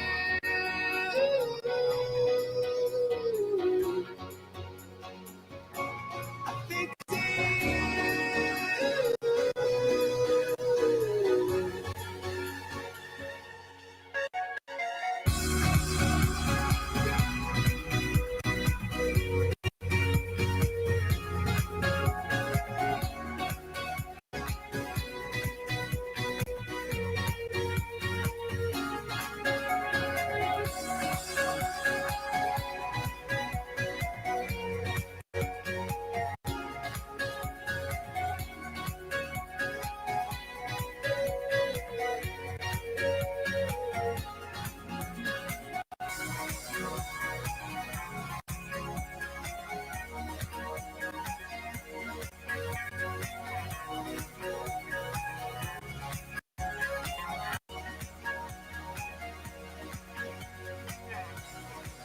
your sky, your sky, your stars, such a heavenly view.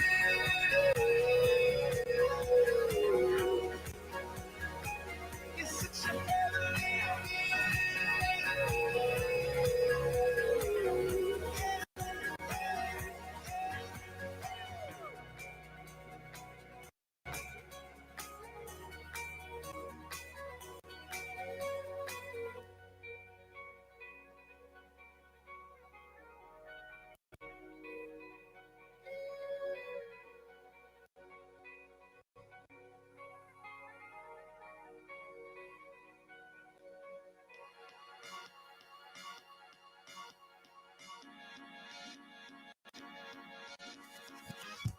I found a tape in my back garden,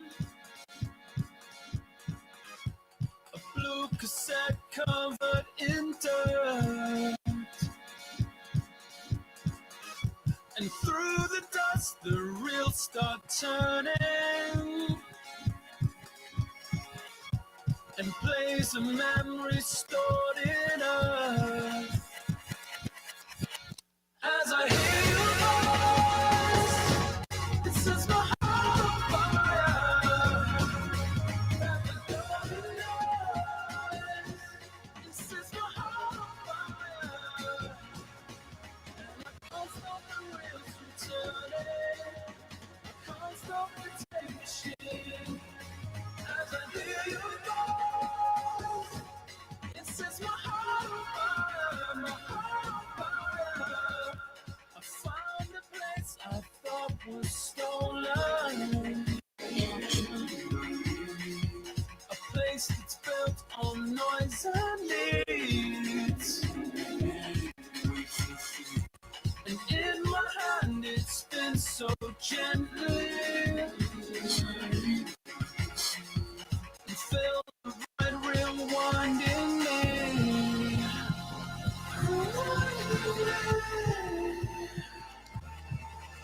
As I hear your voice, it sets my heart on fire.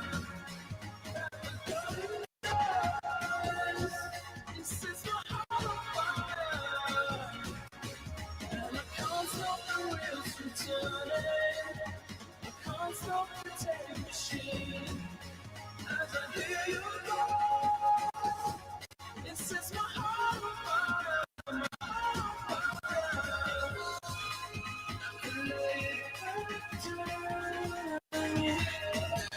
Tell myself, bury it in us. Tell myself,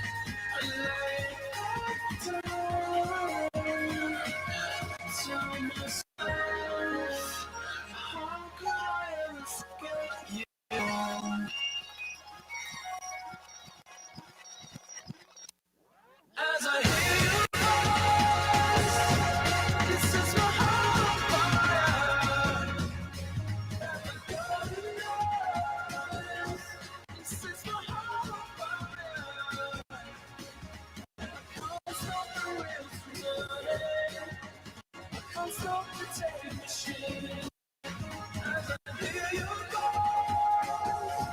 It sets my heart on fire, my heart on fire. I found the tape in my back garden,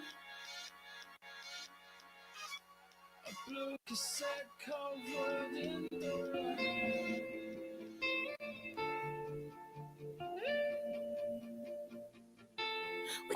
Highway in daylight, undercover weight of the sun, got a secret side in plain sight. Where the streets are empty, that's where we run. Everyday people do everyday things, but I can't be one of them. I know you hear me now, we are a different kind. We can do anything. We could be heroes. We could be heroes. Me and you. We could be heroes.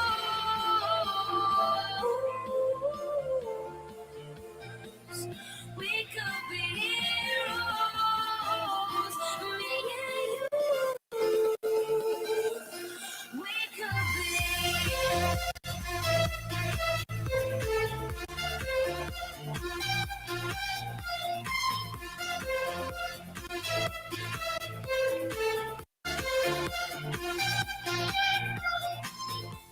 Anybody got the power? They don't see it cause they don't understand. Spinning round and round for hours. You and me, we got the world in our hands. Everyday people do everyday things, but I can't be one of them. I know you hear me now, we are a different kind. We can do anything. We could be heroes.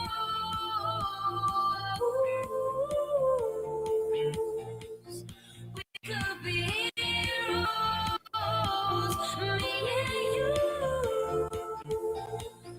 We could be heroes.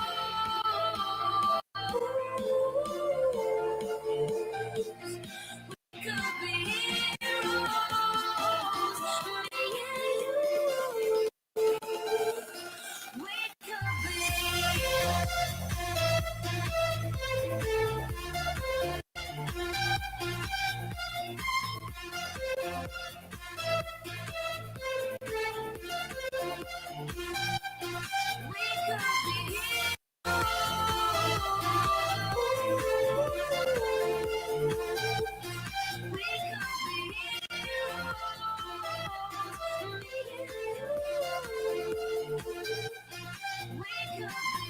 All we're looking for is love in a little light, love in a little light. We could be, all we're looking for is love in a little light, love in a little light. We could be heroes.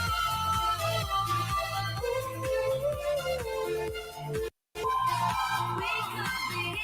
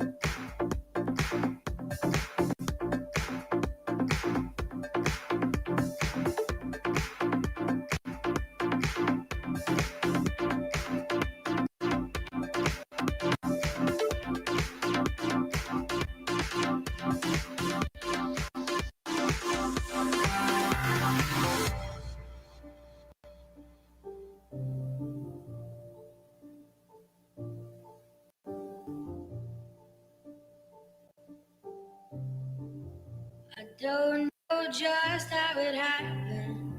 I let down my guard. Swore I'd never fall in love again, but I fell hard. Guess I should have seen it coming. Caught me by surprise. Wasn't looking where I was going. I fell into your eyes. You came into my crazy world like a cool and cleansing rain. Before I knew what hit me, baby, you were flowing through my veins. I'm addicted to you. Hooked on your love, like a powerful drug. Can't get enough of. Lost in your eyes, drowning in blue. Out of control, what can I do? I'm addicted to you.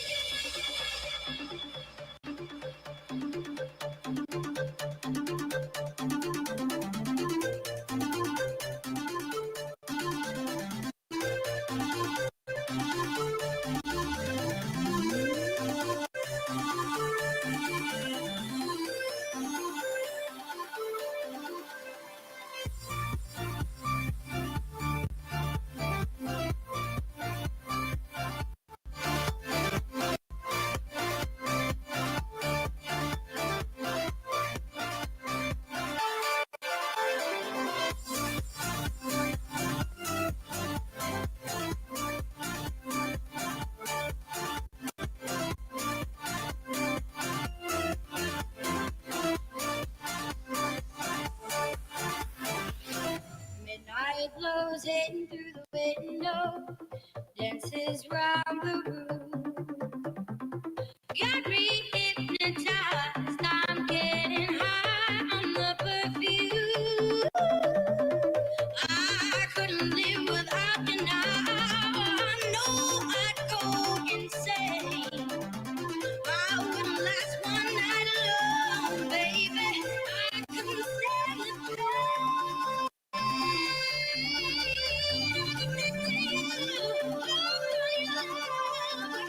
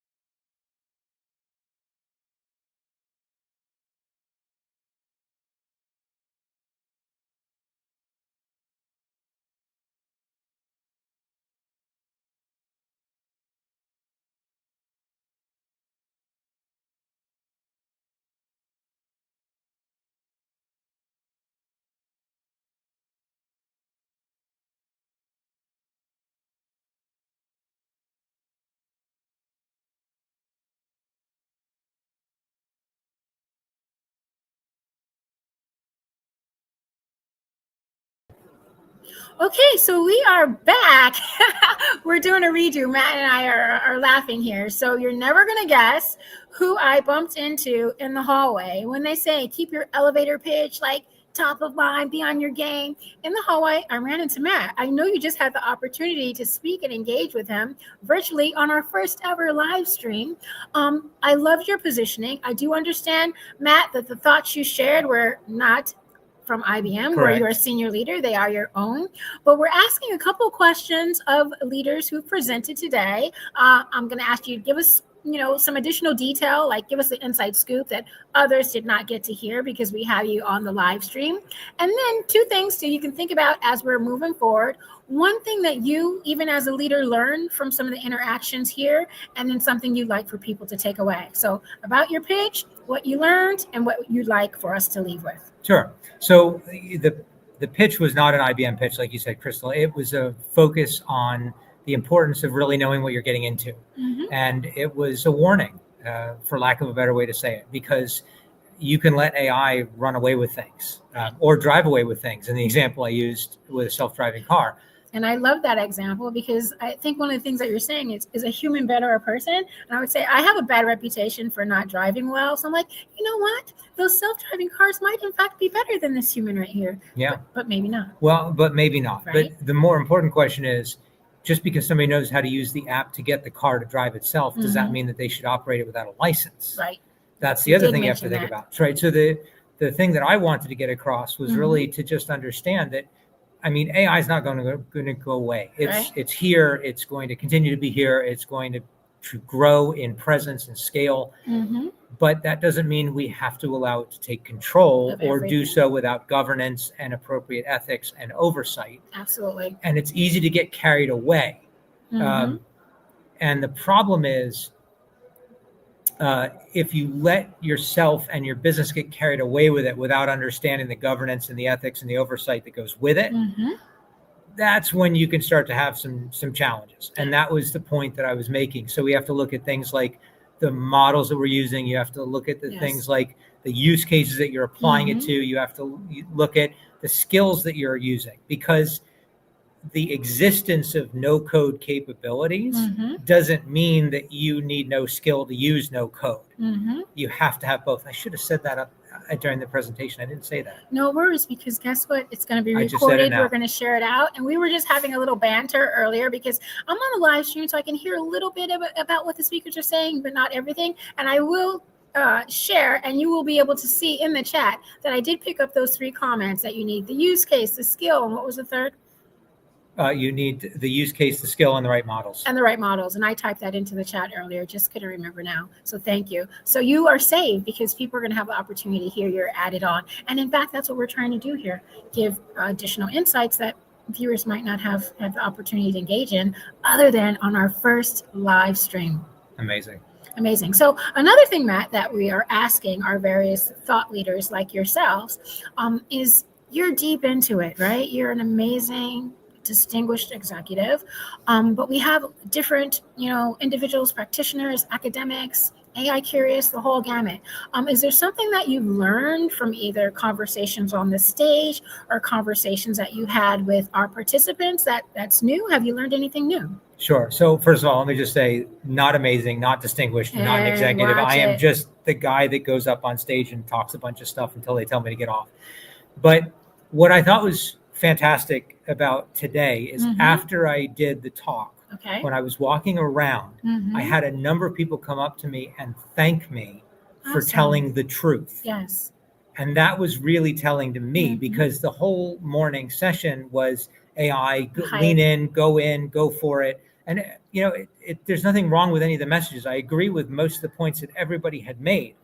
I was just offering a hint of caution. Guardrails. Right. Cautions, to say, yes. Look, the car's moving on its own, but just have your foot on the brake. Just get ready to tap the brake. Don't brake check the car behind you, but just get ready to slow down if you need to. Okay. Because it can be a very difficult task to stop anything once it started moving at full speed. So just be cautious about it. Understand that there are risks. Understand that there are considerations you need to have. Understand that you still need talent and staff and resources and people that understand DevOps and skills and coding and AI.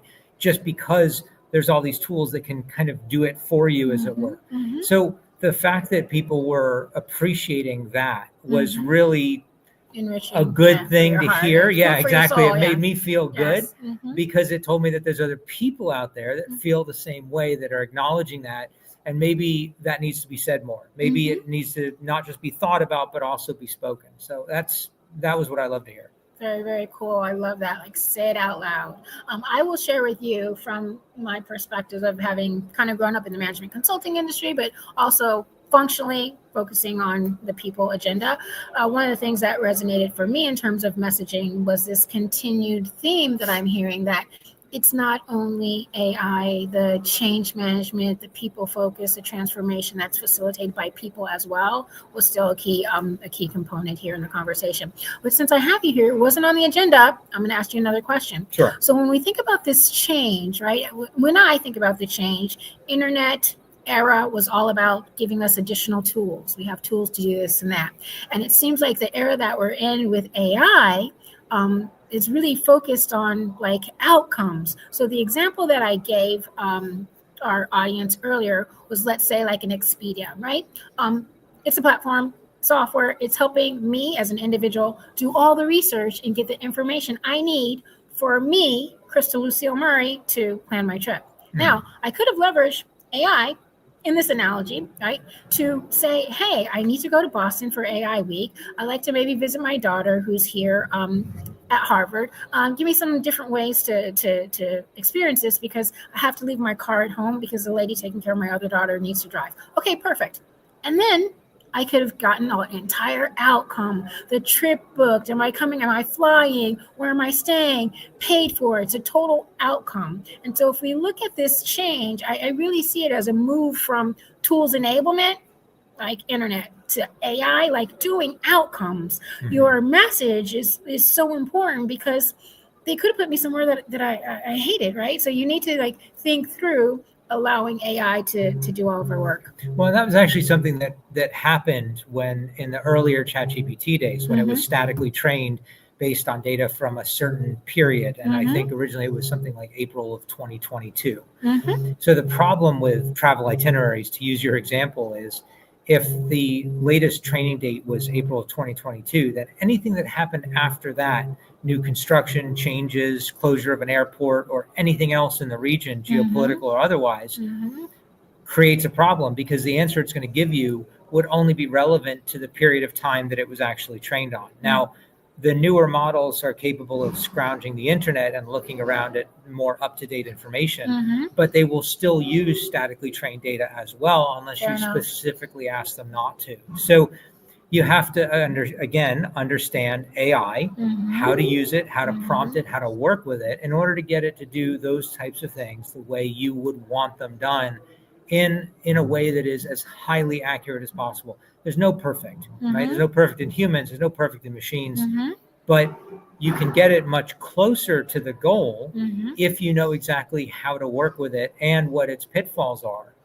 And that's how you can be productive. And whether it's planning a trip or planning a business strategy, it's the same principles for both. Okay, fair enough. Let me ask you another question, because I loved Eureka's conversation from UBS in reference to how are we going to recoup the ROI and the value opportunities presented by AI. And when I think about kind of the B2B play, let me use an example, like perhaps like Salesforce, because we use Salesforce in a variety of different companies, like to facilitate sales and this notion of solutions, right? So right now, if I work with Salesforce, I am paying to use the tool. Maybe I'm paying a license for my employees to use the tool.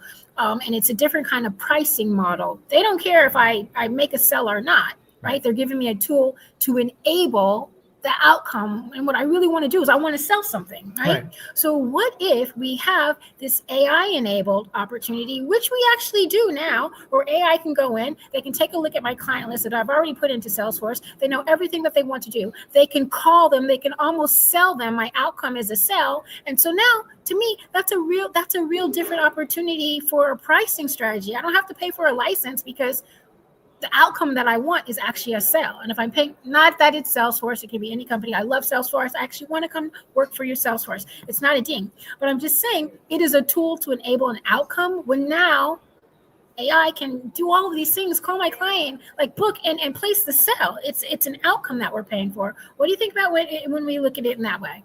Well, I mean, I think you have to look at it that way. I've worked in IT for a long time, and I used to work in IT security. And we used to try and convince people that they needed more security. And they knew they did. The problem was security is a cost center. It's not a profit center. So they've got to look at it as saying, okay, well, I've got to spend this much in my budget, and I've got no real way to justify the spend because I've got nothing on the back end to offset it. So I'll do this later. And then if there's ever a breach, they actually have a budget to cover the cost of the breach and not to actually just buy the technology that they needed to avoid the breach in the first place, because that's just how the buckets work, right? So with AI, depending upon how you choose to deploy it, it can work a little differently because you can monetize it. Right? So just to your point, it's not a cost center. It can become a profit center, but the profit center only becomes a profit center if you anticipate all of the potential overhead that you have to incur in order to do it right the first time. Because as we've also seen with AI, it can make mistakes, and those gaffes become social media absolute carnage. Right? And so the new dimension of concern when you're looking at it as a profit center is the potential brand damage of doing it wrong up front. So that reputational risk is huge. Yep. And I chuckle because one time I had to help my daughter with her homework. I didn't really know how to do it. So I put it into ChatGPT, help me figure this out. I'm like, oh, you can use these examples. And then her teacher actually on my parenting one-on-one conversation said, oh yeah, I didn't really even know that, this girl knew about this. And I'm like, oh my God, she did not. And it was wrong. And it's my fault because I listened to chat because I didn't know as well. So it's a mom story, but in business, right? The stakes are even higher. So we do have to be cognizant of ethics, guardrails, and the opportunity to go wrong. So I appreciate you sitting down with me for this impromptu, but I did overhear you speaking with John, and you live in New York. So this is the kickoff of Boston AI Week. I think it's the first Boston AI Week. Are there other activities that you're participating in? What have you done so far? And what are you doing in New York? So actually, I'm heading back tonight to New York because tomorrow we're doing an Agentic AI workshop in our New York office at IBM at One Madison. So I'm kicking that off with a different talk. Invite me next time. Yeah, you can still come. I think there's still room. I'm here for AI Week. And tomorrow I'm going to be here again for the live stream. And then very importantly for IBM and for all the IBM potential attendees, and even for students and faculty of universities where it's free to attend, next week in Orlando, we're doing our week-long tech exchange. Really? Which is a massive set of workshops that are targeted at just becoming more knowledgeable on technology trends, roadmaps, AI, data governance, automation, all of those different topics, even down to mainframe and storage technologies as it relates to AI. So it's a whole week, and actually and anybody free. that gets to go, we're closing Universal Studios down on Tuesday night. Ooh, okay, so this is what we're going to do. Thank you so much for sharing that with the audience. What I am going to do is when we break, I'm going to get the contact information on this opportunity from Matt. I'm going to go ahead and put it into the chat for the live stream, and perhaps those of you out there who qualify for that opportunity can take advantage of it. So one last thing. What is one or two takeaways that you'd like to leave our audience with? If you have never used an AI system for yourself, do it. Okay. And I don't mean the corporate one. I mean, just go on to whatever your choice of AI is, whether it's Anthropic or Llama or anybody else, go play. And if you're not getting what you want out of it, don't make fun of it. Oh, you can't spell strawberry. No, I mean, it becomes a nice internet meme for a while, but learn to understand why it's doing what it's doing. Figure it out. Treat it like you would a child. Say, I don't understand why you said that to me. Absolutely. Give me your reasoning. Give me your rationale. Because it will make you stronger with it. It will make it stronger with you. Yes. And that's a really important skill to have, because it's too generally trained Mm-hmm. to be able to get everything right because it knows enough. too much. Fair enough. So getting it to narrow itself down to the Mhm. core and learning how to interact with it will be nothing but advantage for any of you moving forward, whether it's career path or personal life or anything else. So that's the first thing, is just lean in, get to know it. The second thing is don't fear it. Mm-hmm. You have to understand, I mean, even Jensen Huang said this earlier this year, the only people that are at risk from a jobs or career perspective are the ones that don't understand how to use AI. Right. So if you can understand how it works and why it does the things it does, and you don't fear it, but you lean into it, but you're still cautious and you approach it well, those two things together, I think, are really what's going to make us all successful in the future. Awesome. Thank you so much. And just as a little aside, I was thinking about this when you said learn how to engage with it. And it seems very simplistic, but when you think about, I know you didn't mention any of the names of the platforms, but I'm just going to use ChatGPT, right? Because chat is really a conversation. It's a back and forth. It's an iteration. And that is so important in order to learn and for it to learn you. So thank you. Thank you so much, Matt. It was my total pleasure. I'm going to send the follow-up information in the chat. I'm going to look forward to connecting with you because guess what, guys? I'm going to Orlando next week. All right. Thank you. Bye-bye. Bye-bye.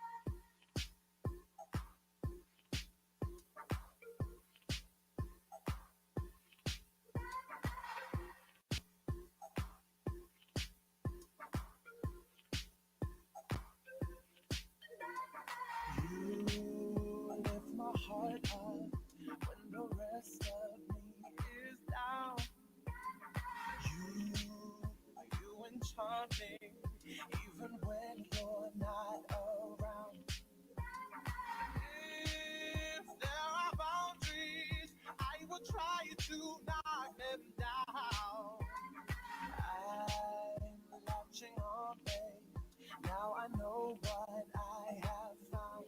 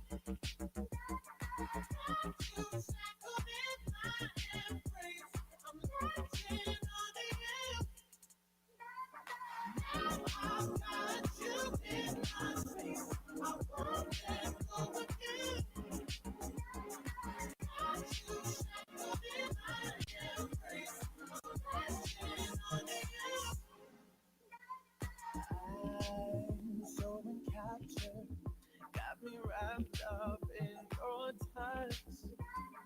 Feel so enamored. Hold me tighter than your clutch. How do you do it? You got me losing every breath. Professional I know studies. So I SPS. teach in the division of business, but I grew up in the management consulting industry and the people space. And so the classes I teach are in the human resource management department. But I literally just got an appointment, which I'm so excited about.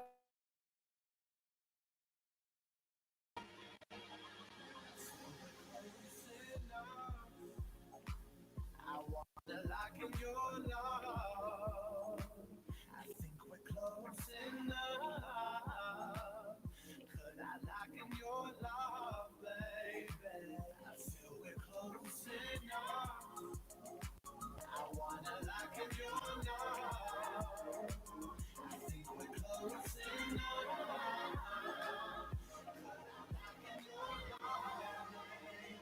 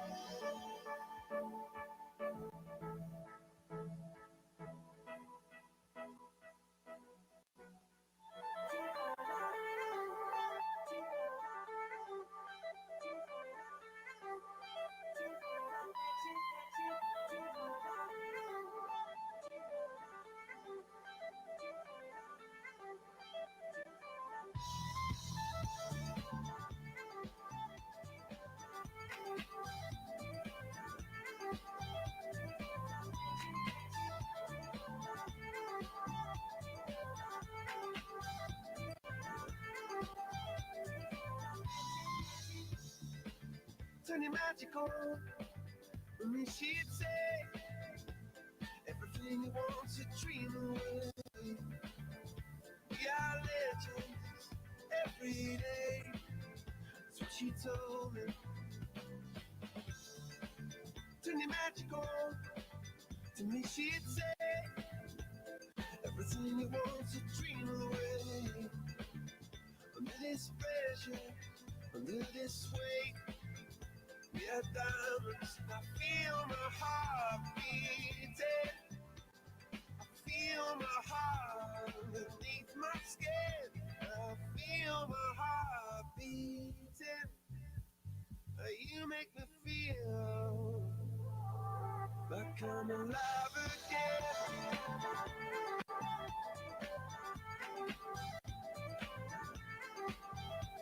Alive again. Oh, you make me feel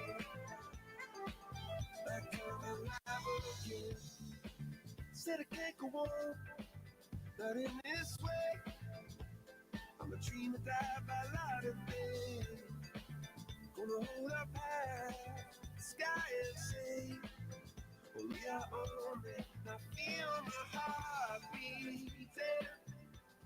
I feel my heart underneath my skin. Oh, I can feel my heart beating.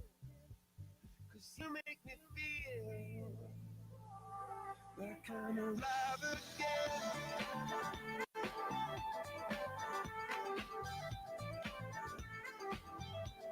Alive again.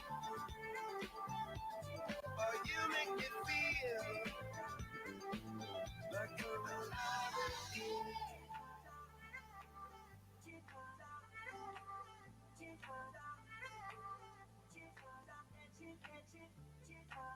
Turn your magic on, and me she'd say everything you want to dream away. Under this pressure, under this weight, we are diamonds taking shape.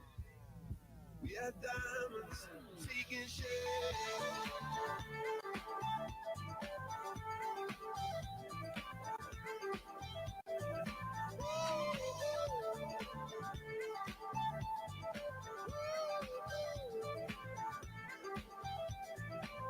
We've only got this life, this adventure on the line. If we've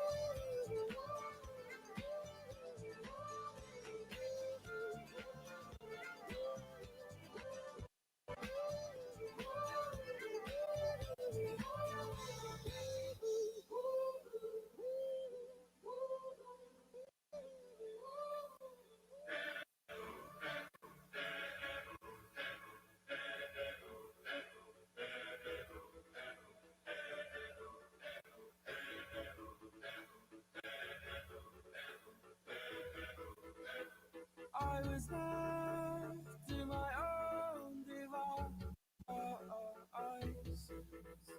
Many days fell away with nothing to show, and the walls kept tumbling down in the city that we love.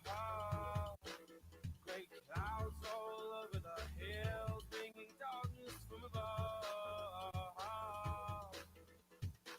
But if you close your eyes, does it almost feel like nothing changed at all? And if you close your eyes, does it almost feel like you've been here before? How am I gonna be an optimist about this? How am I gonna be an optimist about this? We were caught up and lost in all of our vices. In your pose as the dust settled around us, and the walls kept tumbling down in the city that we love. Great clouds roll over the hills, bringing darkness from above. But if you close your eyes, does it almost feel like nothing changed at all? And if you close your eyes, does it almost feel like you've been here before? How am I gonna be an optimist about this? How am I gonna be an optimist about this?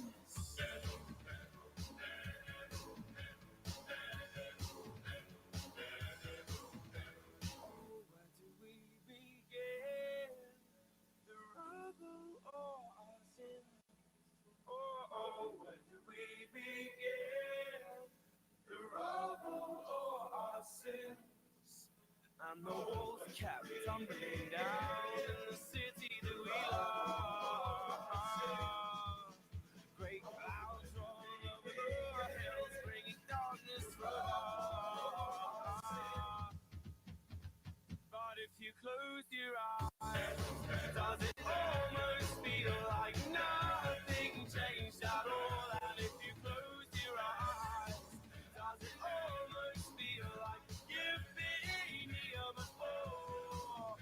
How am I gonna be an optimist about this?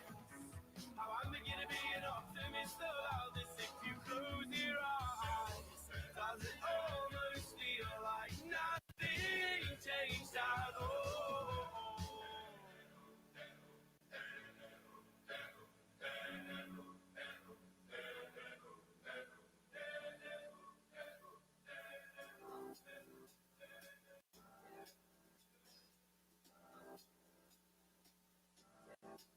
I like this feeling inside my bones.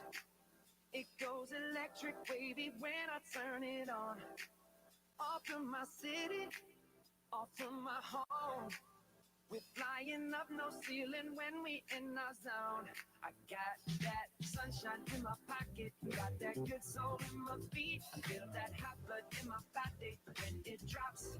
Ooh, I can't take my eyes off of it, moving so phenomenally. You're more like the way we rock it, so don't stop. And under the lights, when everything goes, nowhere to hide when I'm getting you close. When we move, well, you already know. So just let you. Nothing I can see but you when you dance, dance, dance. Feel good, good creeping up on you. So just dance, dance, dance. Come on. All those things I shouldn't do, but you dance, dance, dance. And ain't nobody leaving soon, so keep dancing. I can't stop the feeling. So just dance, dance, dance. So just dance, dance, dance. Ooh, it's something magical. It's in the air, it's in my blood, rushing on. I don't need no reason, don't need control. I fly so high, no ceiling when I'm in my zone. Cause I got that sunshine in my pocket. Got that good soul in my feet. I feel that hot blood in my body when it drops. Ooh, I can't take my eyes off of it. Moving so phenomenally. You're more like the way we rock it. So don't stop, stop. Under the lights when everything goes. Nowhere to hide when I'm getting you close. When we move where you already know. So just imagine. Nothing I can see but you when you dance, dance, dance. Feel good, good creeping up on you. So just dance, dance, dance. Come on. All those things I shouldn't do, but you dance, dance, dance. And ain't nobody leaving, so keep dancing. I can't stop the feeling. So just dance, dance, dance. So just dance, dance, dance. So just dance, dance, dance. I can't stop the feeling. Yeah. So keep dancing. Oh. Yeah. Yeah. I can't stop the. I can't stop the. I can't stop the. I can't stop the. I can't stop the. Nothing I can see but you when you dance, dance, dance. Feel good, good creeping up on you. So just dance, dance, dance. All those things I shouldn't do, but you dance, dance, dance. Ain't nobody leaving, so keep dancing. Everybody say. I can't stop the feeling. Oh, no, I can't stop the feeling. I can't stop the feeling in my body. Break it down. Got this feeling in my body.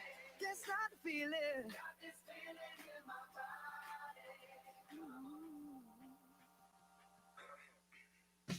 Hey baby, won't you look my way? I can be your new addiction. Hey baby, what you gotta say? All you're giving me is fiction. I'm a sorry sucker and this happens all the time. I find out that everybody talks, everybody talks, everybody talks. It started with a whisper, and now it's when I kissed her. And then she made my lips hurt. I can hear the chit chat. Take it to your love share. Mama's always got a back check when everybody talks big. Hey honey, you could be my drug, you could be my new prescription. Too much caviar and overdose. All this trash talk make me itchy. Oh my gosh, everybody talks, everybody talks, everybody talks too much. It started with a whisper, and now it's when I kissed her, and then made my lips hurt. I can hear the chit chat. Take me to your love shack. Mama's always got a back track when everybody talks big. Never thought I'd live to see the day when everybody's words got in the way.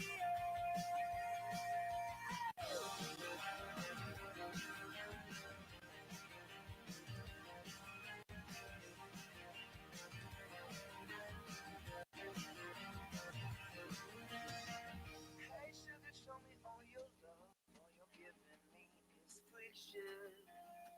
Hey sugar, what you gotta say? It started with a whisper, and was when I kissed her, and then she made my lips hurt.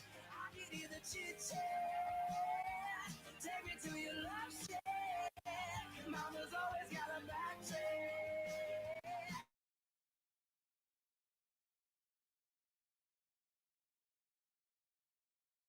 Everybody talks, everybody talks, everybody talks, everybody talks. Starting with the whispers, and now it's when I kissed her.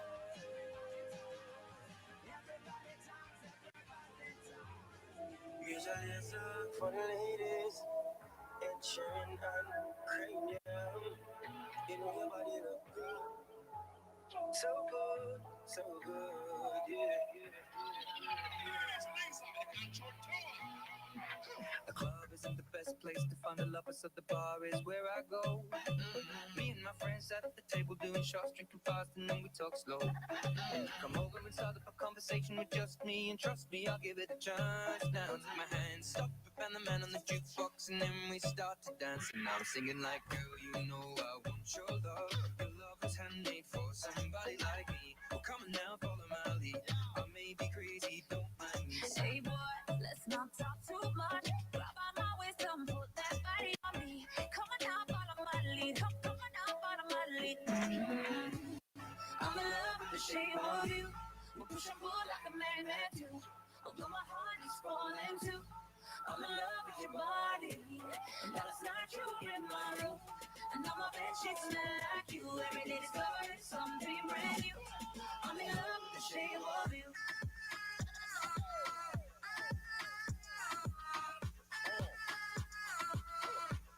I'm in love with your body. Every day discovering something brand new. I'm in love with the shape of you, the shape of you.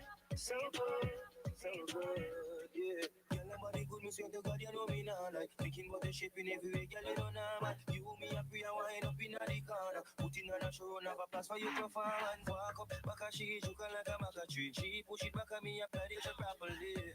And she said me at the base. Plus, she want to have sex, so yes. Girl, you know I want your love.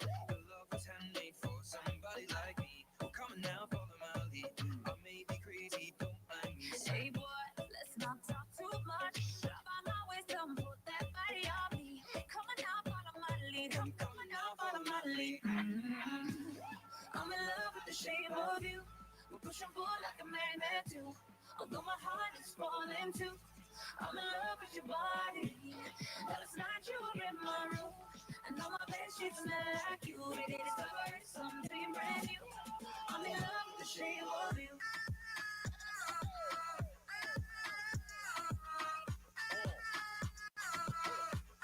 I'm in love with your body.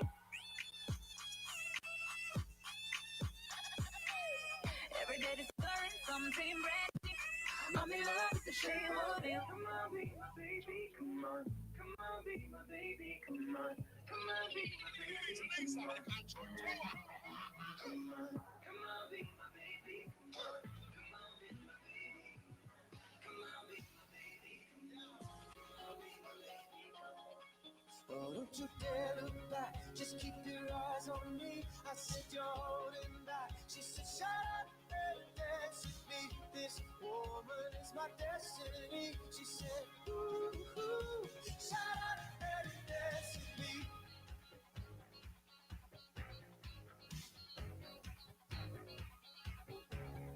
We were victims of the night. The chemical, physical, kryptonite. Helpless to the face and the fading light. Oh, we were bound to get together, bound to get together. She took my arm, I don't know how it happened. We took the floor and she said, oh, don't you dare look back, just keep your eyes on me. I said, you're holding back. She said, shut up and dance with me. This woman is my destiny. She said,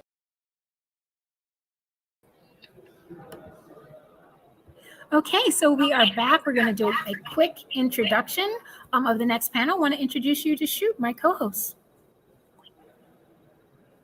You might be on mute. Shoot, you're on mute. Yeah. Okay, now you're not. Okay. No. Hey, everyone. Nice to see you all. Thank you so much, Crystal.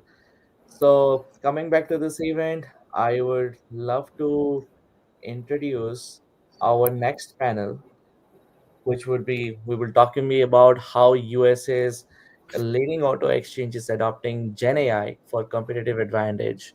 So we would have Parag Shah from CarGuru, he's the VP of data, and we would have Ben Casdon, who is VP of products at CarGurus. So CarGurus have actually rolled out an AI-powered conversational search experience that lets shoppers ask questions in natural language and get personalized recommendations driven by real-time vehicle data. So we would be learning more about their latest AI conversational search launchpad, which they launched on June 2025. Awesome, awesome. I'm super excited to hear about this as well. So Yeah. my uncle, who's like kind of a fintech guy, finance bro, tech guy, a while back, he helped to create a company that was sold to like car.com. So really, really outstanding. And I'm very curious to hear the case study around CarGurus as well.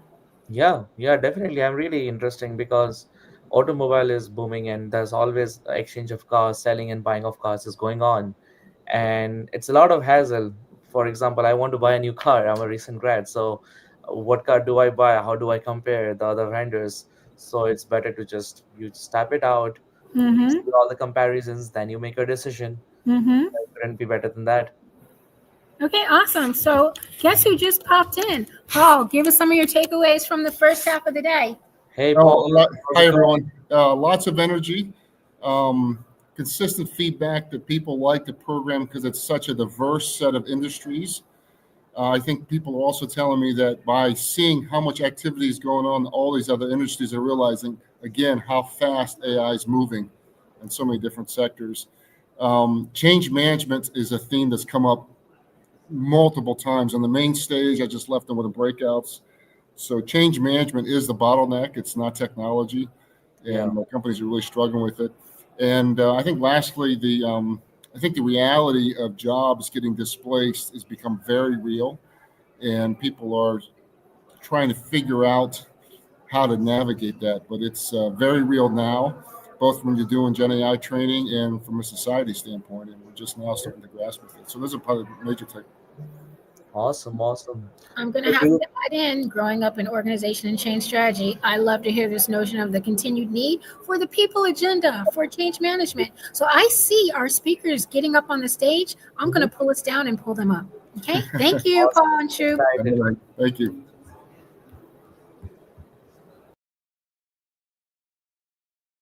We deliver actionable data insights, AI-driven optimization, a suite of innovative products to help maximize margins and market inventory more effectively and drive quality leads. CarGurus has been AI and data company essentially since its inception. The first time that we really launched something that could be considered machine learning was our IMV release back in 2010. It's also when the data science team was established.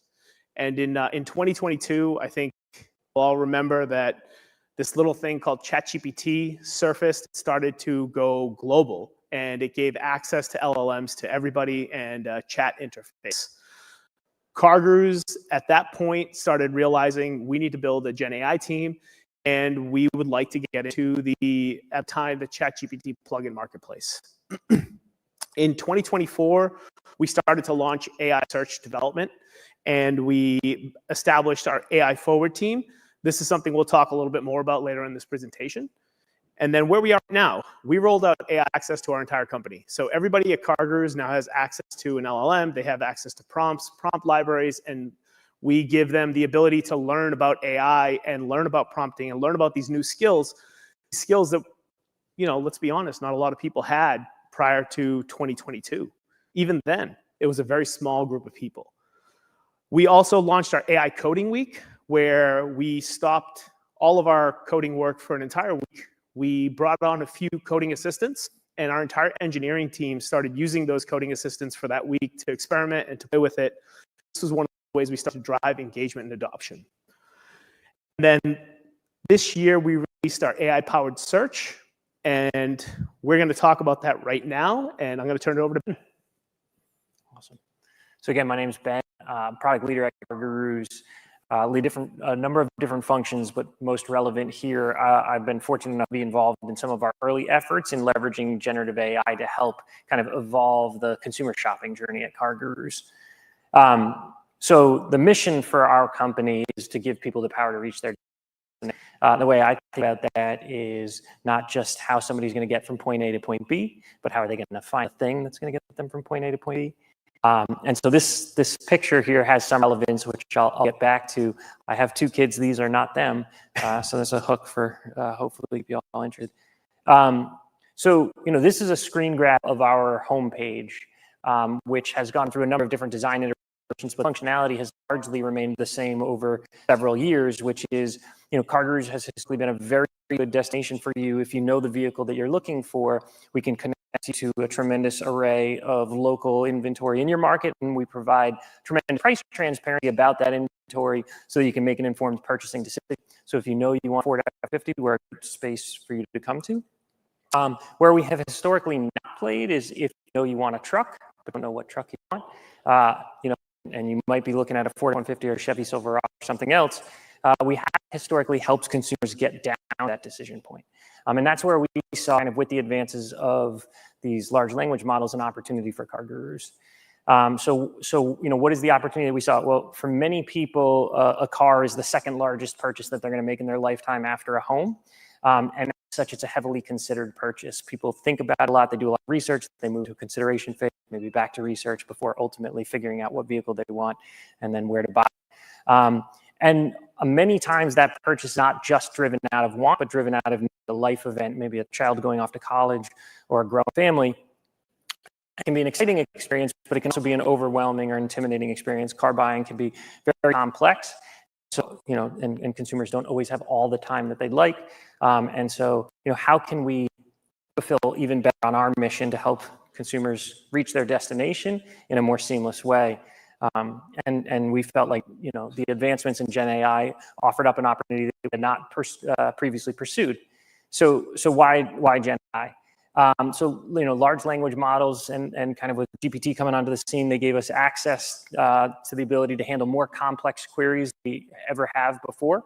And that includes the ability to handle subject inquiries, which is really important. You can think about in the automotive space, people think in the terms of give me something that's fast or fun, safe, reliable, efficient. And the ability to take something like that and translate into a discrete product recommendation was a new capability that we wanted to explore. And that gave us the ability to kind of seamlessly blend research, discovery, consideration down into decision.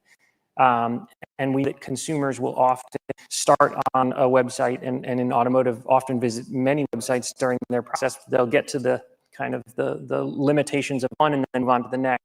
So you can think of, if you're researching vacuum cleaners on Consumer Reports, you might figure what you want and then you'll head off to Amazon to buy it. And we felt like there was an opportunity for us to help consumers through more of their journey. And so what did we build? So this is live on the site now at cargurus.com/discover, and we're continually iterating and kind of furthering the capabilities. This is the opportunity when I would typically take you through an illustrative example of the power of this. But the nice thing is I actually have a real life example that happened to me about 8 months ago, and I'll kind of walk through that. And that was I was driving from Western Massachusetts back to Boston with a good friend of mine. And during the ride, he was driving and I was in the passenger seat. He kind of lamented to me that he had to buy a minivan. And he was not excited about the purchase, but his wife was pregnant with their 3rd child. I have 2 boys. And he felt like it was the practical thing to do. And so I said, okay, well, what are you going to get? And he said, I have no idea. But being both, Massachusetts residents, he said it's got to be 4-wheeler, all-wheel drive. And so I realized I had a beta version of this on my phone, and I was like, oh my gosh, this is what we're building for. And so we said, all right, well, what are the minivans that come standard with 4-wheeler, all-wheel drive? And we were able to kind of quickly narrow down, hey, it looks like the Toyota Sienna and the Chrysler Pacifica are both viable options that come standard with all-wheel drive. And he said, okay.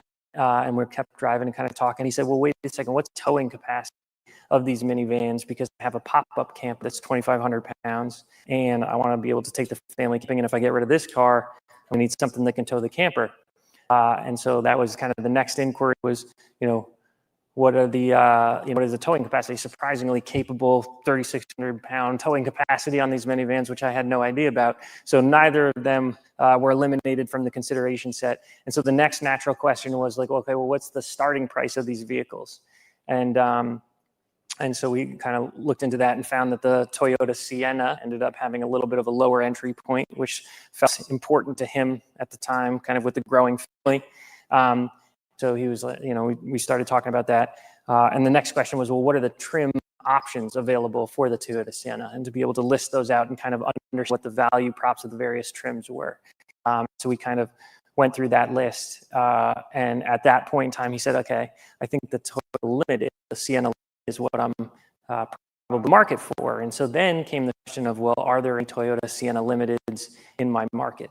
And that, now down to the kind of fairway of what CarGurus has historically done really well, which takes us back to this picture, which is his two boys in their Limited.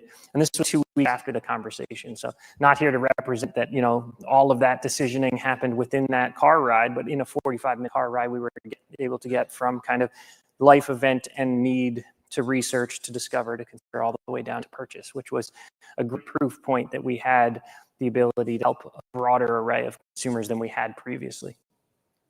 I'll hand it back to Parag to talk about some of the learnings internally for use of AI, but I figured I'd do three learnings from our experience just to share.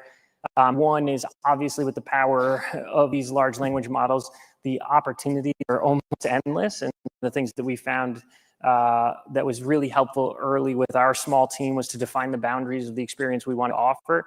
Consumer car buying can go in a whole different array of options. And so we kind of said, hey, we're not going to deal with financing off the bat. We're not going to deal with trade-ins off the bat. We're going to really focus on kind of research and because that was an area of the funnel that we had not historically played in.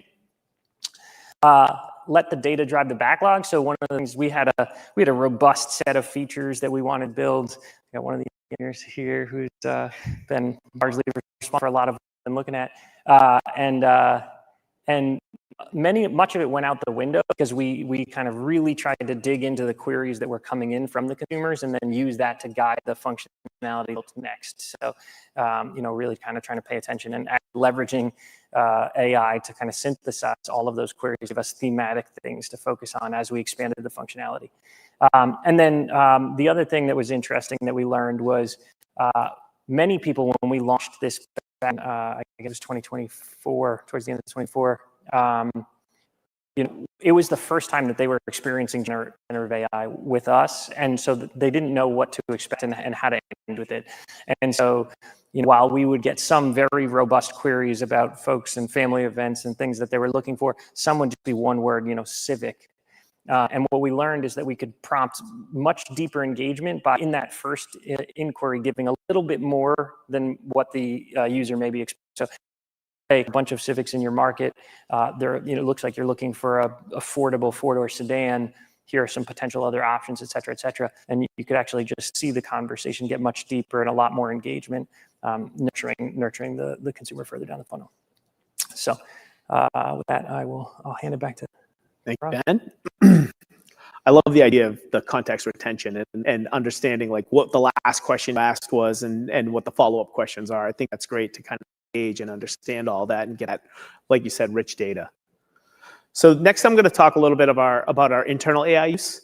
So I want to talk to you guys all about AI Forward. It's an initiative that we had at CarGurus, which was led by somebody who's in this room as well. And what we did was we dedicated a team to coordinate AI requirements, evaluation, organizational enablement, education, and measurement of adoption and business impact. So what we did is we essentially created enablement champions across the organization. And so across the organization, I mean every function enablement champion. And those folks got together on a regular basis and they started to talk about what they were doing with AI, how they were using AI, what are we doing with AI at the company, what are the different things that are coming out, and should these be approved? What is the process? So there was a lot of enablement and adoption that was happening, but it was happening from the ground up.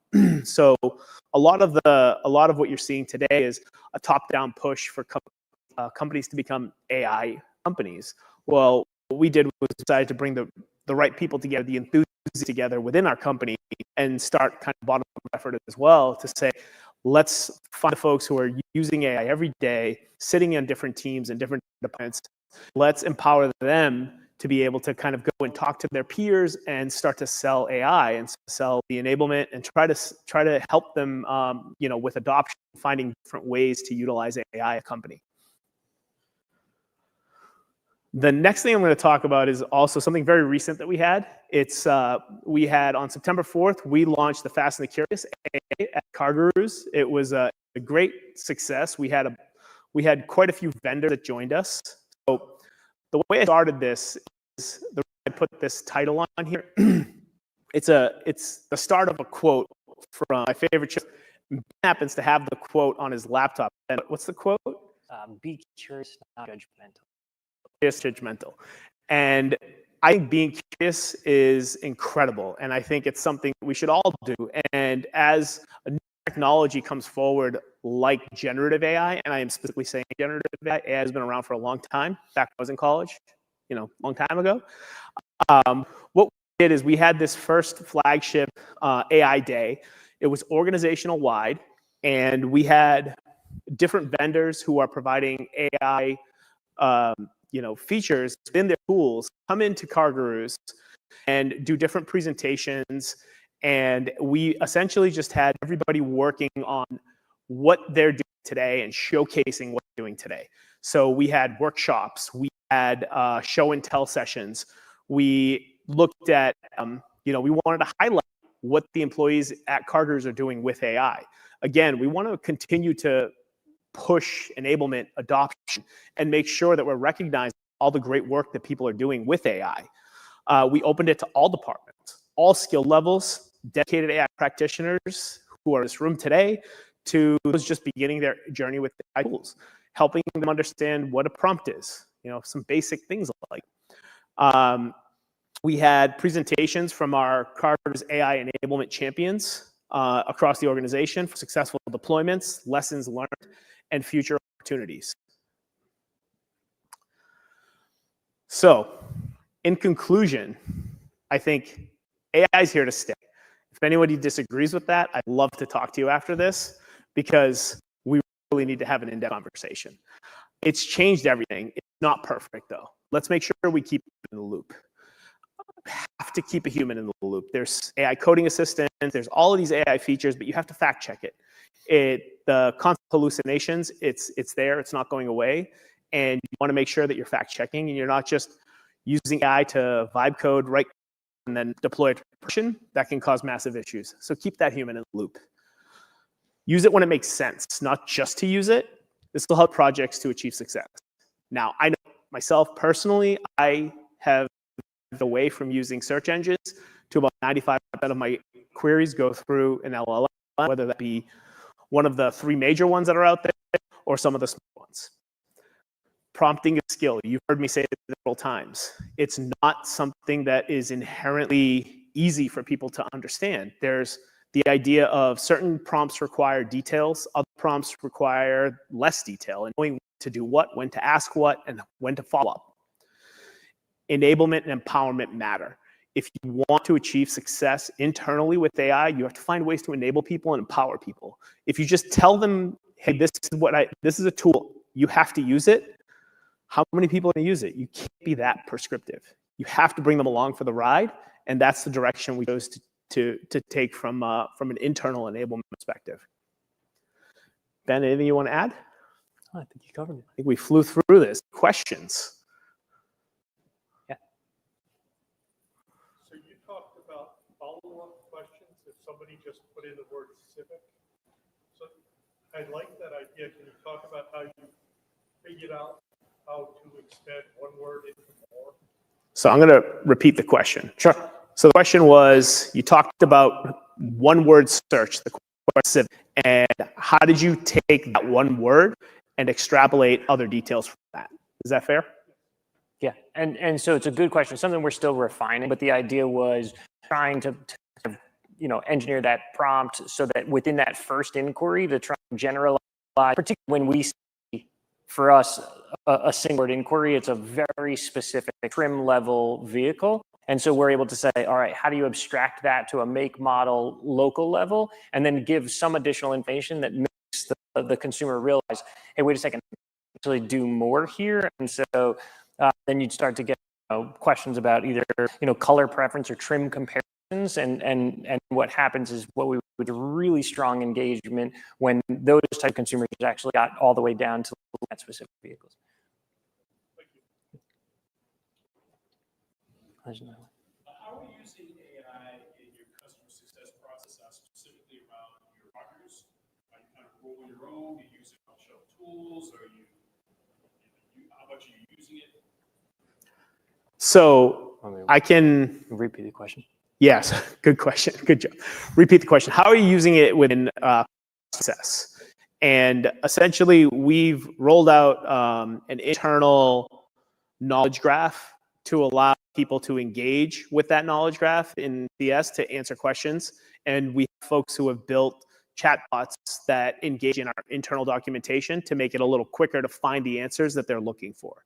So I can't go into too much detail, but we are certainly utilizing it, and we're utilizing internal tooling to be able to make, search our documentation internally and get answers. And what we're also doing is we're building repositories of documentation very specific to answering questions about maybe specific features within our tools.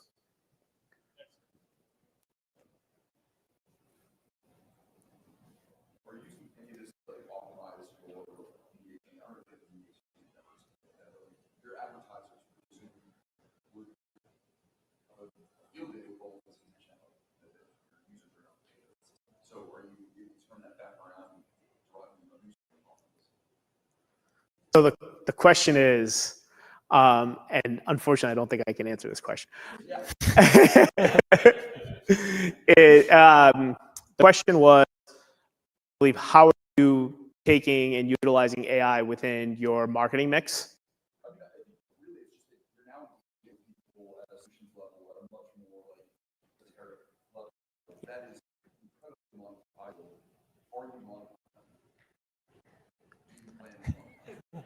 I would say, yeah, we are being very careful about the collection of that data and the utilization of that data. And so I have a whole array of things that we're pursuing. So you can think about, one of the things that Airbnb does really well, right, is just if you think about the filters that sit across the top of the thing, give me wow, give me beachfront, whatever. So, the automotive space, we can see now like, fun, sporty, safe 5-door, or small SUVs is a category that there's a tremendous amount of search activity. And so that is a monetized example of that. But I would say, yeah, we are very much trying to harvest that data and find lots of different ways to use it, if that helps. Kind of follow up on that. So have you noticed like a change in people's behavior on your using your site as a research platform versus as like a buying list of cars? Like that person who's going through that might be doing research different than someone who's flipping comments. Like you seeing changes in. So the question was, are we seeing people behave differently? Are they using our site more research than maybe they were in the past to just buy a car? Yeah, and absolutely. And I think what we're finding is that it is a user. So we have a bunch of mechanisms in which we have historically acquired deep funnel car shoppers. And we are not trying to take those folks who come in and know that they want a red Ford F-150 in their local market and pull them back up the funnel and say, well, wait a second, have you considered something else? But I think there is an opportunity to get in front of a whole bunch of different users who don't know. And I think for us, one of the interesting challenges internally is just making sure that people understand that traffic will behave differently. And from first inquiry to actual inquiry to a dealer. It's longer, right? You're not gonna see a search that translates into a dealer inquiry in a single session. Often it might be over the course of 3, 4, 5. But what we're seeing is a much higher time on site and a ton of repeat engagement. I may have missed it, but do you have any special data or model training or anything on like it's endemic to your model that they wouldn't be able to get from like your foundation models, off the shelf GPT-5, et cetera? For those like researching type of question. Yeah, I think honestly, like we provide something that's comparable with this.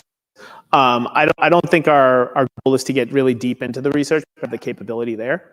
There's definitely internal information that we have that is specific to CarGurus that some of these foundational models don't have, because let's be honest, these foundational models are now starting to engage with companies to find different ways to train their models on that data specifically. And you see coming out, I think it was Anthropic that recently came out and said that they want to start training on company data, which is significantly different than what they're doing with public data.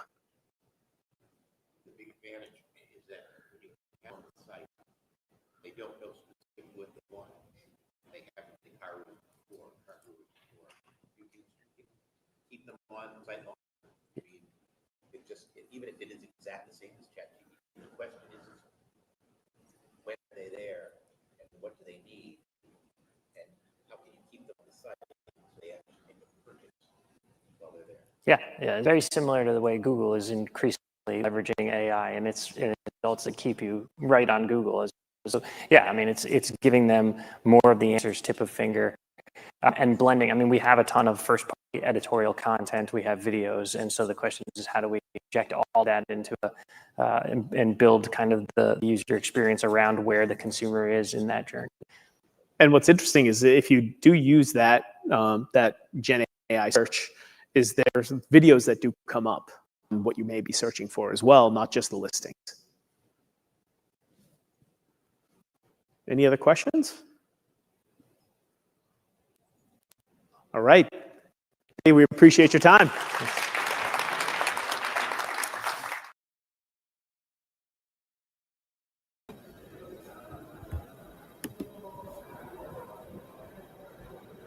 Okay, so we are back. Shub, you want to go ahead and introduce the next session? Yeah, that was a great session. So for the next session, we have where are VCs investing today? For that, we will have Cleda Martiro from Glasswing Venture, who is a partner, and we have Kent Lucas, who is non-CV Venture, who is a general partner and co-founder. So for here, we will have the GAI Insights co-founder, John Schwickler, for the moderation. Okay, awesome. I see everyone getting mic'd up.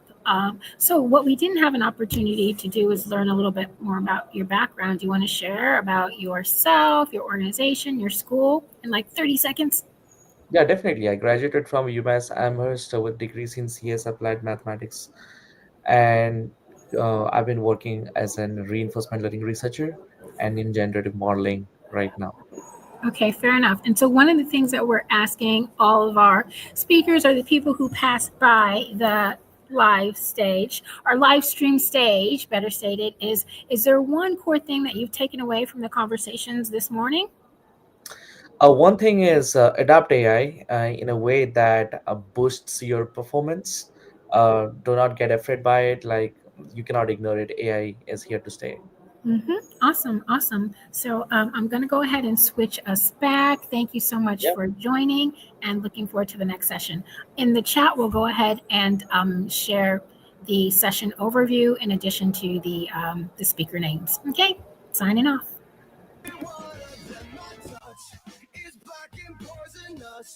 And nothing like my punch. Strong kiss, I know you need it. Do you feel it? Drink a water, drink a wine. I gotta turn up the crazy. Give it like a washed up celebrity. Shooting fire looks like it's the 4th of July. Tonight we are victorious. Champagne pouring over us. All the friends with arenas. Tonight we are victorious. Tonight we are victorious. Champagne pouring.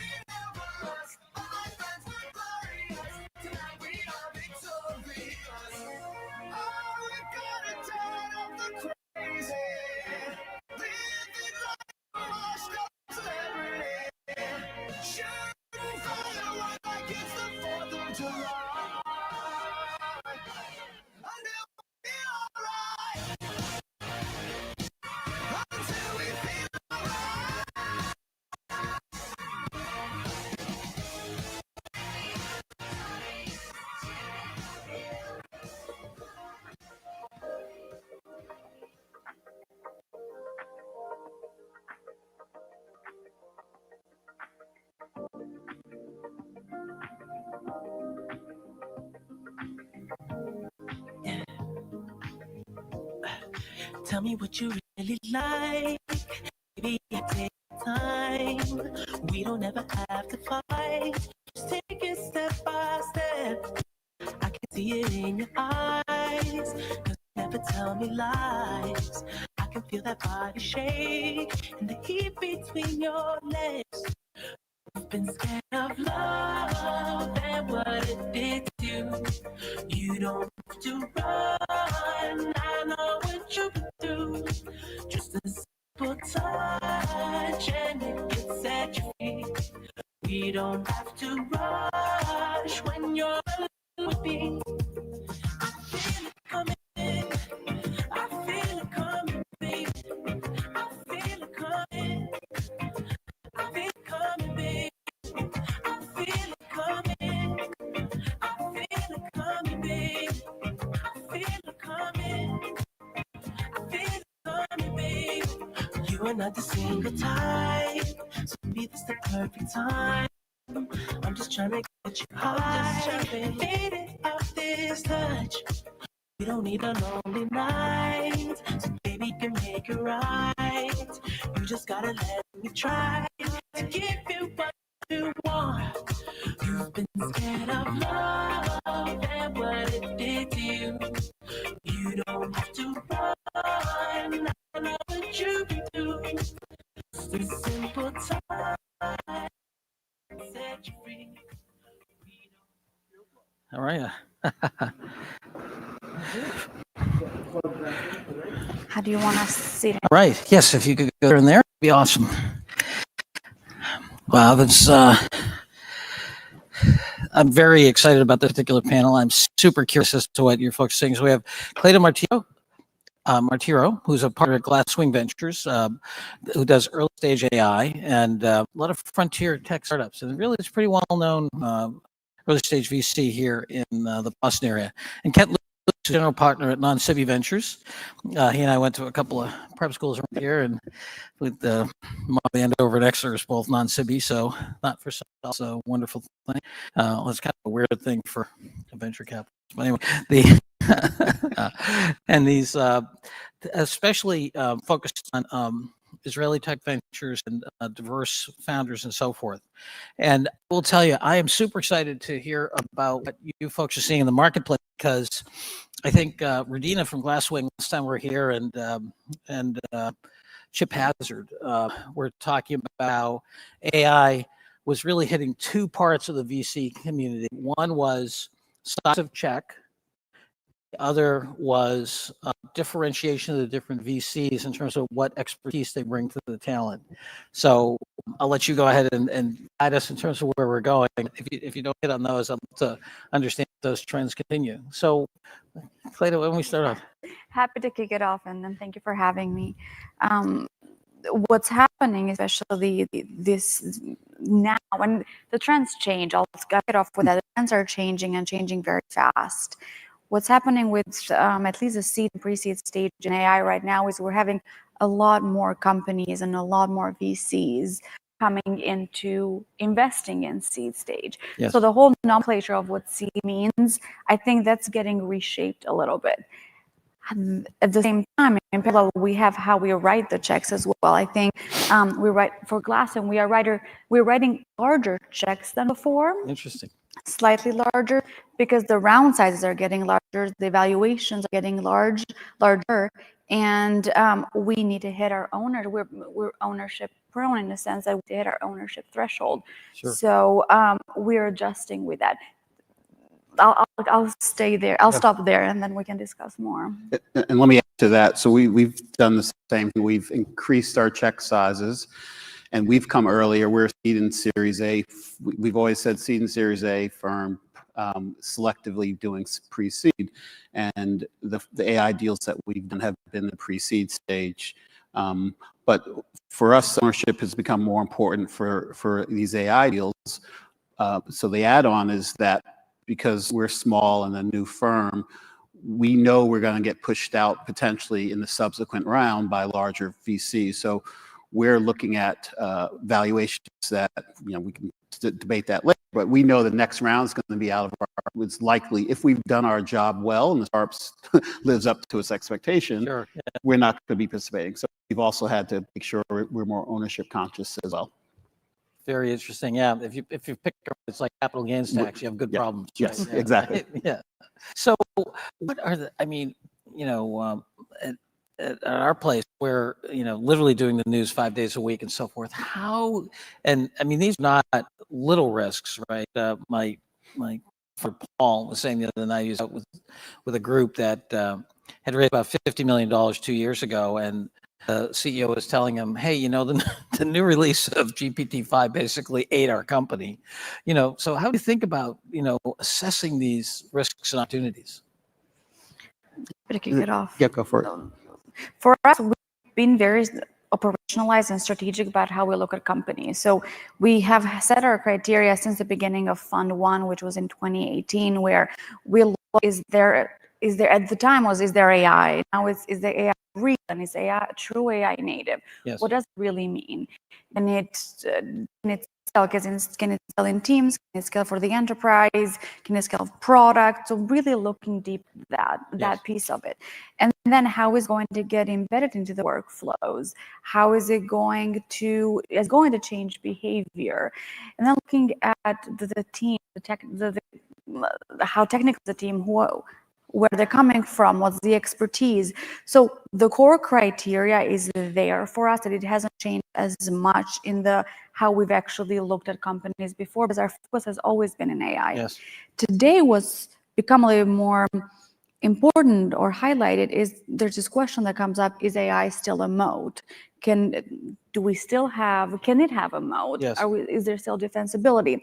And I do think there's defensibility because it still comes down to access to data, access to proprietary data.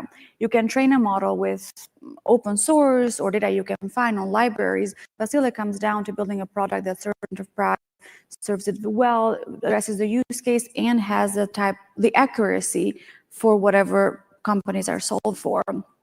So the data piece, how do you really train the AI, the whole feedback loop?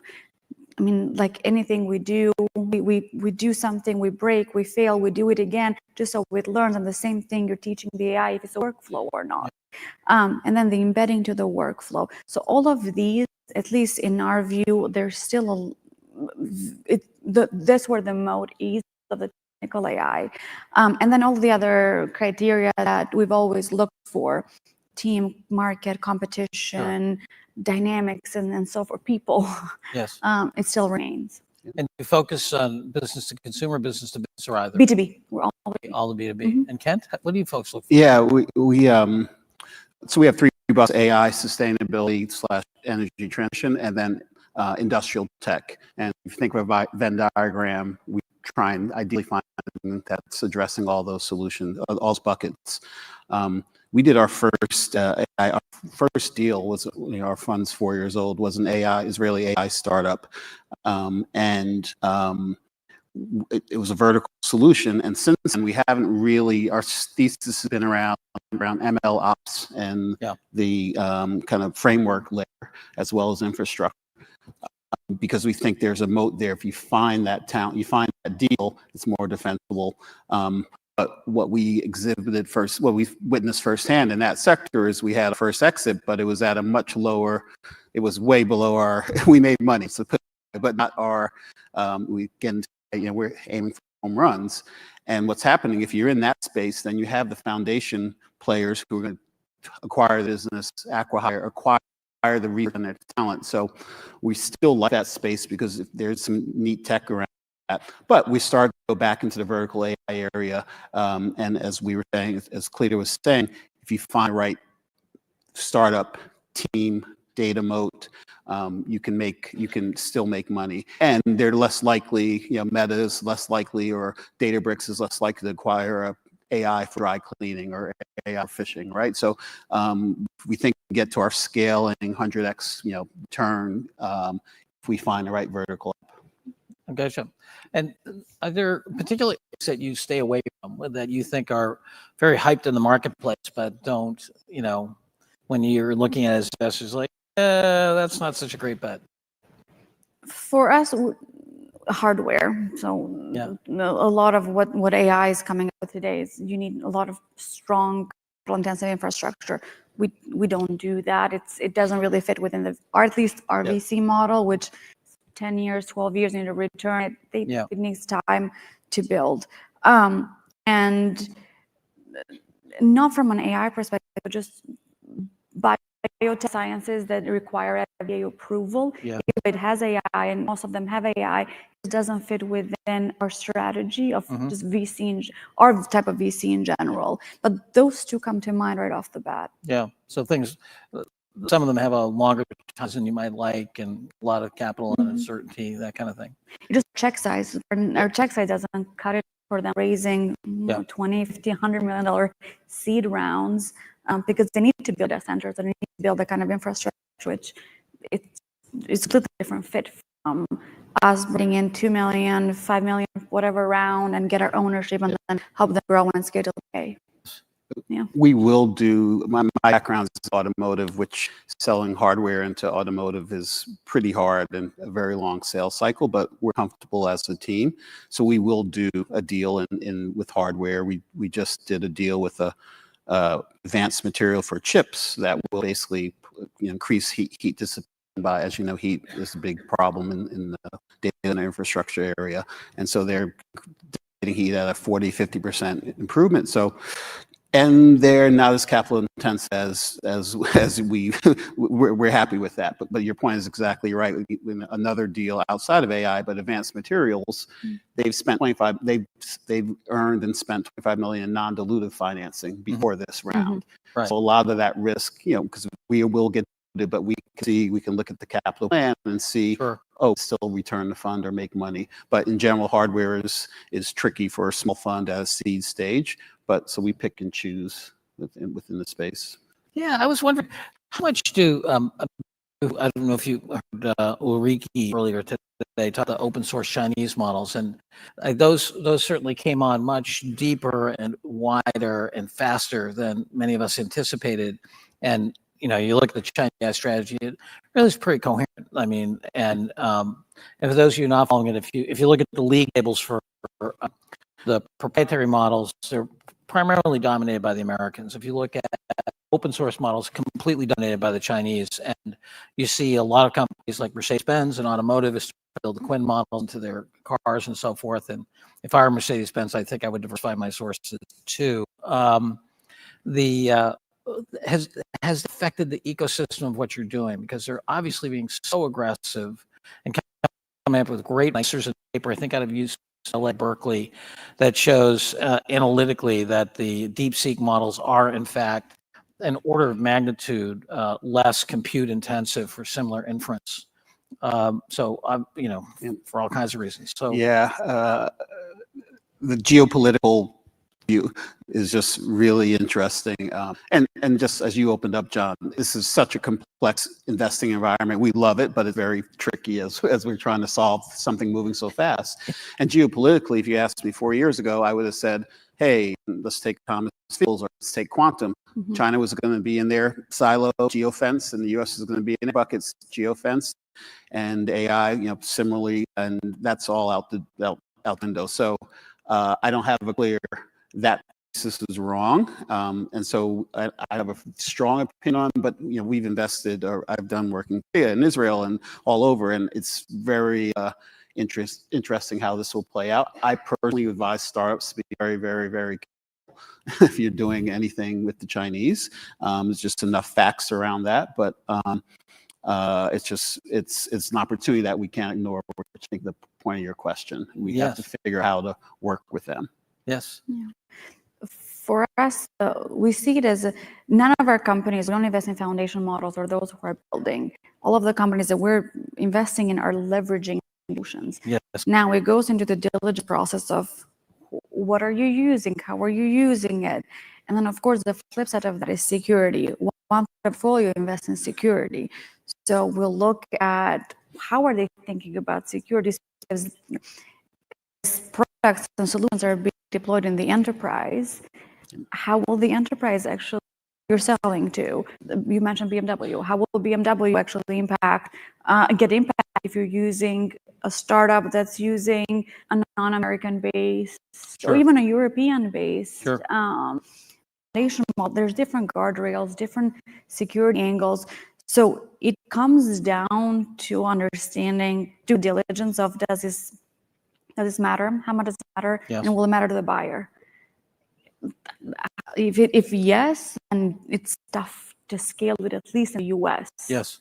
Can you be successful in your market, right? Yeah. And that's, or do you need to go outside your market? And then it adds a level of complexity. Exactly. Yeah, well, it's got to be a lot more volatile. I mean, the whole period of Pax Americana, as you said, you could kind of guess, roughly, where things are right now. Yeah. Who knows, right? It's very interesting. Hey, one of the things that, and you mentioned this a little bit, Cleta, is the proprietary access to data, and really two angles. One is, data streams being created. John, was today about the kind of stuff that Mayo is doing at scale. Obviously, I've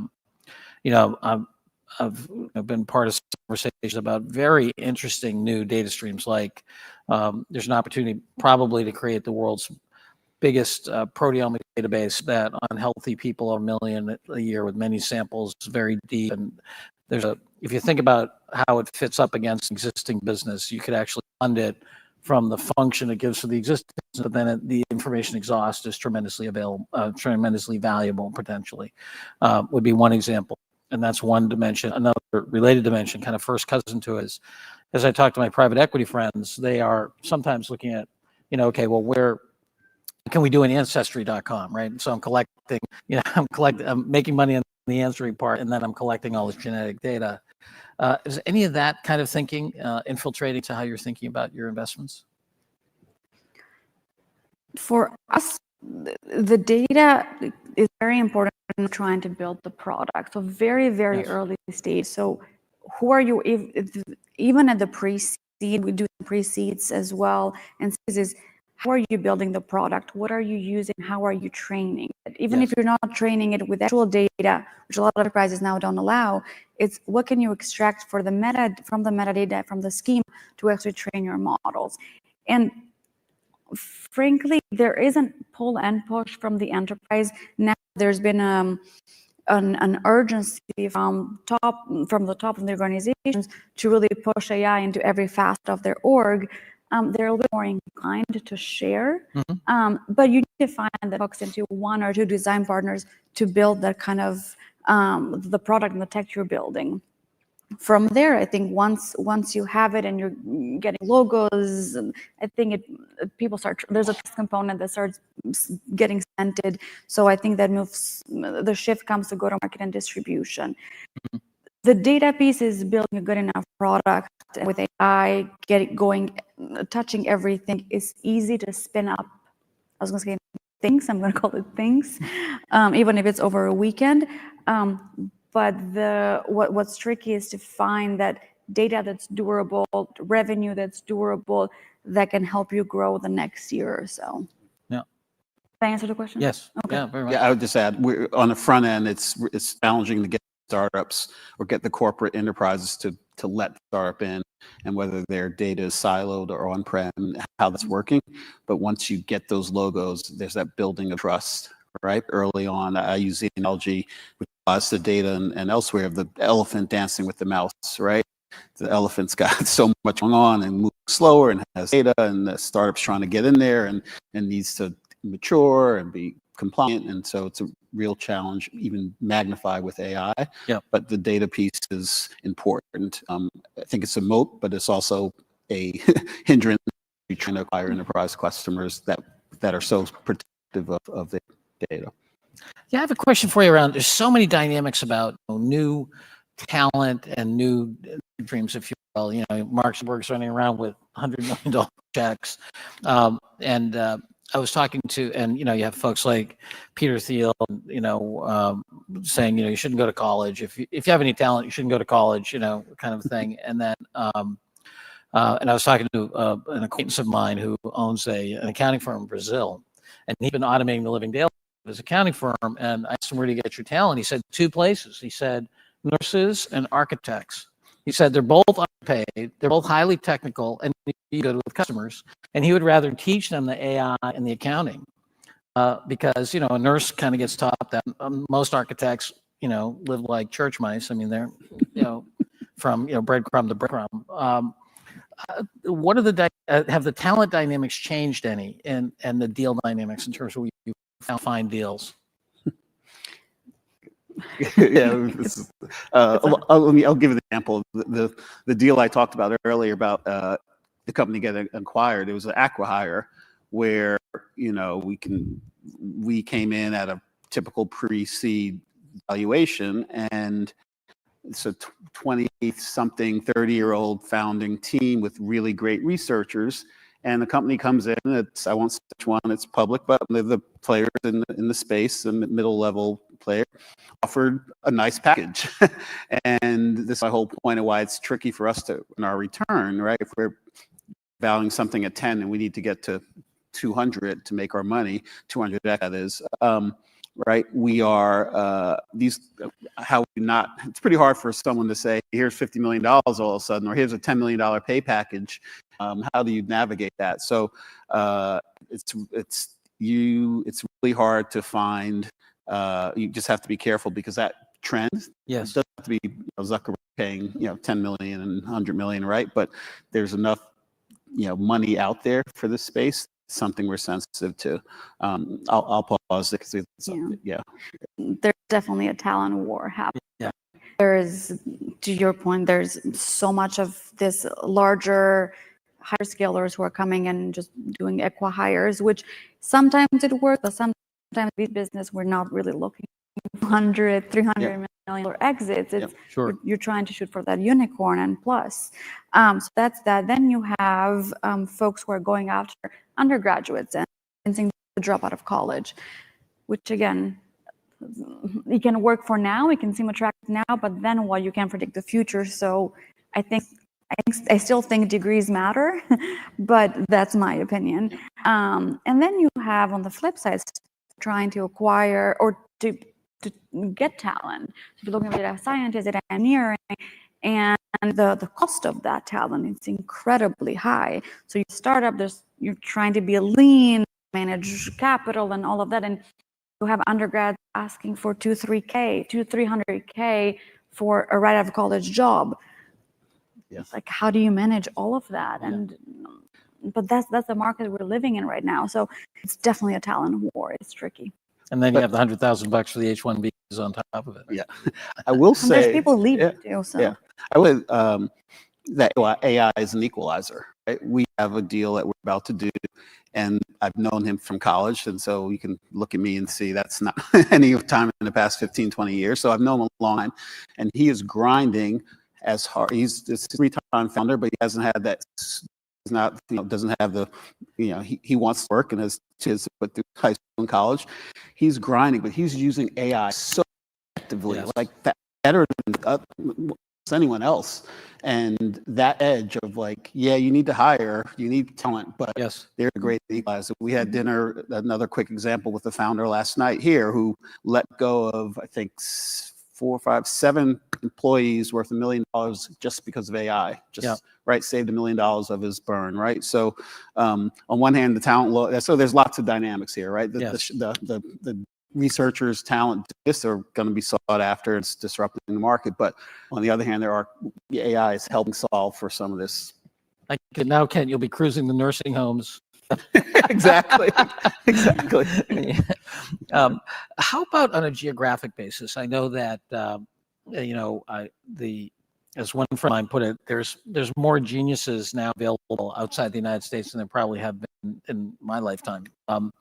You know, whether it's Toronto or London or Tel Aviv, are you finding a need, or you know, it's certainly obviously the French just announced, I forget how big their fund was in terms of, you know, early stage capital and research and so forth. So I think, you know, the Europeans stepping up their game. I think the Canadians are, the Israelis certainly are, you know, Singaporeans.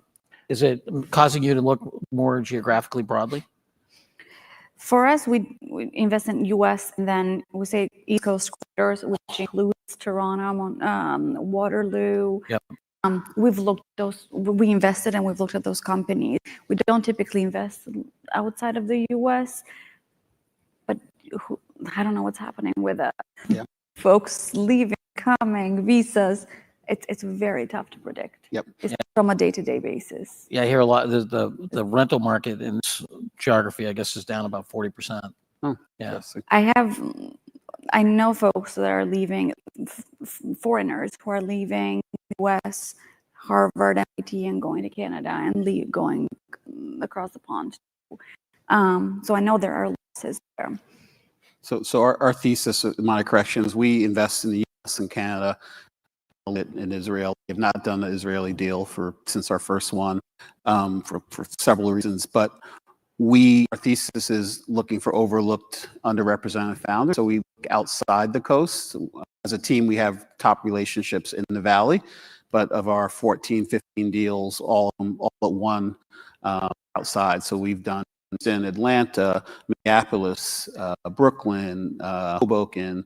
So we're looking outside. So that's where we're finding talent, right? Opportunity, talent is every opportunity isn't. So we believe that our research and one of our top AI deals was out of College Park, right, and the other out of Rice. So top AI, STEM schools. Yep. So we think the market is big enough in the U.S. and Canada. We'd like Canadian deals, but haven't found it yet.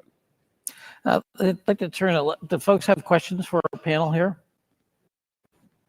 Yes. I was just wondering how your unexpected turn or progress on the technical side has changed in light of AI. And there's human things like product market fit, but are you trying to accelerate the development portion, or do you try to impose those standards on the team you invest in?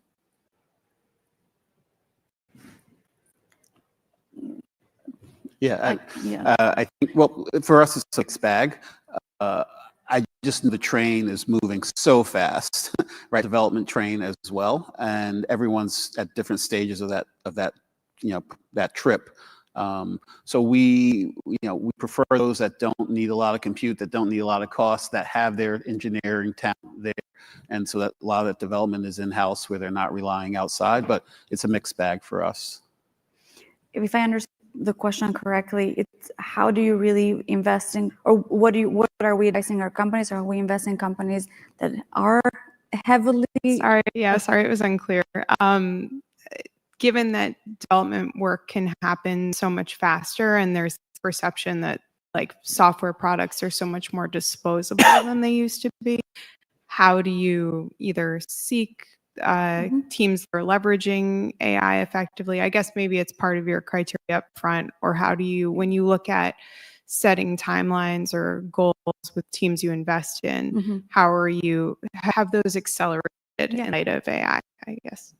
So before an investment for us, we'll look at are they staying on top of the research, and it's very tough to stay on top of research and what's happening out there in the market.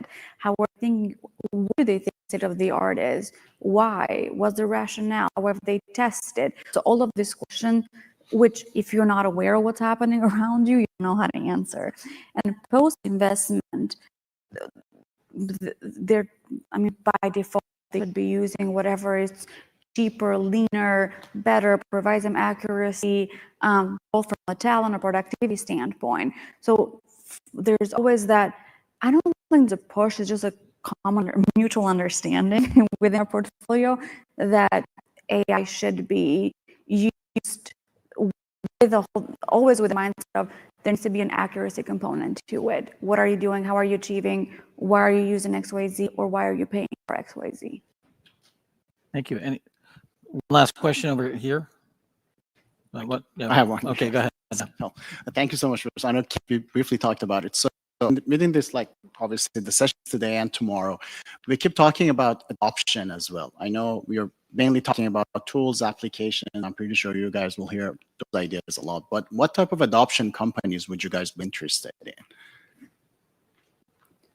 that they're only focusing on the adoptions and the small, mid-sized businesses or enterprises business?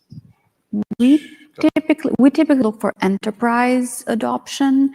That's our thesis. You go and sell into large enterprises, and that's where the early stages, it's tough startups to get into. So that's what we help in, and kind of we're the catalyst to provide those intros. We have our network, our advisory group, who are folks that hold these Seekr positions in enterprises where our portfolio companies sell into. So we facilitate that connection, that bridge, that get those first few design partners, that access to data, that buy-in, so you can scale quickly. If your time from C to A takes years, or the adoption, we can link that to months.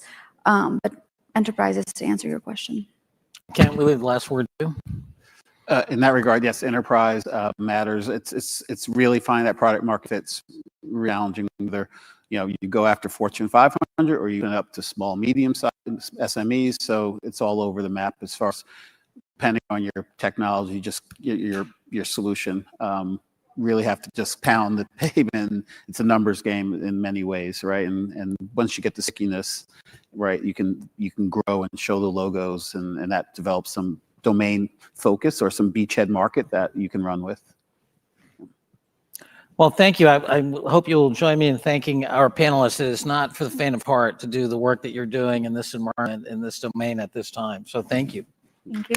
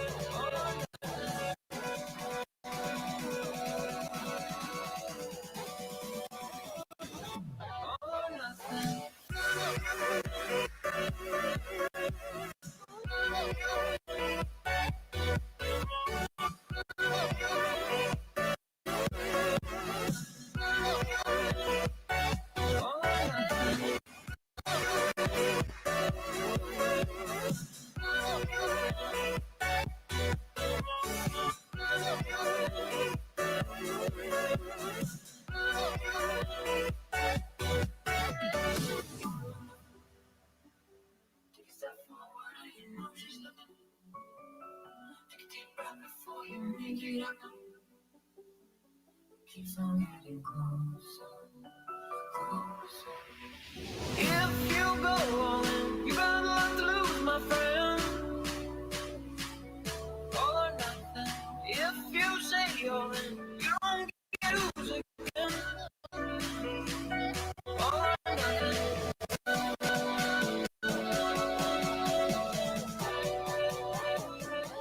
All or nothing. If you go all in, you're gonna lose, my friend. All or nothing.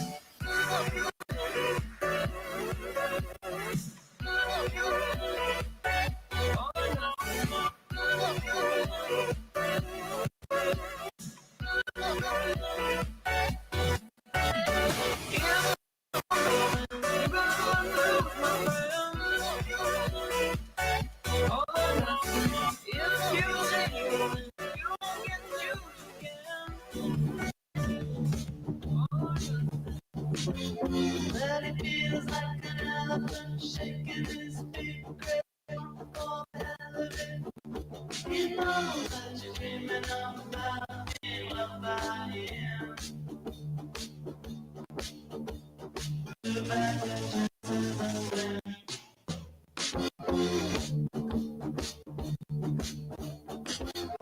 It's not like Mr.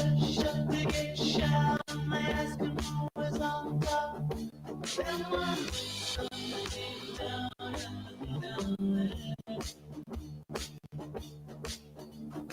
He's not doing that yet.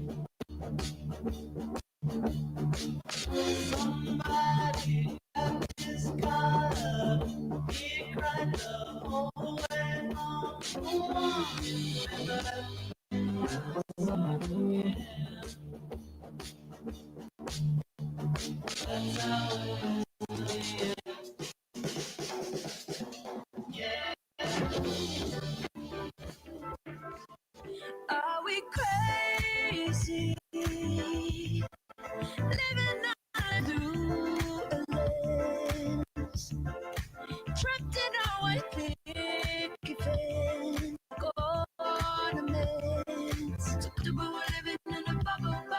So comfortable we cannot see the trouble. Are you lonely? Are there in utopia where nothing will ever be enough? Happen enough. So comfortable we're living in a bubble. So comfortable we cannot see the trouble. So put your rose-colored glasses on and the party on. Turn it up, your favorite song. Dance to the distortion. Turn it up and on repeat. Stumbling around like a wasted zombie. Yeah, think free. Drink this one's on me. We're all chained to the rhythm. Turn it up, it's your favorite song. Dance to the distortion. Turn it up, keep it on repeat. Stumbling around like a wasted zombie. Yeah, we think we're free. Drink this one's on me. We're all chained to the rhythm.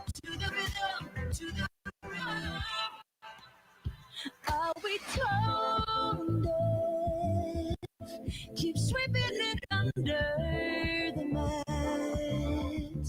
Thought we could do better than that. I hope we can. So comfortable we're living in a bubble. So comfortable we cannot see the trouble. So put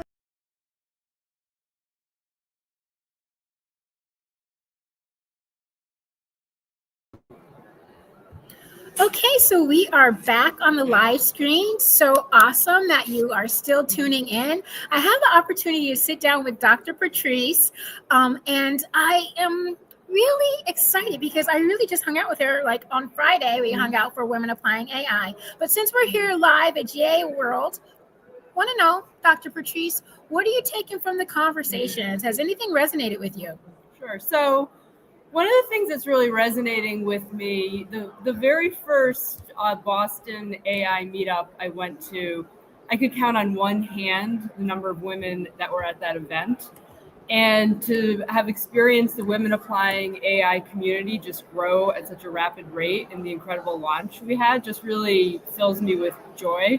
And as someone who researches self-efficacy and the importance of having a support system and a community, it's just been really, really incredible to be part of this community and see it come together. And since I've been here today, I've seen a number of women from that community who are at this event, women who are on the panels, and it's just really important that we have representation and presence.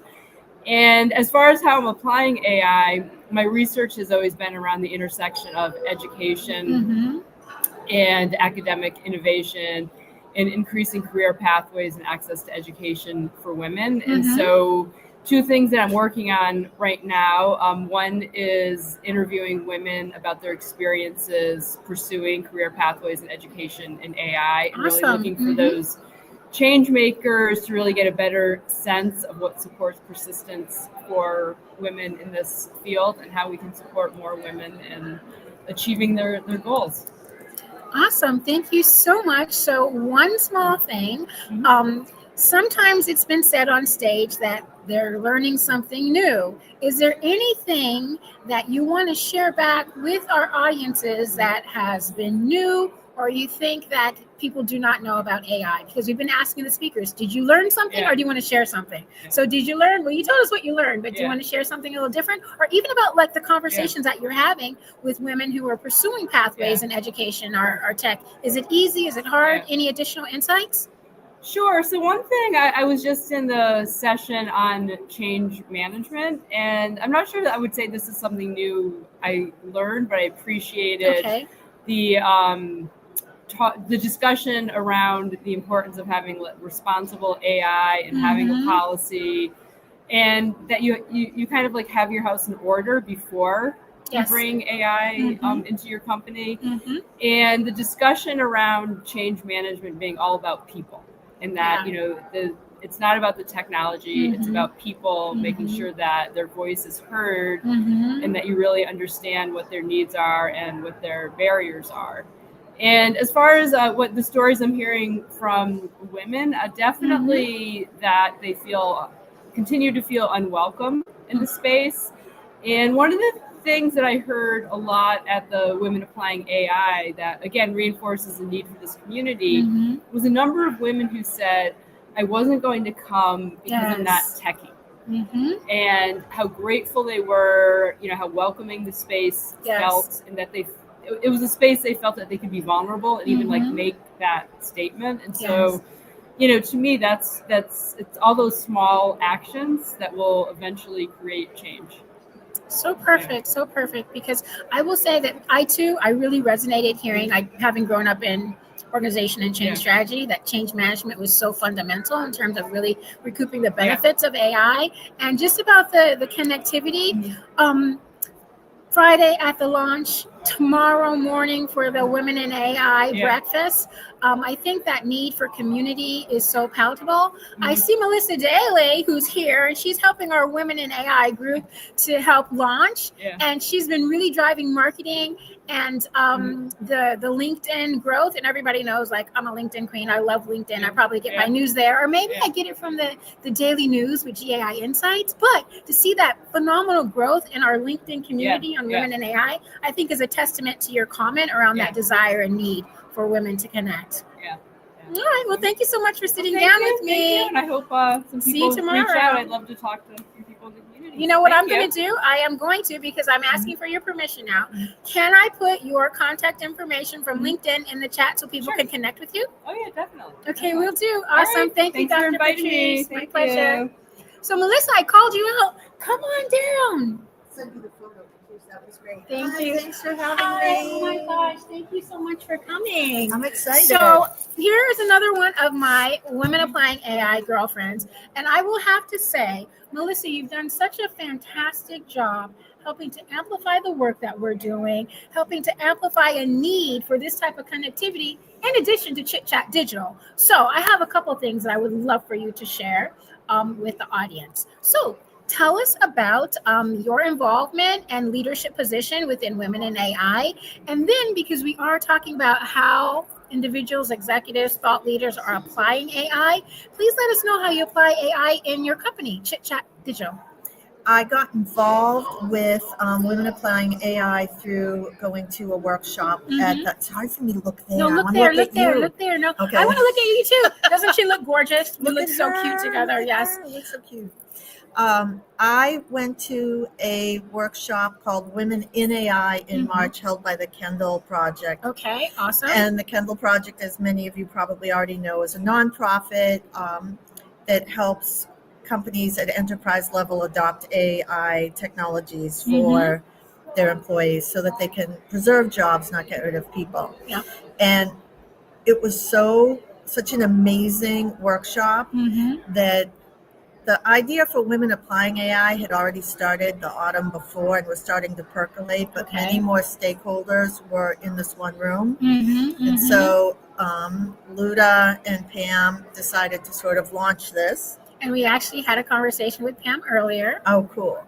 And so I decided to, see if I could help, and I could. So I appreciate your extreme kindness about what I've contributed to marketing. And I do, like you, I'm totally addicted to LinkedIn. I love it, love it, love it. Like I'm on it constantly, like you. Yes. So I get it. So I love being the architect of the LinkedIn. In terms of the wider brand development and adoption, that's a complete group effort with Pam and Patty Fletcher and Brittany and Crystal and Laura and Christine and Joan. Like so many of us are part of that, which is really fun. I'm just being part of Women Applying AI and that's why I'm here. That's why I got to be here because because of them and because of my involvement. And I really appreciate everybody at GAI Insights, Paul and Luda and everybody who are making everything happen here. How I use AI in my company, I own Chit Chat Digital as a marketing strategy and content company. Okay. Our mission is to provide amazing content fast and at a fraction of the cost. And I can do that. We can do that with AI. Okay. Right? But it's not like I just throw a bunch of junk into ChatGPT and like, here's junk. It's bad. Now put it on your website. No, it's all about your brand voice, your brand identity. I love all my clients, but my favorite clients are funders and founders of startups and other small business professionals. I'm industry agnostic, and I'm able to help a lot of people. When I tell startups, like I have like a package, like a startup package, and they can't believe that I can give them all this stuff for like not a ton of money. That's a huge differentiator. It Not is. only the small amount of money, but the huge impact and brand impact, really. Yeah, it's and it's fun to do. I love it. I'm passionate about helping people get their message out there. Having worked in roles where a lot of money got spent and a lot of things didn't get created that one would hope for the amount of money being spent. Sure.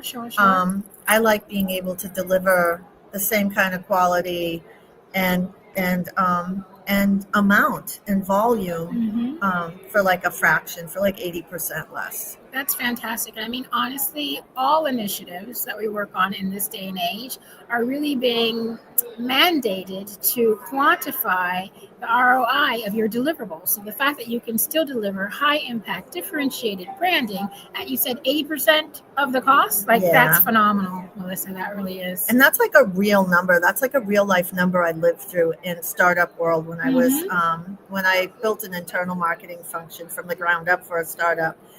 When I got there, there was a lot of money being spent. And I was like, oh. And then I looked for what the collateral was that was being created. And there wasn't, for the amount of money being spent, there wasn't the amount of volume or engagement. So it's important. And I think there are a lot of things that entrepreneurs can do on their own with ChatGPT and other GPTs and other AI agents. There's a lot you can do, but not everybody wants to do their own marketing. Some people find it and they're like, oh, wow, this is actually a creative outlet. I like it. But other people, they're just too busy trying to make their startup fly. Sure. So, and they don't have a ton of money. And so that's Well, where I come in. So what I'm going to do then is, this is a fantastic message and I think a fantastic brand opportunity. I'm going to ask you now, Melissa, may I take the information like the URL for your company, post it into our chat for the live stream, in addition to your LinkedIn profile? Perhaps people can connect with you and can continue the conversation. I would love that. Okay, amazing. Thank you. I really appreciate you. And also, like, if you're out there and you're like, oh, I don't have any money for marketing. Yes, you do. You need it. I can help you. And it's fun. And even if I can't help you, I might know somebody that can help you. That That's is a the whole better power match. of that connectivity, like this network of having someone you can reach out to and sit next to, or say, I don't want to go to this conference by myself. You have someone. Or I can't do this marketing by myself or at this price. You have someone, or you have a recommendation, right? Well, like you, I love to connect people. Mm-hmm. I was at a breakfast this morning and someone said, who should I meet here? And I'm like, well, you have to go meet this person. And like, Like you know, very it's like, strategic. And some people grow up understanding, I'm going to a conference, let me take a look at who's going to be there. And I'm going to be so meticulously strategic that it's not organic, right? It's not natural. But to have a reference, a person to say, I really think this is a curated list of people who you should meet, that's powerful, Melissa. so the person who's the official spokesperson for women applying AI is Dr. Patty Fletcher. Is she here today? I don't know. I We haven't got to seen text her. her. We got to find out. I We didn't gotta see her. find Patty. If she's not here today, maybe tomorrow. She talks about abundant leadership. Mm-hmm. And she talked about it at our launch on Friday. And I think you have to go into the world with an abundant, heart open approach. Like there's enough for everybody. Absolutely. So, you know, if I can't help you, maybe I find you someone who can help you. So rich, But so rich. thank I'm going to you. put a heart here. Love you. Will this do it? I think so. Amazing. Thank you so much. And that notion about, can I go alone? We just met. And I always reach out to Melissa and say, are you going? Can I sit next to you? Can I hang out with you guys? Because people would think, oh, I know so many people. I'm very connected, but I don't really know that many people in terms of close connections. And so I think that's also a message that a LinkedIn connection is awesome, but true connectivity is really powerful. All right. Thank you so much. Thank you. Do you want me to type my URL in? Yeah, please do. Let me pull up the actual chat. Where to get mic'd up, or where do I go? No, you're not. No, I I'm can not see sure. that right away. Sorry, so sorry. So yeah, here you can type it in right here. So Thank this is you. the chat for the conference. Thank you. Oh, wait, where do I go? Right here, let me see. Oh, okay. Sorry. No worries, there it is there. Perfect. This is so cool. Isn't this fun? It is And actually you're doing fun. such an This is awesome our job. first time actually sharing this opportunity to join GAI World from the live stream. So we're still learning and doing at the same time. But I do like how Luda positioned an opportunity within AI, and I'm going to use that philosophy here: learn and lead. So we're learning and leading at the same time, and hopefully next time it'll be better. Under those same auspices, if there's any feedback that you want to provide for us, definitely type it into the chat. We've been getting some messaging, and I think I'm always looking to do better. I think leaders are in fact learners, so give any feedback you might have, and we will continue to keep you abreast of what's going on at the conference. I wish I could type. I'm You're trying like to me. type. No, it's so funny. And it's not your computer, it's probably a different dimension. I don't know. I think it's just like, now that I have glasses on, it's better. It's What better. do you know? Okay, what do you know? Well, thank you very much. No, it's my total pleasure. Oh, see, I can't even type. No worries.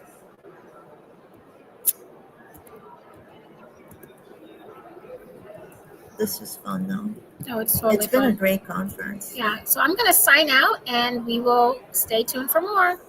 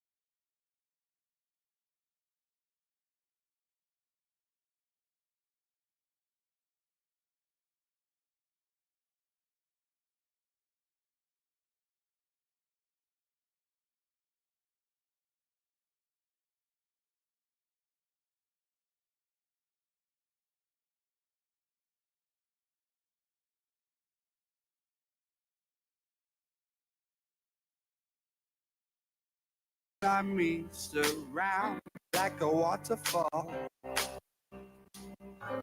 And there's no stopping us right now. I feel so close to you right now. Please take your seat. The program will begin in 5 minutes.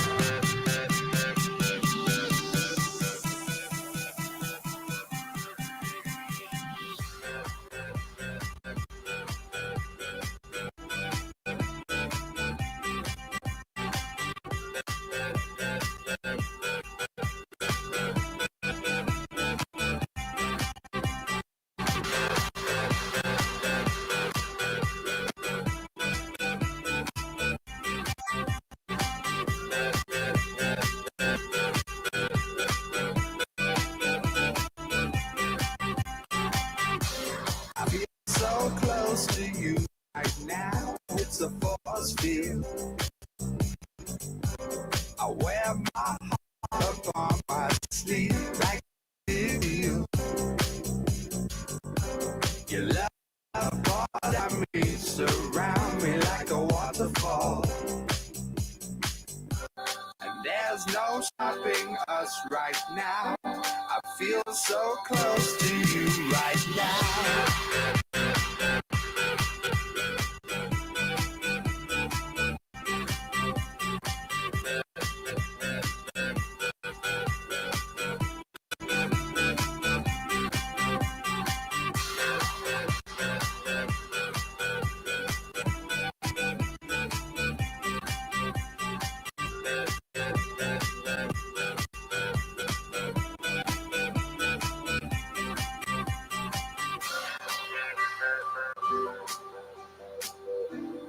There's no stopping us right now.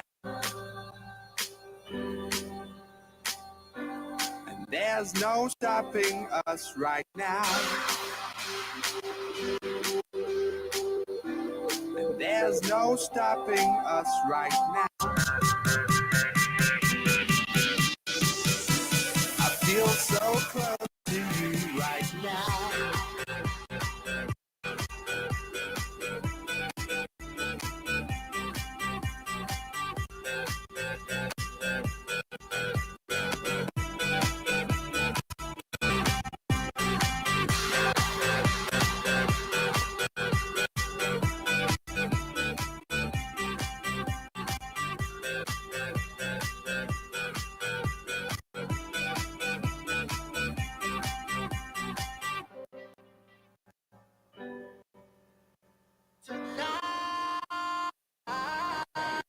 Please take seats. Our program will begin shortly.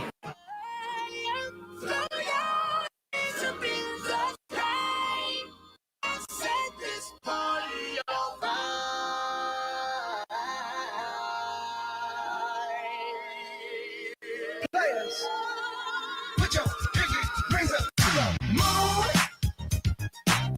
Guess what y'all trying to do?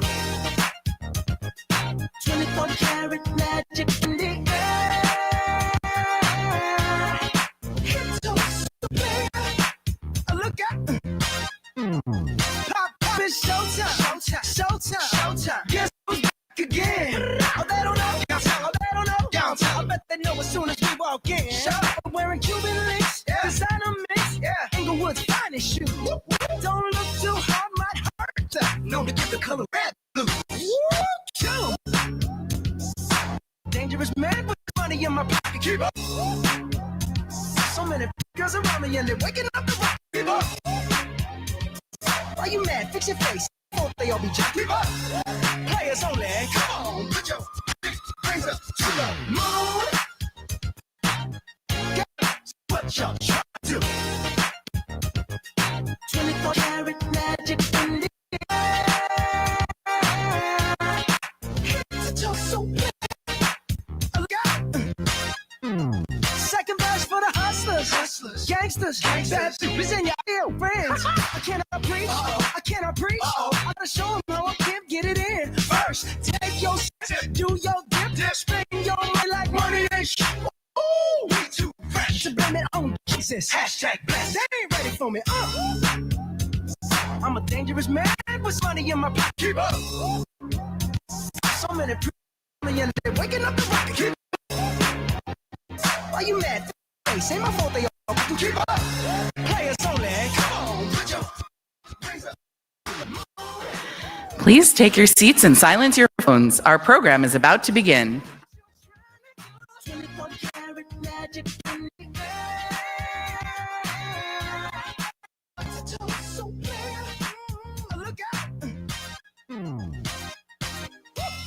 Everywhere I go, they like, so bad. Everywhere I go, they like, so bad. Everywhere I go, they be like. Please welcome to the stage Chief Commercial Officer at the Mayfield Fund, Camille Gran.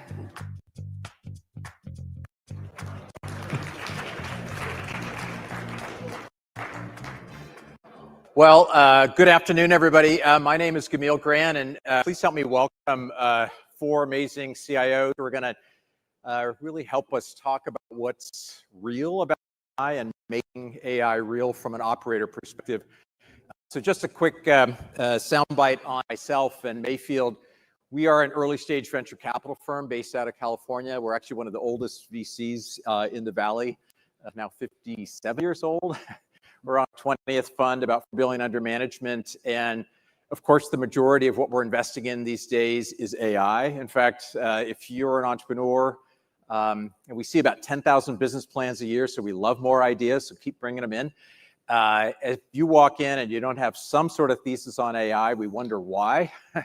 And that then explains a whole number of things about where the opportunities are from a market standpoint. We are investing across the entire IT landscape, and our belief is that the traditional, or let's say the legacy infrastructure that makes up most of the IT organizations today, everything from the x86-based data center or data center environment, all the way through the application layer, the SaaS-based applications that have been built over the last 20 years, and there's some 3,000 of them, all of them are going through a re-rationalization of how to survive and thrive in an AI-first world. Not all of them will make it. We believe that there's a whole new infrastructure layer at the bottom, deep technology, of course, GPUs and everything to support this new data center environment, networking, cooling, power management, infrastructure, inference at the edge, et cetera, is a whole new freeway system, and we're just beginning to build that out. So we're really not that far into the build out of that infrastructure. And when I ask CIOs how much of your core data center application load is running on GPUs, there's very little today. So the argument that we're going to get to where it's a bigger portion, who knows what that bigger portion is, but a bigger portion at some point argues that we're just beginning. Go up through the full layers, model layer, we think performance, small language models, and infrastructure to support that is important. The layer above is the middleware layer, sort of how applications get designed, deployed, a whole new SDLC, if some people call the ADLC, the Agentic Software Development Lifecycle Strategy. We think that creates a whole new opportunity, cyber layers, governance, infrastructure there. The whole application stack, and then complemented by agents at the top of the stack and managing, organizing agents both at an infrastructure level, plus millions and millions of niche, very small, if you will, TAM-based or vertical-based solutions from an agent standpoint. So that's the full stack. We think there's about $6 or $7 trillion worth of spend that is being repositioned from an AI to an AI-first thesis. That's causing the limited partners, the people that entrust us, venture firms, to deploy capital to come in even more aggressively. So we're seeing mid-cycle reviews with LPs that say, let's put more money to work. Let's put more money to work faster. So there is a risk-on appetite right now in the Valley that is something I haven't seen, and I've been around now for a number of years, but I haven't seen in a long time, that is causing valuations to be out of whack in some cases, but also the cost of some of these deals to be out of whack. But at the same time, it's causing, from a supply chain, entrepreneurs to leave their great roles, whatever they're in, from an industry like financial services or legal, to create an agentic-based solution, to deep technology research coming out of various universities. Long story, we're seeing deal volume up at about 3x of what we would have normally seen just 3-4 years ago. So with that, what I'd like to do is introduce our team today, and I'd love for this to be a very, very interactive conversation. So what I'd like to do, and I'm going to start with you, Ramesh, is have you both introduce yourself. You've got an amazing background, an amazing role, but I want to personalize the conversation just to open. So tell us who you are and where you are, and then tell me what your favorite language model it is that you're using today personally. Personally, sure. So first and foremost, thank you for having me. My name is Ramesh Razdan. I'm Global CTO and CIO for Bain & Company.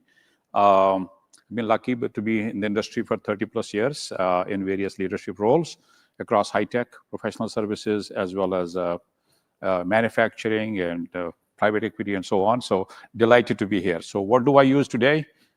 Honestly, I use a lot of them. I use most of them. I think one of the things that I have said in a number of forums, we knew OpenAI before OpenAI was OpenAI. This is part of our journey from a Bain standpoint because we see deals before they become big deals. So I have been I have actually known OpenAI from maybe 4.5 to 5 years. So I have gotten used to OpenAI LLM, so I'm using them, but I do use other Perplexity as well as Google and Claude, all of them as well. Primarily would be OpenAI.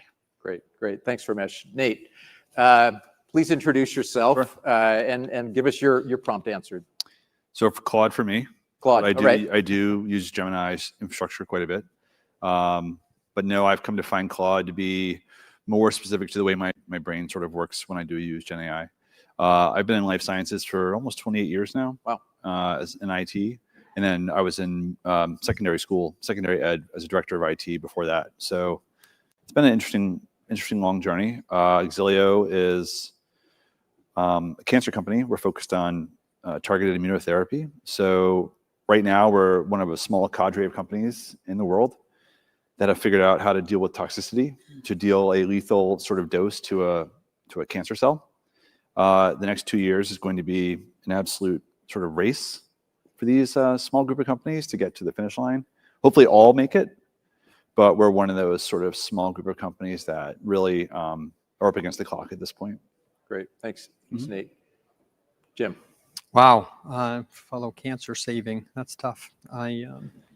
I think, let's see, a couple of things. So Jim Chilton, I've been in software and high tech for the better part of 25 or 30 years now. I helped start a company called SolidWorks. And lately I spent the last decade at the intersection of technology and education at Cengage Group. My personal use is probably Orca. And I'm a big fan of a tool called GPT-4All, which is a local model. You don't actually use the public models for what I consider to be some of the obvious reasons. So for the experimentation there. And I think, I think that's where I'll stop. I think there's something to be said about having GPT there. I think the notion of people, I was at an event last week and people had shared the top 3 things that were being used in these cloud-based LLMs were all personal. It was only the 5th one before you actually got to business. And then they got into a conversation of like, what exactly is happening with that data? Yeah. And we don't really have a good answer. So GPT-4All or some equivalent, if you're going to talk about your taxes and your children, I'd do it on your own machine, but that's just my opinion. All right, sounds like Jim's got more to say there. All right, Ankit, let's hear from you. Sure. So I'm Ankit. I'm VP of Data and Software Engineering at Circle. So Circle is a CPG company that is like vertically integrated. So we have our own manufacturing facilities, supply chain, marketing, distribution across retail channels. We are a beverage platform that helps you drink more water. So if you're drinking sodas, if you're drinking flavored water, think of Circle. And in terms of the most advanced AI solutions that we have used so far, cloud is something that I go with as well, especially with the field that I'm in the software engineering space. I think that's where we have used some successful cloud models. Yeah, great. So the goal of this session is really to get into the real operator perspective of making AI real. And Ankit, I wanted to start with you. Obviously, you have a role to ensure IT success broadly across your organization. a whole new set of technology is being thrown at you, perhaps with AI as being the driver, business units perhaps coming to you saying, hey, I have a cool new idea. What are the technology risks that you have to sort of think through without shutting things down, but also ensuring success? What are the technology gaps that you're concerned about right now? That's a great question. That's a good question to start with. We have, if you think about where we are in Circle's journey, we started in 2017 with no sales. And in the past 7 years, we have hit like multi-$100 million sales right now. So the company grew at a very fast pace. When the company is growing at such a large scale, you don't invest a ton in technology. You're trying to get the next sale in. So when that happens, we don't have all the lineage defined. We don't have all the dependency across applications defined. We don't have proper documentation. So when you're trying to integrate AI solutions and you're building a model that is heavily driven through AI code base, it's generating 50,000 lines of code that is not easy to integrate with our existing, call it legacy systems. And every engineer freaks out on, I'll have to manage this. When there's a downtime, I'll have to figure out the 50,000 lines of code and figure out how it works. So that's where I've seen the technical gaps so far in proper infrastructure, baseline best practices being deployed so that you can put AI as a turbocharged solution rather than something that's just going to drag you back. Ramesh, I saw your head nodding there. You can share some of these vulnerability issues with new coding structure? Yeah, I think if I look at what are the big technology challenges today in the world of with GenAI, AI has been there for all that. We all know that. Fundamentally, you look at risk. As a core of that is risk globally from a security standpoint. How do you actually ensure the security of a data?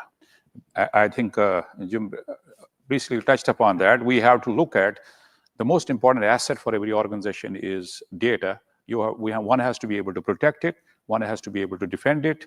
Make sure if it is leaving the boundaries, you understand why it is leaving that. So to me, risk is a big category, both from a data security standpoint. The second biggest risk is, to me, I think most of the models still are not completely able to do citations. I call it explaining it model. You have to be able to, there has to be transparency in the system. Where did you get the answer? Having a public, I think what these LLMs have solved generally is for public data. Most of the value is created in the enterprise data. And that enterprise data has to be saying, okay, if I gave you this answer, where did this answer come from? And how do you actually explain that? So second part of that question is be able to explain where this answer come. I call it citations, explainability. And I think the third part is the pace of change is unprecedented. We all know every day I hear 10 more things being done. How do you design for an architecture that's constantly evolving? Because the baseline, what was true a year ago, agents were being talked about, we were in a different world. So architecture defining, future-proofing it to make sure you can make choices. You kind of lay down the architecture, stacks of the architecture. Those are true, but how do you design and swap one model for another model? We know the movie is not done. We know the models will change. How do you design an architecture is certainly a challenge. Jim, did you want to add to your data story here?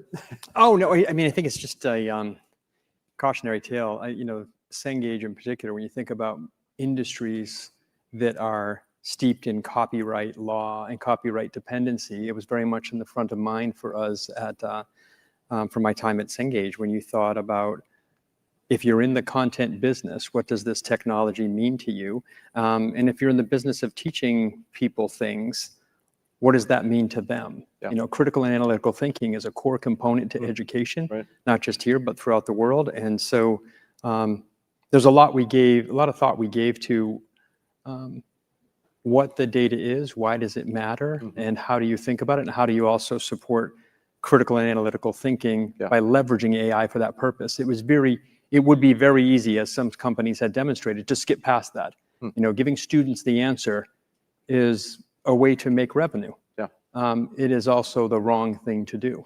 And I think that came out in the results in time for the companies that tried that. So so I think that's probably why I'm hypersensitive to the topic. Makes good sense.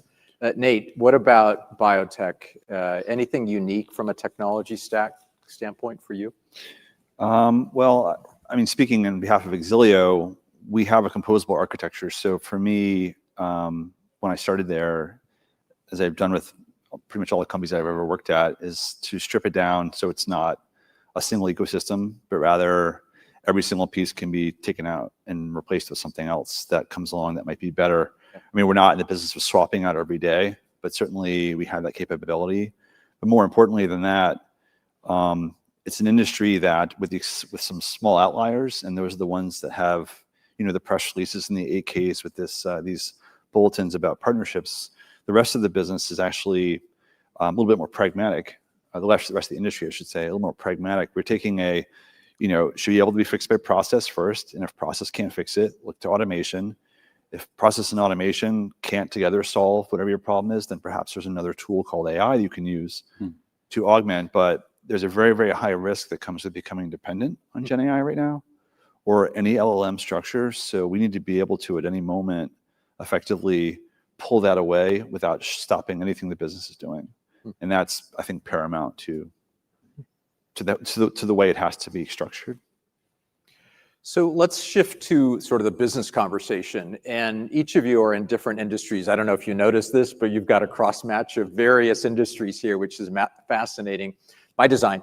And the goal is to sort of uncover what are the business issues by different industry and how they're going about as leaders. And so can you share a little bit about sort of the skill shortage issues, the leadership shortage issues, and anything you've done as a best practice to bring your organization further along, let's say, in educating them to be AI smarter? Yeah, I can start. I mean, so starting about early 23, I think it was, spring 23, we started making it mandatory for everyone in the company to learn how to write a prompt. This was early ChatGPT days. Everyone. Bard had just come out. So for us, it was, you had to take this 1 hour class. We didn't mandate that you had to use any kind of GenAI, but you had to certainly be trained on it. And can you tell me who the class is, or tell us who the class was? Or where did you find that? I run the class. You created it. Oh, yeah. So it's an hour-long class. Okay. So here's your educator here. Yeah, exactly. So, and that's a holdover from when I was a teacher days. So I still enjoy doing that. But now I train CEOs in life sciences. We have a monthly class, and it's quite a large group that comes together. I get a lot of CEOs who have to do makeup classes. Yeah. And they don't remember their homework. They miss things. But every month I do that, and that group is growing too. And it's actually, that class is more half dispelling myths than it is actually teaching. But that's going on too. So there's this great sense of education to get people up to speed. And even with all of that, and the fact that we openly support Gemini and Anthropic across our organization, we still only have about 30% of our company using it actively. Only 30%? About 30%, yeah. And so the training was, you said, a year ago? 2 years ago. 2 ago. years ago, okay. 2.5 years ago. And new employees have to get trained on day 3, I think, of their start. So maybe I can chime in. Yeah, please. So I would say is we have done 2 strategies which I believe are working in our case. So we've done a top-down strategy and a bottom-up strategy. Because adoption is the value can be only created if you have adoption. So today, I'll just start with stats. 95% of Bain uses AI almost every day. We're roughly 14 to 15% ahead of everybody in the industry in terms of a daily usage. 80 to 85% people use on a daily basis. Wow. So we are 100% trained and adopted everybody. And including the training, we did training, and we also mandated a responsible policy use, basically both from a capability, skill, ChatGPT, all that tools. So we feel like from an adoption standpoint, we are really fantastic. We have roughly 20,000 people. If you look at our stats, OpenAI considers us far right. We have roughly 27 to 28,000 GPTs built by our team members, wow, which is kind of unprecedented, more than 1.5 to 2 GPTs by person. So we did a top-down strategy where we use the sponsors fine with everybody to make sure people are doing that, or from a responsible adoption stand. From a bottom-up, we trained everybody. It's mandatory. It was not only net new customers, everybody in the system had to go through the training. So we have both, and we're at an awesome inflection point. We have roughly 40 use cases in production today, in which we can talk more. I'd be curious if you could unpack the adoption learnings. I mean, in some cases, adoption happens at the learner skill, but not the more mature skill, is what we often hear as anecdotal evidence. Anything you could add to where you sort of crack the code on adoption? I think the adoption to me, yes, absolutely, generally new. And you look at Bain and we hire a lot of new people. New people get it right from get-go. They actually take that. Hardest thing is to train our senior people in the process. So we have used every leadership forum to train people. Our, I would say, worldwide managing partner is a #1 user of the system. Every organization, every system he goes to, he actually encourages people. So it comes from top down, and every our leadership team actually exhibits that, because it has to start not only telling, but doing things that actually people can see. I think then part of that is embedding incentives in the system that allow you to change that, because things will only change, human being only changes with incentive or a penalty. You can say that incentive doing stuff or penalty because you didn't do that. For a responsible policy, if you didn't sign up, you don't get access. But if you did it, you get actually some other trainings, you get stuff. So part of that we did both from a leadership standpoint as well as bottom. We also ran a hackathon to recognize people globally. Nice. So from an inspiration, encouragement standpoint, we ran a global hackathon with our partner company, and we recognized everybody in the stuff to give them awards, give them stuff. So I think that inspiration engagement also works, and top down has to also work. And that's where I feel like we create a strict, we're very happy with our adoption. We need to continue to push the boundaries to see how we can stay ahead. Ankit, what about you on the business side? What are the issues you have to face in sort of the CPG world, which is always on, right? Right. So I think our focus on adoption has been more driven on, let's pick a problem that is critical to the business right now, solve it using AI if it's a good fit, and then broadcast that. Talk about that, how did we build a solution? And the focus is on how do we drive scale and speed. That's where we have used AI to our benefit, where we have picked a critical problem. Say we have a lot of social media following. So how do we get critical insights from that on time so we can respond to that in a new marketing campaign? For that to work, we have to use AI. And that's where we have used that as an example, solve that problem, and then broadcast that this could have taken us weeks to generate insights. It was a matter of 3 hours. And that drives a lot of adoption and takes out some of the skepticism that you see early on when you see a large organization trying to adopt new technology. Yeah. Jim, on that skepticism point, anything you've seen or had to break through as far as, I mean, education, higher ed is a big I think it's actually, we did a little of everything that was described here. I think like many companies, both it was internally focused about what do you do when do we make it available for your employees. In our case, there was a big component to teaching our customers. You know, our students were the first adopters in the world. So, you know, you take the 89 million. Ahead of the professors, maybe. Yeah, right? exactly. Way ahead of the professors. So part of our role was to help the professors get comfortable and understand what this is. But then in addition to helping the employees get comfortable, securing what the employees were using, making sure they were aware that we didn't want them going out to take any of our material outside the company. So part of it was education. Then it got into our products. And this is where I think we really focused on how do we get early on about what problem we're trying to solve for, what patents did we want to create around what we were solving for, because we felt like it was going to be very competitive in the long run. And also dialing in the technology. You know, I feel like the over-engineering on this has been through the roof. I mean, a lot of the problems that we needed to solve for, I could argue that an SLM is perfectly fine for an economics tutor. You don't need the power that's available today. So I'd say there's over-engineering. The final part on adoption was a bit like my colleagues have described, is that everybody would dabble with it.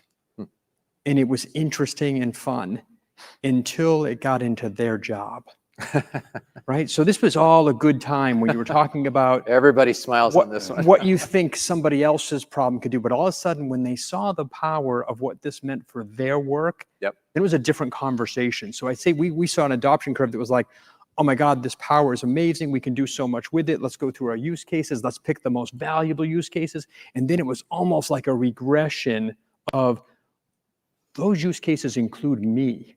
Let me reconsider what I was thinking about. So we've actually seen that dynamic, and I've seen it both my time at Cengage, but also serving on the board of a couple of companies. I've seen similar behavior patterns. So I suspect if I've seen it across multiple companies, you all might see some similar things there. I don't have any great advice how to solve it, but indeed, it's something you could. So it sounds real, though. Sounds real. So I wonder if we could shift now to this topic I constantly hear from other CIOs, which is there's lots of use cases. Seems like that the business units have been inspired that there's something possible, in not all cases they're AI projects. But inside your own organization, how have you gone about both setting up a, I don't know, committee, a governance, et cetera, to say, these are the right use cases and here's our judgment? Is there any best practice that any of you can share around how to pick the right projects and apply the right math to it?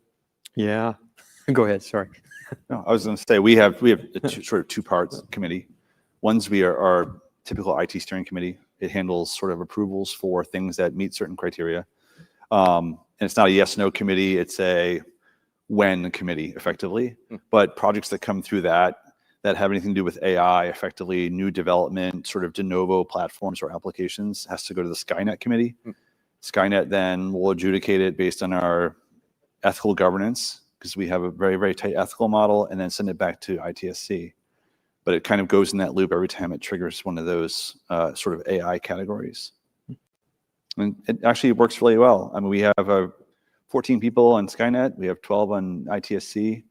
There's a little bit of crossover just because of the nature of the roles, but we have a lot of developers on that Skynet committee, and they're able to sort of pick apart the nuance of what it is you're trying to do. And like I said before, the question always gets asked in order: can this be solved with process improvement? Yes, go away. No, okay, have you tried automation yet? Any one of these other tools? No, okay, go try that first. Then after you've done all that and you still can't resolve the issue, then you can come back. Cool. Others? In our case, it has been a lot more organic. So we don't have committees as of now in the company, but we have people who have become experts in the adoption of AI, and they have solved critical problems. So they become the go-to people on, hey, I'm trying to get access to this LLM model. Which one's the right one to use? And how do I use it? And am I using it the right way? All those things are going to those individual people who are now starting to organically form that community of, there's a dedicated Slack channel where they can just post that, can I use an image detection in my software application? And that's where they're going to an in-house expert, they're educating them, and then they're starting to document some of the use cases so that we can start building that institutional knowledge. Yeah, so I would think about it as a three-pronged approach, that what we have used. One is, I think every business has to realize what is this AI thing for them and what are the use cases, and plot them on a 2x2. That's what we did when we started. What is the value and what's the readiness of the data? Of the data? Of the data, because the data is a critical enabler. Of the LLM cannot do anything. Now, it depends on the tools. If you have a coding tool, that's a different problem. But if you are trying to unlock a value for enterprise, I would do a 2x2. Say, what is the value, what's the readiness of a data, and how do you actually plot them? And we did that because at an enterprise scale level, you got to think about doing one or two use cases top down, which truly change the company from a differentiation standpoint. Because they're not going to be 100 use cases, they're going to be one or two. It's not only what technology can do. In the world of AI, you have to reimagine what this technology can really do, because the processes may adjust. Fundamentally, we have to rethink, was the content first created or do something else come first? So reimagining the business process is critical because it locks new value that we have never seen. So I would think about use cases, but reimagining the business. That would be a top-down. I think one thing is the bottom-up. You can't get traction if people aren't completely, because people are also worried about, what's my job? You got to upskill everybody in the system. And upskilling everybody, encouraging them, and giving them tools and techniques so that we can give them tools, safe tools, because people will use the tools if you don't give them. So that's the second part of that we have to do, which why I said we need to do inspiration, we need to get hackathons and all that. I think the third part is to get the governance right. It is also we have to think about, it's not only just a technology tool, it's also from a legal risk standpoint. So we establish a data governance committee between various leaders to think about, how do you actually bring this technology? Do we have all the risk controls? Do we have a cyber controls?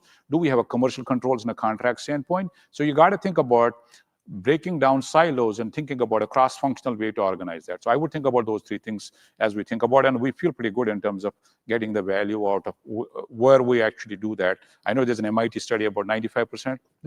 I think that's true if you let bottom-up things happen, because there could be hundreds of flowers, but none of them are actually blooming. It is, you just need to figure out one or two flowers where actually you're going to put a lot of work. Great. Yeah, there was interesting story there where a member of our board who was part of the regular challenge on our AI initiative, actually I saw him earlier today, and he was spectacular at this because we had done the same thing with 1,000 flowers blooming and all the neat things and interesting things we could do. And he challenged us about, how does this support the business thesis? What are we trying to really accomplish? And where do we want to truly support transformation? And there was two things that came out of that. One was, I think was said earlier about how do you shift the paradigm?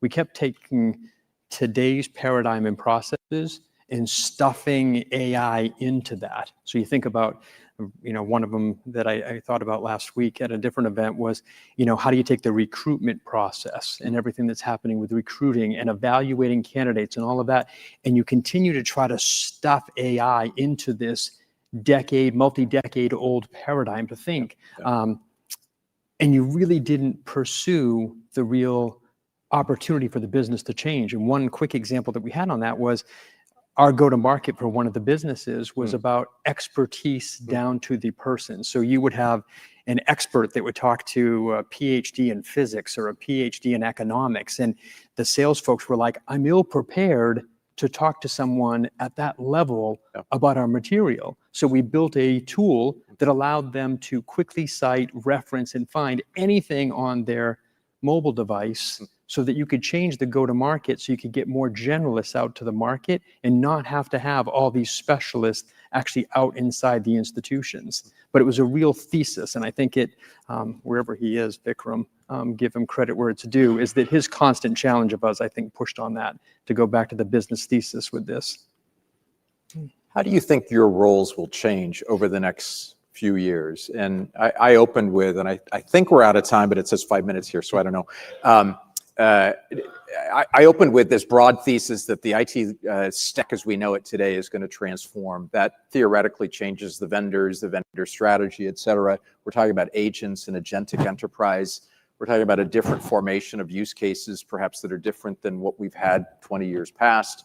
How do you think that changes your role, the function of IT leadership, and just your own predictions of what the future looks like, let's say over the next couple of years? I think 3 years might be too short of a time span.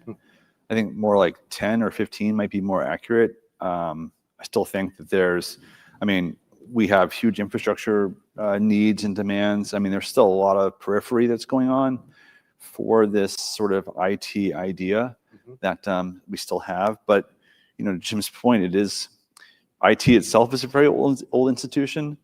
I advocate strongly for eliminating IT in my job.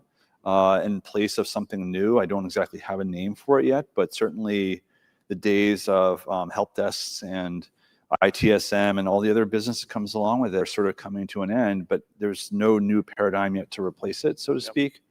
And I don't think AI is going to have anything to do with this, to be quite honest. I think it's going to be what happens after generative AI occurs and also what happens effectively on a global scale in the next 3 years. Well, yeah, pretty far reaching. Next, anybody else? I would say I don't think it's just a technology role. The businesses will be redefined.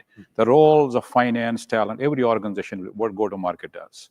And I think the also technology role will evolve to support the business of tomorrow, not business of today. So fundamentally, I think the organization, because if you have to monetize the value, the boundaries have to go away a lot more. Because you look at today, we look at certain boundaries that are established, and those boundaries have limitations because processes are not actually bound by So value creation for AI is when you start from sales and you collect the money at finance, some of those processes are all smoothened. So organizations of future, to me, will be much more fungible, much more adaptable, would be much more maybe driven by what you call top-driven. What are you trying to accomplish and how do we organize?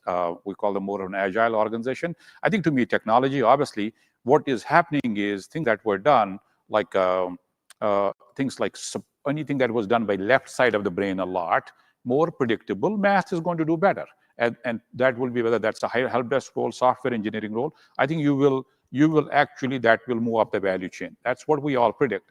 I think the challenge for all the society that we have to face is if you don't go through the basics, how do you become advanced? Because you don't become advanced till you go through basics. So I think there is things that we have to think about. Should we still go through that process to go through the learning? Or does the university and the private institutions collaborate more better to build that partnership? To me, the continuum today, even the students leaving from college or universities are not generally, they're not recruit. In tomorrow's world, they should be generally recruitable. How do you actually bridge the gap? I think there's some things for us to figure out. Jim, you want to build on that in the higher ed view? Yeah, it's. What does the world of the future look like, according to Jim? Yeah, gosh, that's a scary conversation. We don't have enough time for that. I think that the role of the technology leader, I think, does rapidly evolve and change, and I do think it's going to be more of a process business thesis enablement leader. It's we are uniquely qualified, many of the people in the room, at this moment in time, to help companies get from where we are right now to whatever this next decade brings. So well said. I mean, who has a better view, right? Exactly. And so I don't know what you call it, but I do think that all of us get an opportunity to play a pivotal role in what's happening next. Yeah, awesome. Ankit, final words here. Yeah, and I'll build on what Jim said. The role is going to be more and more of enablement across the organization, because everybody out of these conversations would want to build their own agents. And when they're trying to do that, you want to have guidance up front, you want to have governance at the back end, but you don't want to block them. So that's where, how do we enable them to try their business units with this technology is something that our role is going to evolve into. Awesome. Well, help me thank this amazing panel of experts. Really thank you. Thank you, Ramesh. For a conversation with John Sviokla, please welcome to the stage Chief Technology and AI Officer at Seekr, Stefanos Poulis.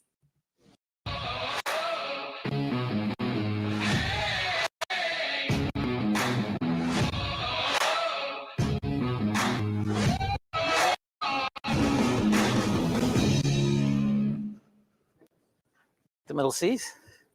Here we go. Hello. Hello. We're very fortunate to have Stefanos to. Pleasure to be here. And Stefanos' background, he's got deep experience in machine learning. He's got his PhD from UCSD and artificial intelligence. And for those of you who don't know, UCSD is one of the best schools in the world for large-scale computing and other things, very big in the Hadoop development, and just a lot of geniuses come out of there. So it's great to have you. We're going to deal with an incredibly important topic that I think is under-discussed, actually, which is explainability in AI. Ethan Mollick had a wonderful post the other day and talked about, he said, we shouldn't be talking about these things as agents. And Ethan's a professor at a business school down in Pennsylvania. I think it's called Wharton. Anyway, I've heard of it. Heard of it. And he said we should talk about dealing with magicians, because and here's a person who is a computer scientist and also a business academic, and he's talking about the fact that he watches these things and he doesn't understand how they do what they do and why they do what they do. And a part of me, it's like, hey, that's kind of a clever and interesting way to think about it. Another part of me was absolutely horrified when you think about what's going on. So Seekr is a leader in explainable AI. So why don't we start with the basics, Stefanos, which is, how do you think about what that word means? Yeah, so explainability and explainable AI, I think at a kind of like a grand scheme of things, is providing someone the ability to explain a model's or a system's decision-making and underlying processes.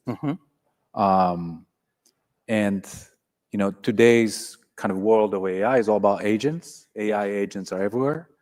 The way I like to think about agents is essentially systems that interact with their environment and decide on their own when they're done. Yes. Versus, an LLM where you simply ask it, or a chatbot where you simply ask it a question, you get an answer, and that's it. Agents are much more intelligent in the sense that they,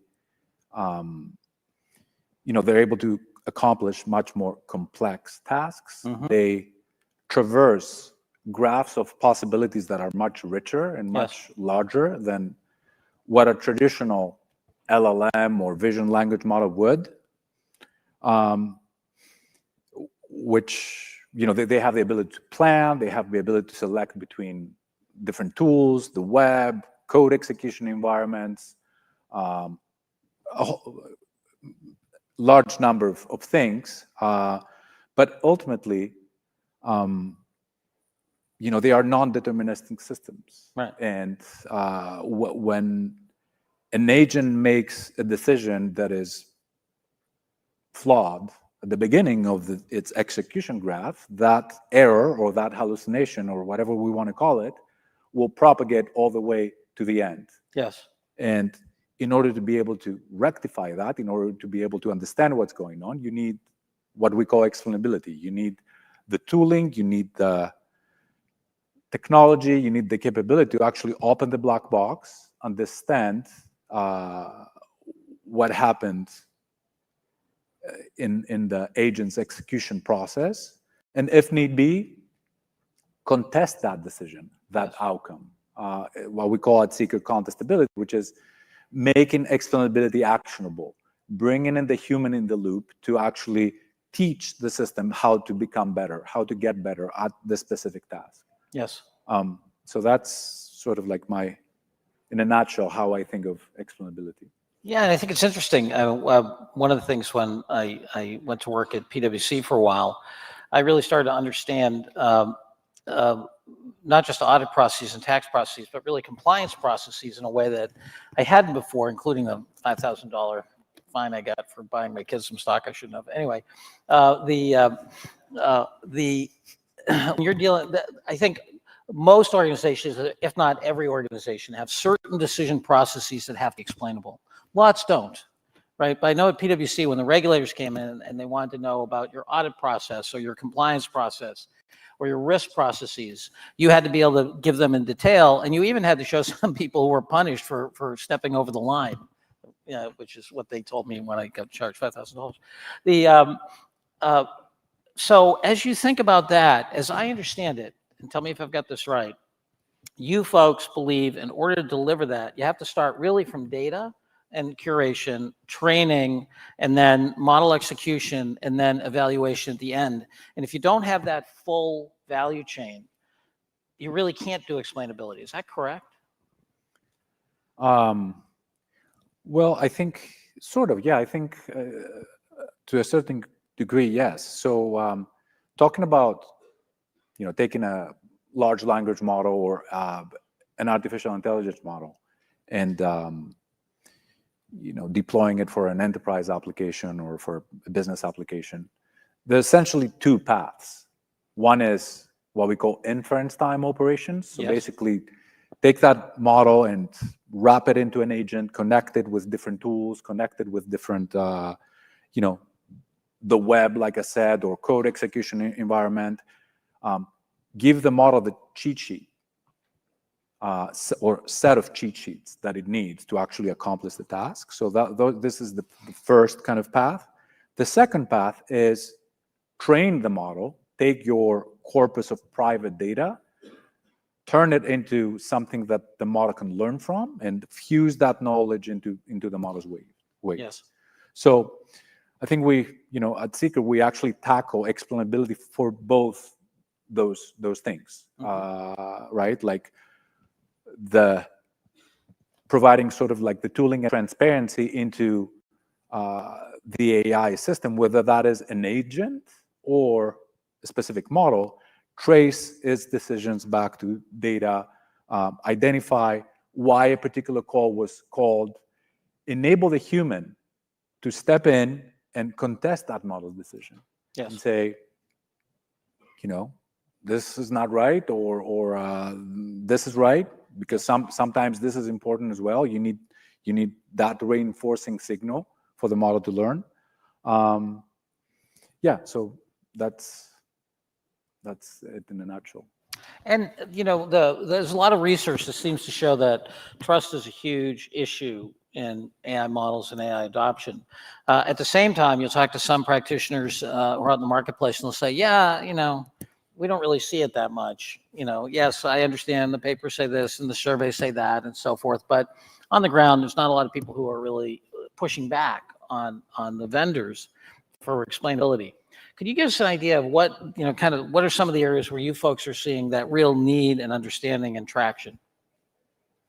Yeah, so look, when we think about scaling AI, yes, as I said earlier, is focusing on real problems, right? Like real automation tasks, not just chatbots, not just copilots, focusing on true AI that it's autonomous. Yes. And as these systems and things keep evolving, we will and we are be having systems making decisions of real impact. AI systems will be, potentially deciding who gets a loan or who gets accepted into college, or making specific decisions about national security. So the impact is tremendous. Yes. These are the domains that we operate in. These are the industries that we serve. Yes. And explainability, trust, the ability to use AI as sort of like a force multiplier to the human to solve complex problems and increase the productivity of us as humans is where we focus on. So it's so interesting. So as you get to the point where you're actually executing the whole task, and you look at things that traditionally have been domains of regulation or oversight, such as student loans, such as student admissions, loans, and so forth, that is really an area, as well as national security issues. That's really an area where you're seeing a receptive conversation. Yeah, we call these industries critical infrastructure. Finance, defense. A lot of these industries that are very regulated. Yes. Beyond sort of like building copilots and AI models, accuracy is paramount. Tolerance for things like hallucinations, errors. Yes. It's little to none. Yes. So yeah, that's where the only way to sort of achieve that level of accuracy is through being able to open the black box. Yes. The AI black box, and actually act on the outputs when they're wrong. Yes. I don't know if there are questions in the audience. If there are, I'll be happy to take them. I've got plenty more, so just give some thought. How hard is it for the big model vendors? Let me put it this way. Can explainability be retrofit back into some of these large models? Because you don't get very good, I'm asserting you don't get very good explainability right now. Well, yeah. So in order to do true explainability, you need to be able to trace models' decisions back to where the models learn from. Yeah. Right? Like you need to be able to trace a model's decision back to the influential training data points that taught the model that behavior. So if you don't have the sense traceability accounting built into the way you put the model together, it's very hard, I would imagine, very hard to do that. It's really hard, yeah. And there's a lot of challenges around. You would never get access to the data of that were used to train these models from the big models, but also it's a tremendously complex thing to reverse engineer. Essentially, think that it's almost like as intelligent as the human brain. Yes. Yeah, it's interesting. I had this, I was reading some of your stuff, I had this vision of my good friend Alan Kay, who talks about the Windows operating system as basically a garbage dump with a nice cover, with the hundreds of millions of lines of code in there, that in a certain way, from a semantic understanding perspective, these large models are very kludgy, right? I mean, in terms of be able to get, they've managed to compress, 40 years of technical debt into 5, which is really impressive. I mean, from a semantic explanation standpoint. So you're not optimistic that they're going to be able to reverse engineer the stuff into it. If they're going to do it, they're going to have to build it out in their new models. Yeah, I'm not sure exactly what they're going to do. Yeah. But I think that they all know that explainability is really, really important. Yes. The ability to actually tie models' decisions back to data, back to neurons, back to the neural pathways that the models follow when they make decisions. Yep. They all know that, but we haven't sort of seen anyone productizing that or making it available to the enterprise. Yes. We have one question over here we have time for. Yes, can we get a...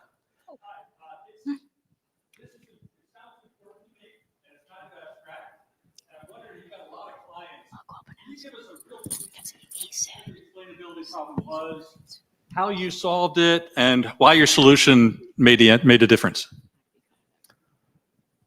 Yeah, so let's see. So as I said earlier, we sort of operate in the critical infrastructure space. So we work with companies in the financial sector. We work with, a lot of telcos around the world. And the AI systems that they deploy are basically complex agentic workflows where auditing the full agent's trace and computation graph and being able to step in, decide, or step in, understand why the agent called a particular tool, or which document from your vector database, which chunk from your vector database in a RAG application, say, was influential, and step in and kick it out, right? Remove it from your database, or redefine how the agent calls the tool. So I'm not sure if that answers your question, but it's all sort of like along the lines of you have an AI system. Before you get it out to production, you need to have the right tooling, the right technology, the right transparency, the observability to step in, change what needs to be changed, audit the system's decision making, and in order to bring it to the accuracy level that you need. And as I understand it, it sounds like you're not you can't disclose that particular application. One in particular that you have told me about is a car repair organization that is allocating across many repair personnel and activities against a car, and people want to know, why is my bill this way? And it serves two functions. One is to optimize the allocation of resources so that they go to it does a better job of going to the very best, the best talent going against the most difficult problems. And then when the customer says, why is my bill this way? Why did you decide to do this? It can explain it in detail. So that would be one example. So you get utilization benefit on labor and parts, and you get explainability benefit with the end customer. So that's one they can talk about. That's one of our customers. Yeah. But there are several others. Government use cases, telcos, like I said, where this level of transparency is actually key to achieve the high level of accuracy. Well, awesome. Unfortunately, we're out of time, but thank you so much, Stefanos. Pleasure. And please join me in thanking Stefanos. Thanks so much. Awesome. Please welcome to the stage Professor and Director of the Media Lab at MIT, Ramesh Raskar.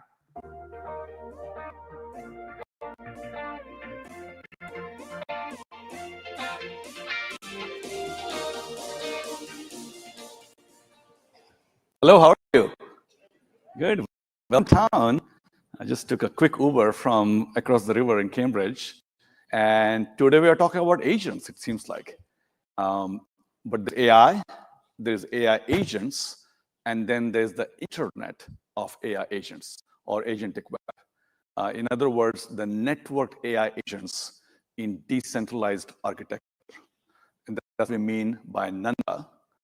And means joy in Sanskrit, but it's also the name of my sister. So Paul wants me to talk about 5 questions that you may or may not be thinking about in the agentic web. But before I do that, let's kind of step back and look at how we are stuck. Right now, we're stuck in the mainframe mental model of AI. Big machine, centralization. From there, we are slowly moving to the intranet, of AI, where AI agents can work in siloed boundaries with administrative dashboards. From there, we would like to move to the internet of AI, where it's decentralized and the agents can go outside the boundaries of the organization in a trustless environment. But the internet was about connecting machines. The World Wide Web was about connecting people. And Nanda is about connecting agents. And to go from internet to the web, Tim Berners-Lee, right here at MIT, invented new things. HTTP, HTML to render the website, a browser, a URL where you can just type yahoo.com, something that's human-able. So we have to make a lot of changes to go from the internet to the web, and we have to make significantly more changes to go from the web to the internet of agents. So I want you to imagine,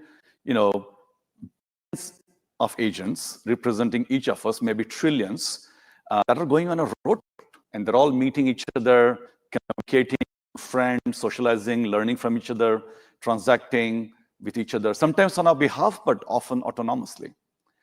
And as these agents think about moving to a city, when you move to a city, you get your driver's license, you get your house. There's a lot of concepts that are emerging. People are talking about ATA from Google. It's like connecting roads that allows people to talk to each other. There's MCP, which is like tools. Imagine getting kind of your gas, electricity, and other utilities in your place. That's kind of a very barren city, right? I mean, the city needs a post office. It needs a phone book. It needs an information desk. Soon it needs some universities. People need to find jobs. There needs to be job exchanges. Over time, people don't just want their house and their jobs, but they create universities that create stock markets. New emergent systems emergent systems appear, such as stock markets and justice systems and so on. So we're going to see this lot of exciting movement in the world of agents. In the beginning, it's about the infrastructure. Then it's about the agent commerce. But it's really about the agentic societies. And there may be social networks for agents, where agents just talk to each other and don't even worry about us. So let's talk about 5 questions we should be thinking about. The first one is, what if the group think on this massive AI buildup is actually wrong? Companies are spending hundreds of billions of dollars supporting each other, nuclear power plants, and a few getting one of those $1 million salaries, right? There's a lot going on there. But what if it's wrong? And one of the companies that's actually forcing this group thing is also warning us that maybe the small language models are the future of agentic AI. And as you will see, agentic AI is the future of AI. So small models are actually the future of AI. And we may or may not need these highly centralized massive models that are out there. You should really read this paper from NVIDIA, because it'll change the way you think about your investments in AI. The first thing is that a lot of these small models are actually quite powerful. It's like, I gave my daughter an iPhone 11 instead of iPhone 17, because it almost does everything for her. The same is the case with small models. They do actually really well in specialist tasks that you need. The next is that it's actually a good thing when the agents are very small and do specific things. They often outperform highly general models. Second, from a safety security point of view, actually good, because you're going to do limited things and there'll be less hallucination. The third is the heterogeneity actually allows you to have more options in building your IT systems. Now, it's challenging for organizations to support this mental model. First of all, there's sunk cost in dealing with this, centralized big models that we're using. The second is that we are enamored with benchmarks that are provided by big models. And, of course, the benchmarks on small models don't look good. So the ecosystem hasn't emerged. So I think it's time to kind of think about it differently. The second question is, even if you're working in agentic web, are you building an intercom, just connecting to it, or are you truly building, a telephone system? Right? So let me again take a step back and help you think through what I mean by that. So we're kind of in a post-AI world where the models are getting commoditized. The cost per token has come down by a factor of 200. And as I said, the size performance of models also very favorable for us. So the right side of this diagram is the current agent ecosystems, how to build agents with Crew AI and LangChain and ADK and so on, how to use data and compute. So the right side of this diagram is very well understood. The left side of the diagram is more like the OSS of the internet. How do you start connecting these agents? What's the fabric that's shown here in blue that we need? And that's what Nanda is working on, right? The good news is that in each of these boxes, actually, there are plenty of players, but how to kind of bring them together is the challenge. And this may be the most important diagram of this presentation, which is I move from kind of agent foundations to agent economy to agent societies. We also have to think about on the vertical axis, which is in the beginning, it's all about syntax. So when you hear about A2A and MP and AP2, which is a transaction protocol, X.402, there's another one from our group called Ripple Effect Protocol. These are all great, just syntax. It's just message passing. But we need solutions at the same level, and eventually we need solutions that are for the agent class. So if you look at the central column, for example, not just enough to create transaction protocols, X.402, but very soon, these agents are going to start thinking about like Groupon. There's collective bargaining, or there's poly market, like, there's going to be prediction markets for everything that's going on. And these agents are going to move very, very fast. So the first column is where a lot of infra companies, are going to, make their revenue. But the second, third is kind of wide open. In every one of these boxes, potentially there are companies that could be worth billions of dollars. So there's a lot of first column. Of course, the incumbents have some advantage, but the second and third column here open. We don't even know what kind of businesses there will be.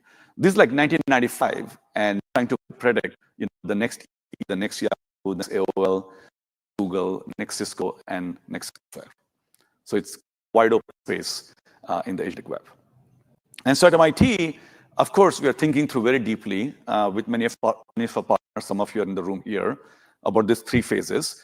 But also we have working groups that are thinking about each of these aspects in great detail. Every sentence here, every bit here requires maybe 5 new PhDs and can probably spawn a dozen companies. So there's a lot going on in this space. And of course, I have been on this journey for more than 10 years. Our group is one of the leading groups thinking through evolution of AI, but mainly the networking of this AIs. Working with many great collaborators, and anyone of you are interested in working with us, just send me an email at end.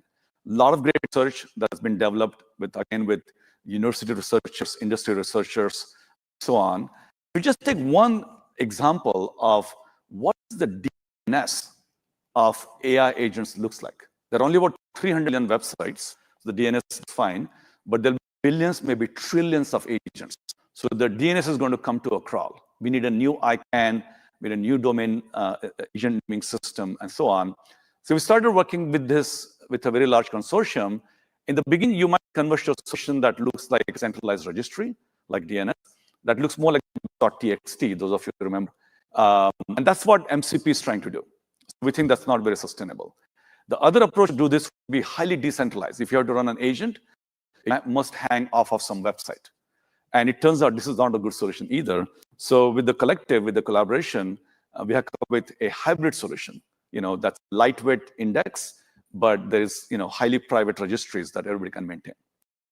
Now, as I'll talk about this later, it's not just going to think about what's happening at the internet level, because whatever happens at the internet level is also the solution you would use at the intranet level, right? Just as HTTPS, browsers, cloud, you don't have a homebrew solution that's used internally in your organization. You have to keep track of what's happening on the world, on the open web. And clearly, MIT should not be responsible for this. So we have a collective of 15 universities, that would maintain this index and this registry. So for that, we have to create all kinds of open and interoperable tools like adapters. We have to create a sandbox for all these things. So we have a table outside. Some of our team members can walk you through all these possibilities of how you can use these test beds. Again, these test beds are open, so you can also use them inside your organization. And how many of you here have your own AI agent that you have created? Good. If you haven't, Go outside. Our colleague Maria is here. She can help you create your own AI agent in just 1 minute. It's as easy as that. Or you can go home and try it on join39.org. The third question is the agent chaos. We heard earlier about how the non-determinism of agents can create problems. If you have an agent that's 95% accurate, just after 10 iterations, it'll be only about 60% accurate, 0.95 to the 10. So this agent chaos, we heard earlier, sometimes it's good to have 1,000 flowers bloom. So the problem is, do we kind of use the chaos to innovate, or is it time to tame, right? And so you have to create this whole new agent plane, agent control plane solutions you have to build, and thinking about this very deeply. Would love to continue the conversation on how we are building, different aspects of this agent control panels. And of course, as I said earlier, intranet will follow the internet, which means that the strategic implication is that you cannot just create homebrew, proprietary solutions, track of what's happening outside, work with the ecosystem. All right. The fourth question is, who will keep the agentic web open and neutral? Right? On the left is how we see the web. As a user, I can just use protocols and work with any website, any server, any ecosystem out there. On the right, it's more like iOS and Android, where I must go through a particular platform to talk to other businesses, other users, in this case, other agents. So we do want a picture that looks more as is on the left. And we should thank Tim Berners-Lee for the open World Wide Web, because he's the one who said, hey, when there was a time when Internet Explorer and Front Page were trying to create very proprietary browsers, or AOL was trying to create its own walled gardens, people like Tim Berners-Lee right here at MIT, through World Wide Web Consortium, managed to convince everybody to keep it open, and also managed to take care of complementary interests of different companies. Who's going to do that now? And of course, time was easier back in the 90s, but companies that already have a pretty robust maps for building agents that are already digital rails. I mean, ChatGPT went from 0 to 100 million in just a month. So the rails exist. So how are we going to do it? The good news is most companies out there, A2A, MCP, NLWeb, are trying to be as open as possible, right? But still, we could end up in an iOS, Android, or a Facebook, Twitter kind of bifurcation, which could be terrible for businesses, especially mid-sized businesses that are here in this room. All right, that brings us to the fifth question, which is, are we thinking through risks if agent web does not remain open, right? So there are many risks, and we are working with a whole bunch of companies to map that out, what it could be. I'll just talk about two main risks, the first and second, which is the monopolistic platforms emerging. But the second is the disintermediation. If it is an amazing agent, then you can just talk to it and call your Uber ride. Uber is not very happy about it because they're getting disintermediated. A Seekr Alexa of the future is not a good news for Uber, because Uber wants to maintain direct relationship with the customers. So companies are actually worried about disintermediation. So they're going to fight tooth and nail to make sure this remains open. But for every one of you, whether it's finance or transport or energy, any of these sectors, disintermediation is a risk. So what's the window to keep it open, right? So very soon we think will be standards wars. Then the second bullet is the network effects will set in. So it'll be difficult to fight somebody who already has, a virality. And finally, there'll be a complete lock-in. And we have about 8 months, as per our calculation, when this will be lost. So you have to really strive for an open and agentic web that can unlock trillions of dollars of value, and that will allow you to do something within your organization where you don't have to continuously, every few months, give up everything what you have built and go to the next version, and eventually everything you have built will actually be sold by this 1 or 2 dominant players. We have about a year to 18 months. The clock is already started. So it's a very difficult scenario if you're in the space, AI agent space, which we're thinking about connecting your agents in the agentic web. So the way to get there is to make sure the best ideas all over the world, best research, best technologies coming up, they drive the commercial adoption, and they drive the social mission of keeping this open and vibrant. So please talk to us at nanda.mit.edu. We have a big program, a big tent that's allowing many universities, many companies, many governments to work together. I hope the groupthink is not too wrong, but we should be ready for it. Thank you. For a discussion with Paul Beyer, please welcome to the stage partner at Apollo, Vikram Mandar, and operating partner at Clearhaven Partners, Drake Pruitt.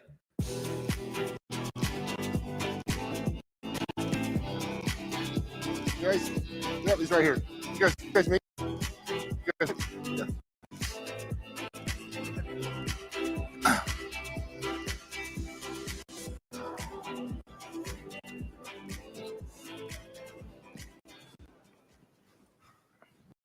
Wonderful. The program keeps rolling on. So let's introduce yourselves a little bit. Tell us about your firm and what role do you see AI playing right now, and then we'll have some questions. Absolutely. Yep. So thank you for having me here. Fantastic talk before this by Ramesh. I'm an operating partner at Apollo. I do two things at Apollo. I help underwrite our deals, particularly at the back of value that we will create from AI or broadly digitization. And second, I co-lead AI strategy for Apollo. Apollo is a close to $900 billion under management, and we invest in credit structures as well as equity. That's great. Hey, everybody, I'm Drake Pruitt. I work for Clearhaven Partners. We're based in Boston. We're generally at the other end of the spectrum from Apollo in that we have $1 billion under management, and we buy lower middle market SaaS companies. I'm an operating partner, just finished a 5-year tenure at Amazon.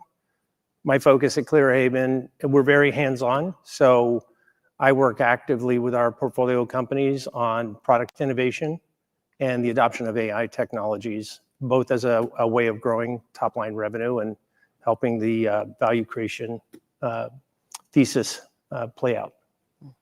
So many different, Vikram, so many different use cases for all your portfolio companies, different industries, different holding periods, different maturity levels, how do you think about which ones to focus on? Do you focus on a certain area? Do you find a killer use case? Do you have early in the holding cycle? It's a great question. And I think the backdrop for this was very helpful.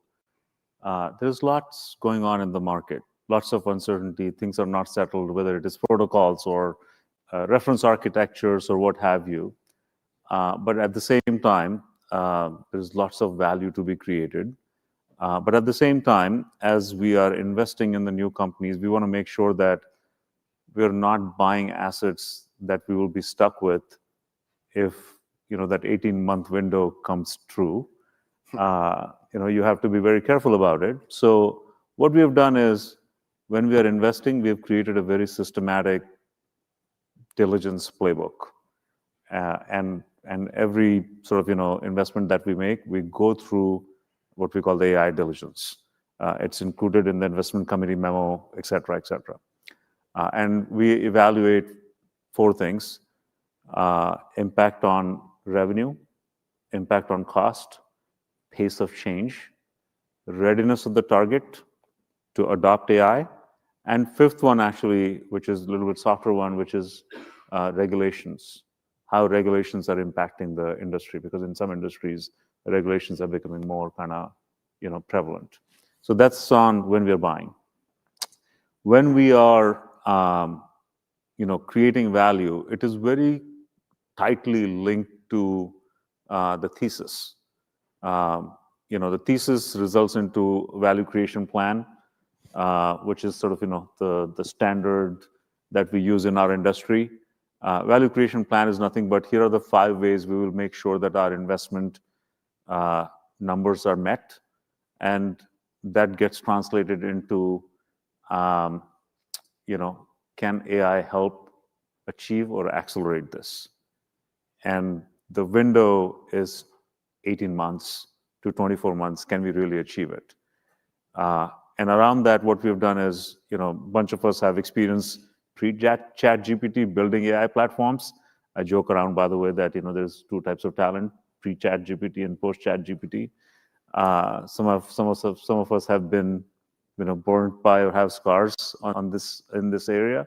So we've narrowed down on 5 or 6 areas where real value can be created, and we match the value creation plan and those 6 areas and say, how can we quickly get here? And then we've kind of chosen a set of technologies that we will go after and go deploy. That's the kind of process. So on the value creation, it's a little more customized, maybe cost savings in one, revenue in the other? Well, it's far more granular than that. Okay. Which is, for example, we're going to say that, okay, we will automate a publishing process for a textbook publishing company that we own. And by the way, there's a very clear number, how much we can achieve, and what will we get out of it. That's sort of one side of it. The second is, for example, there's growth. We're gonna, instead of going through a value-added reseller, we're gonna go direct to consumer, and through that direct to consumer, we're gonna achieve X% growth, whatever that growth is. Then can we use agentic systems to drive that growth direct to consumer, and how much? So it's very kind of measured in terms of strategies. Right. Yeah. Yeah. Greg, similar approach or different, or? I would say very much. I think at our scale, and because we're focused exclusively on software, we are in the scale of the companies that we buy, we're very, very rigorous about pre-deal diligence around talent. We are, like Vikram said, assessing for risk. We're, some of these markets are esoteric or niche oriented, and so we're looking for areas where, frankly, there's some defensibility against AI in terms of risk management on the front end, as well as the ability to exploit AI as an advantage. So an example would be companies that have system of record data or first-party data plus an inherent sort of stickiness to how they deploy their products. So, and we've run some experiments where we sort of ask the question, could we disrupt this business with AI? And could we actually prompt Claude and do some light duty product planning and ask, could AI build and replicate the business in a short order? And it's really interesting how companies that particularly that federate data from diverse sources, where there are significant challenges with API integration, these are companies that serve niche industries, and they're very hard to disintermediate. Frankly, their threat from the outside with AI is far lower than it might appear. So we take a deep dive during that phase, and then once we acquire the companies, we are, of course, at our stage, we're often professionalizing and raising the talent levels within the business. That's why those of us on the operating team as well, we all come from operating backgrounds, having worked in private equity businesses. So I work closely with an operating partner who has been a seated head of engineering, building a large-scale AI implementation. So we're not talking to the companies in sort of theoretical terms. Some of them probably wish that we were, because we're very, very into the details, and frankly, confer with them and collaborate with them extensively. So, and I think long-term, we're bullish on the impact that AI can have.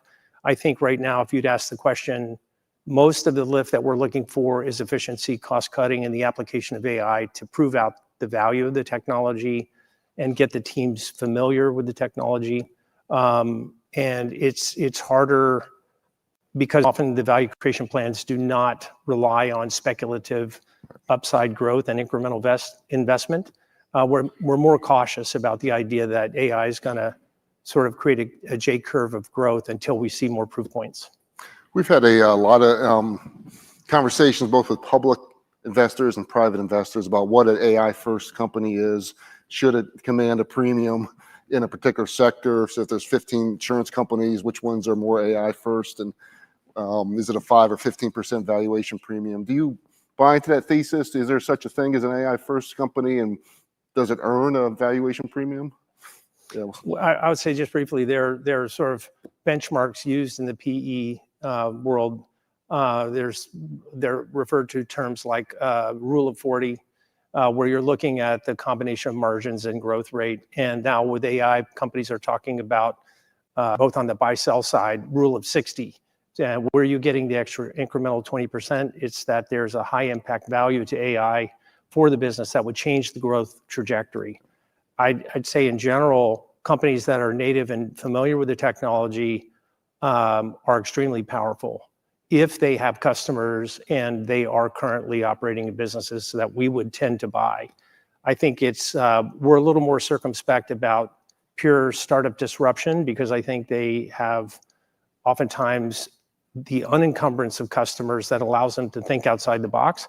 But the problem is they don't have regular access and interaction with customers and all the friction that sits inside a customer environment. If I recall, just for the audience, the rule of 40 is 40% growth and 40% EBITDA margin.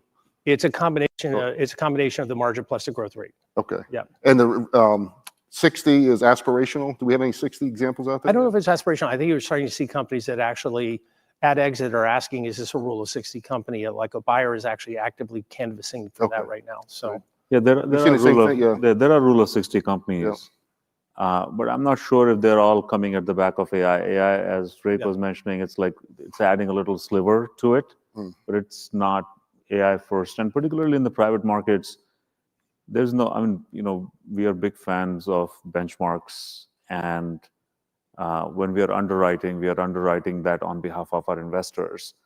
So we got to make sure that our investment thesis has some basis. And there's just not enough AI first companies to go and value these companies. So a lot of it becomes, more seed stage. Two data points, seed stage or early stage kind of investments. And if I'd add, not many of them are for sale. If that's actually the business trajectory that you're on, you're probably not in market looking to exit yet. One of the recurring themes, certainly in the hallway conversations and earlier conversations, is this change management. This technology's happening so fast, trying to get my company to move faster here. You guys buy a company here, you got a short period, you got a thesis value, you got a 2 or 3 year. How do you guys think about, is the change management challenge any different in a PE-owned firm? Yeah, I mean, look, sorry, Drake. No, please. Look, it's no different than any other technology or any big transformation that you want to drive. The key here is really it starts with the CEO. You've got to make sure that the CEO is bought in.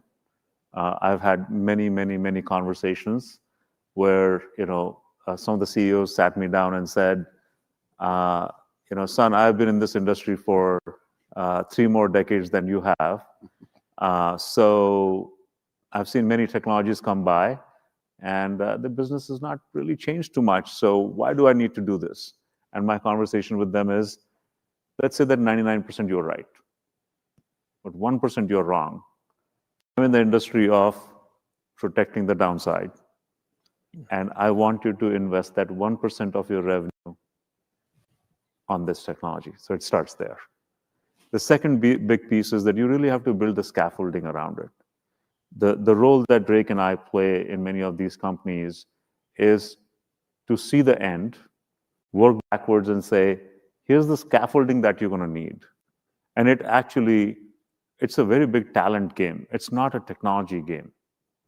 Technology is important, but talent, do you really have the talent?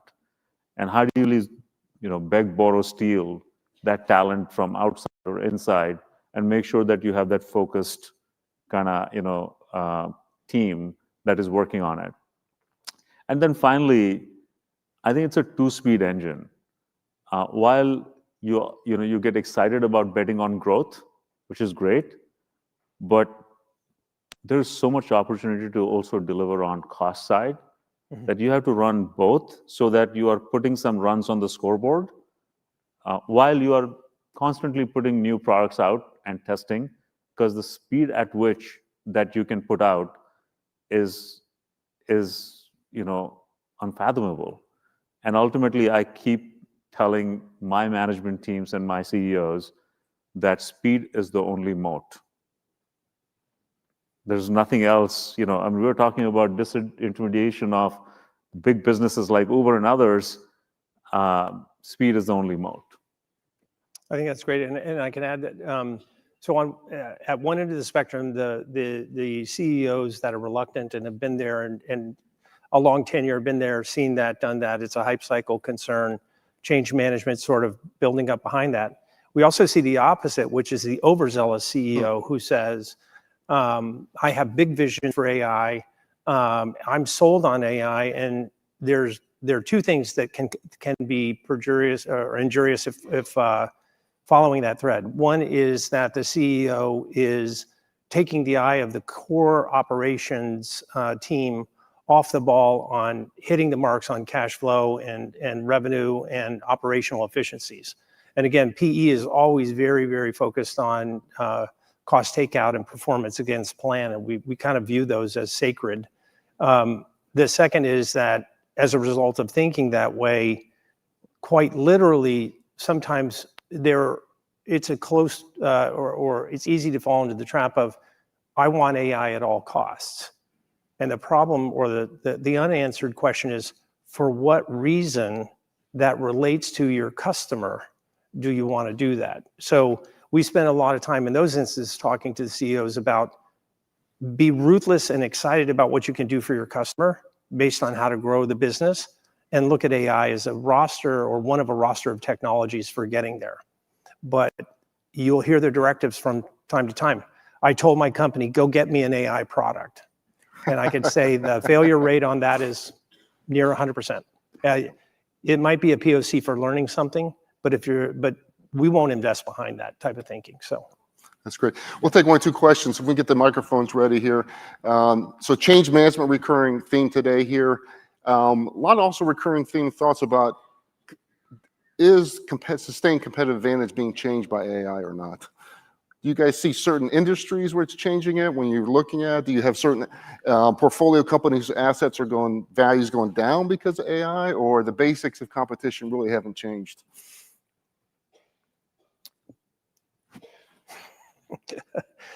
I would say that there are certain businesses where from the outside in, we will look at them and say, at some level, the business exists as an information intermediary. And those are businesses that concern us from a risk perspective, because effectively a model and the right domain of data could disintermediate entire workflow. So when I was at Amazon, I saw this with certain ed tech companies where they were essentially a repackager and remarketer of information generally available, like Khan Academy on YouTube, now made consumable for the classrooms at MIT at a high cost, multi-million-dollar annual subscriptions. That's a very high-risk business because the information is generally available. AI can do a great job of packaging and multi-formatting the output, and the costs are in dollars, tens of dollars per session, not millions annually. So. And I'll just do a counter to that. Okay. Since we're talking to the ed tech, right? Yeah. The counter to that is it can also be a big differentiation, because if you're a large ed tech company, you own the distribution channel, and it's hard to build distribution channel. So if you play smart, you own the front end, and if you can make the back end as efficient as Drake mentioned, then sort of, you become the rule of 60 company much faster. That's great. Have some questions from the audience. Hey, just a question for Drake. Yes, sir. I don't want to put words in your mouth, but you were just talking about customer success. I think you were saying that you're leaning into the value of all this about being that silly customer, because there's a lot of operations and things we're talking about. Are you a proponent of leading AI with customer success? We do believe a lot in the value of AI for helping you do a better job of connecting with your customers through multiple channels. And I think the early experiments we've run, we've seen, I think quite satisfactory returns and changes to things like NPS scores, et cetera. But you have to be very, very vigilant with human in the loop to maintain the quality control. And you have to be very mindful of training your customer about the limits of what your AI can do. because you can frustrate them by adding too much to the plate that the bot cannot handle, frankly. Great. One more question? Yeah, thank you. Yeah, I'm a longtime software CEO, and I appreciate you talking about CEOs' perspectives, but I'm curious what you're hearing from your CFOs related to AI. CFO, you said. CFOs.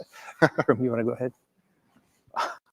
I will give you a real story, which is one of the portfolio company CFOs called me and said, hey, I see for the next year's budget, I see $40 million in AI projects. What is this? I said, well, do they have charter and business case at the back of it? He said, no, most of them say Vikram said so. So, bottom line is CFOs are eager, but they are doing their job in terms of being, fiduciary responsible and making sure that, they're putting, it through the rigor. Now, some of the more strategic CFOs are willing to make the investment, and they're also encouraging the business units and saying, if you're saying the way this works, in current year, you should be able to take X cost out. I won't take all that away from you. I will let you invest a half of it. Great. Yeah, Paul, can I add just really quickly? The other big hot button for a CFO is how the use of GenAI in products, particularly in software, points to the change to a value-based pricing model, right? So you're gonna pay me for the outcome, but I am running a business where I'm charging you per seat, traditionally in SaaS, right? And CFOs are looking ahead, good ones are, and saying, this is gonna be a painful transition. We have ambiguity around pricing, margin, usage, and we run a business with PE owners who expect performance against the financial plan, that's all based on a seat license or similar subscription model. So that transition for CFOs and for the whole company is non-trivial, and I think it's one of the biggest questions that loom for a lot of technology companies is, how are you going to get through that without trashing your revenue line? You can't just make a cutover and assume that that's all going to work. On that point, by the way, good CFOs are also keeping an eye on this whole consumption to per seat translation, because lots of technologies are still in the experimental stage. In fact, I don't call a lot of that revenue ARR. I call it ERR, which is experimental recurring revenue, even if they're making it. Right? Companies are making money, but it's kind of, we don't know if it is sticky or not. But the translation from consumption to the per seat model or a per agent model, whatever it is, that math is still not settled. So good CFOs are keeping an eye on it. Another thing that I've done and noticed is that actually CFO's function can benefit a lot from Agentic AI. And that technology is here. So some of the kind of more bleeding edge kind of CFOs are willing to use it for their transaction processes or what have you. Absolutely fantastic. Please help me thank the panelists. Thank you, Paul. Thank you.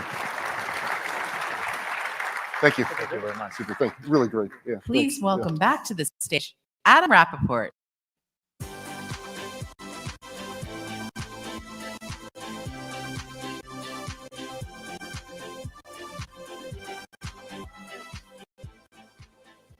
All right.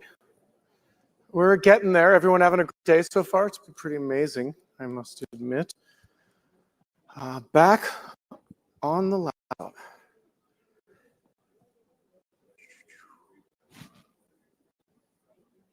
Anyone know what this is? So the GAI World 2025 website, there's the homepage right there. And for this demo, what I'll be doing, I decided I've coined a term, or maybe someone already said it before, but I was thinking about vibe before. So this demo is really about vibe marketing, which is using an AI that has some sort of world understanding and give it some context, like the homepage of the GAI World website, and ask it to make some marketing content for us. So we'll see how that goes. The tool I'm going to be using is Nano Banana. It's the same one that we used for those superhero cards, where we basically gave it your picture and said, make this person look like a superhero, and it understands the person looks like and how to put them in that scenario. So under the hood, that's what they call Gemini 2.5 Flash Image. That's the actual model from Google that everyone refers to as Nano Banana. The first prompt we'll be using, you can see here, basically I'm going to give it a screenshot of that website. Say, use that as a brand, create a social media graphic, announcing the event is sold out, keep colors, fonts, overall style on brand, etc. Right? So come over here. There's that prompt I've just posted in there. Hopefully right here is my screenshot. A lot of tools can do this sort of capability. ChatGPT is great at this. ChatGPT is very slow at this. So one of the things I love about Nano Banana is when I'm experimenting and iterating, it's really quick to be able to, you know, make something that actually did it. I mean, you see, that's actually very different from the website itself, but that's a pretty cool banner. You know, some words that need a little touching up there, but so that's one example. We could literally just run this prompt, we would get a completely different piece of marketing out of the tool. So that's one example. I will very quickly give you one more. In this case, we're going to be starting with the GAI Insights logo. And I'm going to say make a cool brand aligned image for social media. It includes accelerate your AI transformation. Pretty sure that's something we say. So I'll come in here, and here's, again, literally just a screenshot I took of GAI Insights logo, and we'll throw it in there with that prompt, and we'll just be, I've still got a whole another minute and a half here. We're only halfway through my 3 minutes. So that's phenomenal. This thing's nice and fast. If we're using ChatGPT, we'd still be waiting for the first picture. So that's the good news. And if it's not broken, yeah, it looks like it's still doing something.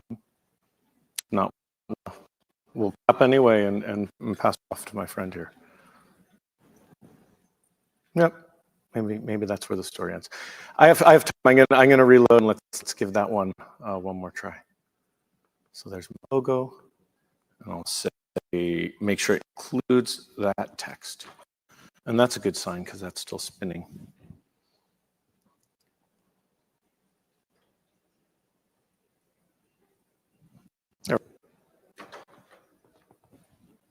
There we go. Vibe marketing. With that, I'll be passing off to Mo, co-founder and CEO of GAI. Clicker right there. Thanks, everyone. All right, guys. Hey, folks. Thank you very much. Paul, thank you, John. I think you guys have been awesome. Every time I keep coming back, I think the richness of the conversations that you guys have and collect with people is phenomenal. My name is Mo Idris. I'm the founder and CEO of GAI. We are an AI data platform that's just obsessed with jailbreaking the business as far as trying to create semantic models and data products. So it's, free your data, empower everyone, which means everybody that's out here from the business. One of the things that when I sat over here many years ago as a data practitioner, every time business would always come back and ask the question, why do data projects actually take 3 to 6 months? So, obviously, we all know that AI is fueled by data. But the obsession came from, like, is there a better way as far as making sure that we can compress these cycles from 3 to 6 months to a few hours? A lot of the business teams, you could be from sales, you could be marketing, you could be from HR. A lot of business teams depend on IT in terms of creation of any of the models that they want to create to be able to self-service themselves. This is where innovation stalls. A lot of chief data officers, a lot of chief AI officers, a lot of folks in business always keep complaining about the fact that, hey, we would want to innovate at a much faster pace, but we can't because we're not the ones that are writing the Python code or in SQL code, but we self-service ourselves and enable ourselves to do this at a much faster pace. And that's where a lot of the innovation stalls. Eureka moment is, can the business be able to self-serve themselves?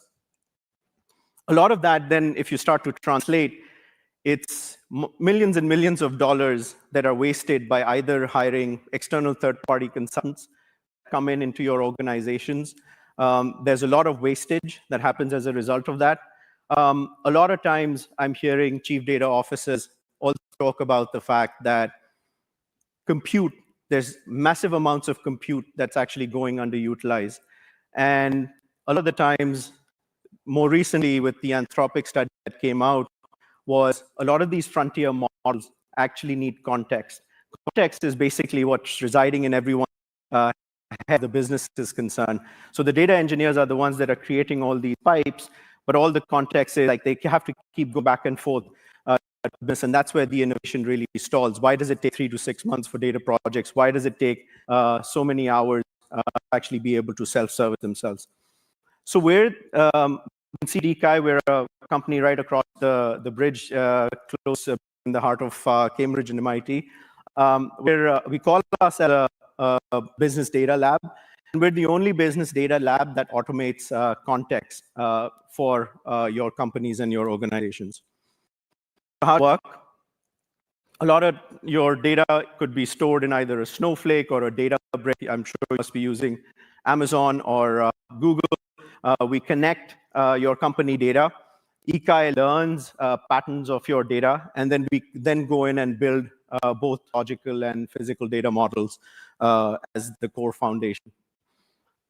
Our AI Agentic platform basically empowers every business user, not just data expert, to be able to define, prototype, and test semantic models without waiting for IT. A lot of that times, as soon as you give us access to your, and obviously we access the metadata, not the actual data, we actually create patterns. Once we've created the pattern, the business can actually do a lot of agentic Q&A responses, the questions, in terms of you might be marketing, trying to create your marketing churn analytics model. You could be some from sales that wants a sales model. As long as you've got the core data foundation enabled, you can actually start to be able to self-service yourself.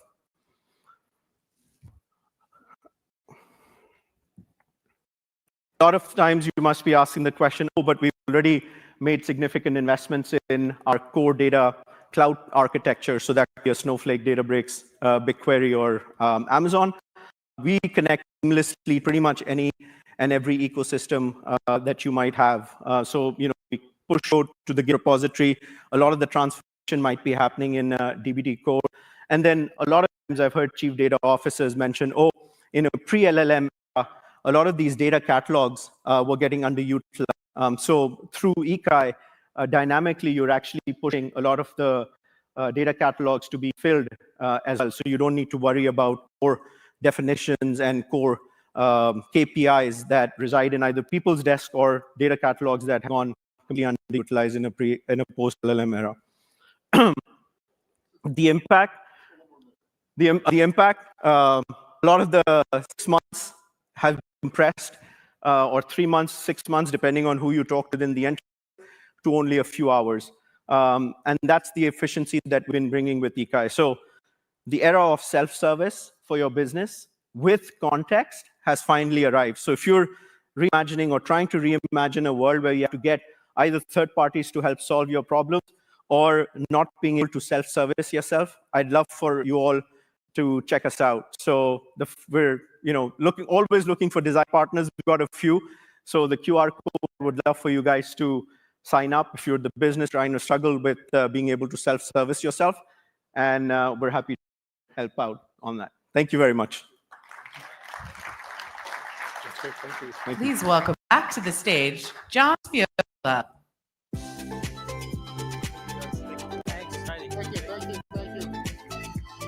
All right. And Paul Byer. Yeah, kind of Laurel and Hardy of AI here. Anyway, for those who remember. John. What's that? Yes, we are. Just to, what I did is I took the agenda. We have it laid out in an Excel spreadsheet, and I fed it to to ChatGPT, and I said, look, how should I conclude the remarks here at the end of the day? This is what I came up with, which I'm just going to read quickly to you, and then we're going to take some impressions. Before we close today, I want to take a moment to reflect on what we've accomplished. This morning, we heard how generative AI is moving from prediction into practice, whether through competitive advantage in public markets, Mayo Clinic's globally unique platform, or the very real explosion of AI costs that leaders now must manage strategically. We also saw how financial services and infrastructure decisions will shape the trajectory of adoption, and we were reminded through examples like Anthropic, Superpath, and UBS that AI is no longer an abstract tool. It's becoming the fabric of strategy, technology, and leadership. Not bad. The big thing today is that AI is not just another technology wave. It is management cost and competitive. It is a management cost and competitive shift that touches every industry. Each of you has a role in shaping how your organization navigates it. Tomorrow, we'll build on this foundation by diving deeper into specific use case, sector challenges, and practical skills that are needed to carry forward. Tonight, I encourage you to carry today's conversation into the hallways, the dinner tables, and the informal spaces where ideas often crystallize. There you go. Soon to be brought to you by a robot instead of me. Okay. And it came up with the first reflection question was the question Paul and I were going to ask anyway, which was, what's the single most surprising insight you heard today that you'll be taking back to your organization? That was verbatim. Not so bad. So who would like to share?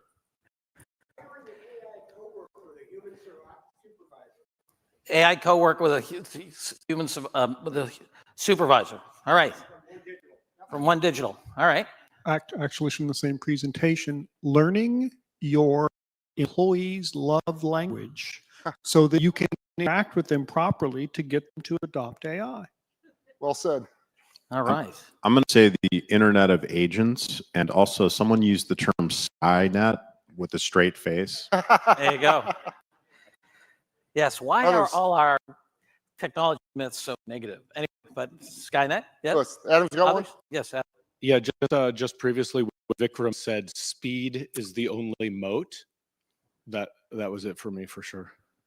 That's great. Others. Yeah. Go ahead, Marissa. All right, wait for the mic.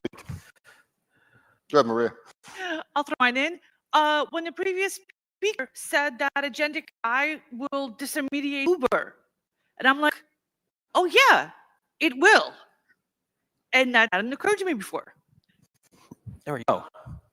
Any other quick impressions of things you would take back? All right. I think they want reception. I think, we got one more here. Yeah. One more. You give Window open AI agents is closing in 18 months. I'm sorry. Say that again, please. Window for open AI agents is closing within 18 months. Yes.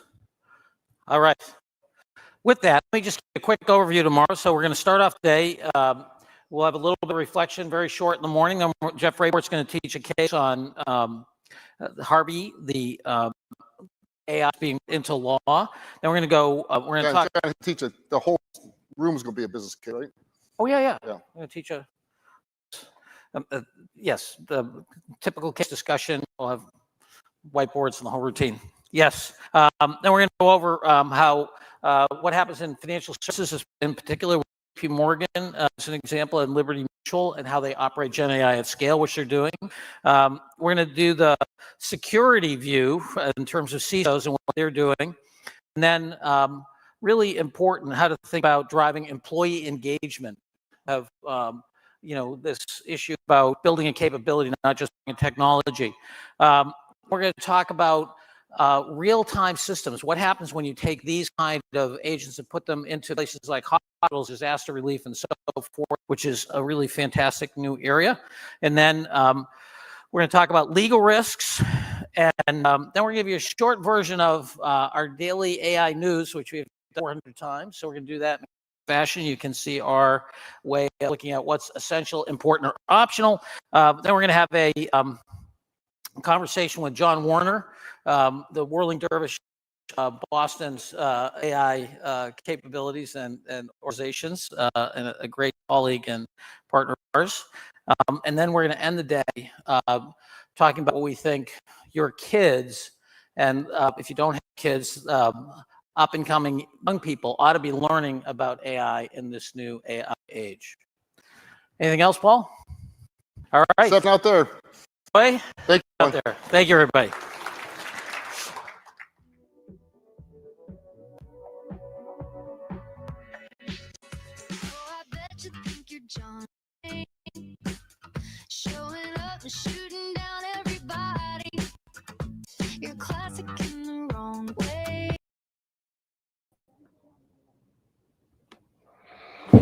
So, hey everyone,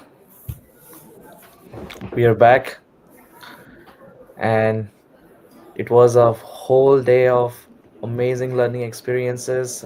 We heard a lot of speakers, a lot of AI experts, a lot of industry leaders, venture capitalist startups, and one key takeaway that we can take here is how do we use AI to be productive in whatever field we do, whether we are doing it in our academics, whether we are doing it in our business, marketing, education, investment, creating a startup, and how do you actually use AI in a way that it becomes 100x in whatever you're doing.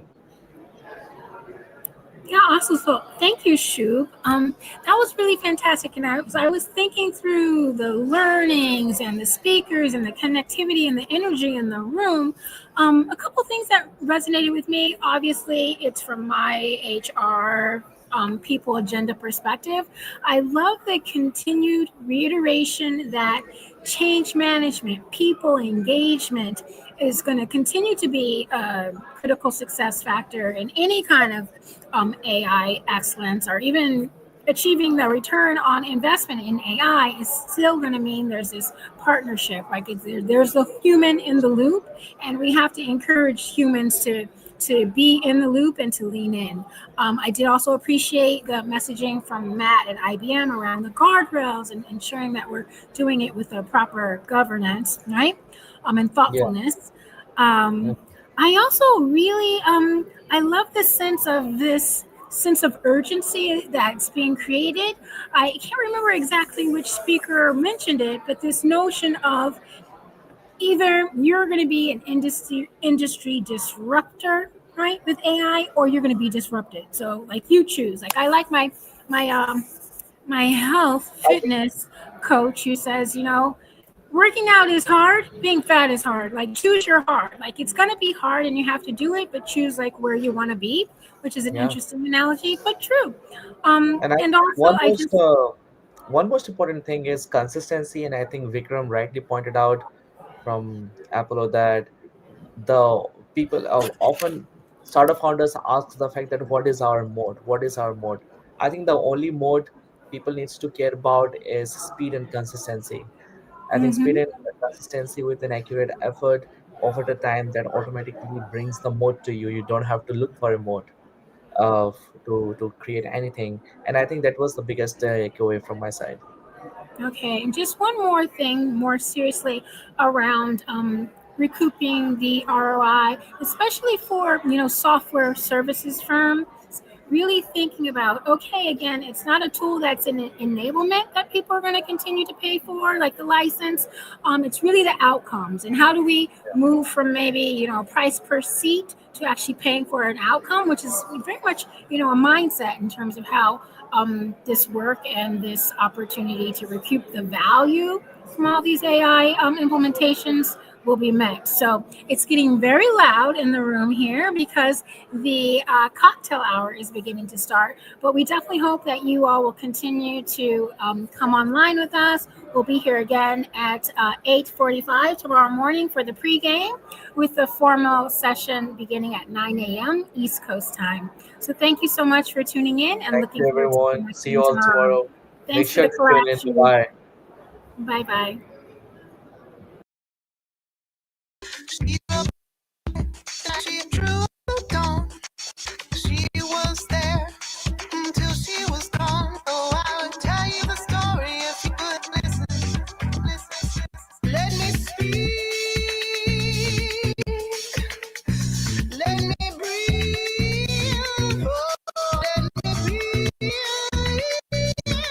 Oh, it's giving me a heart attack. Don't let me use my soul.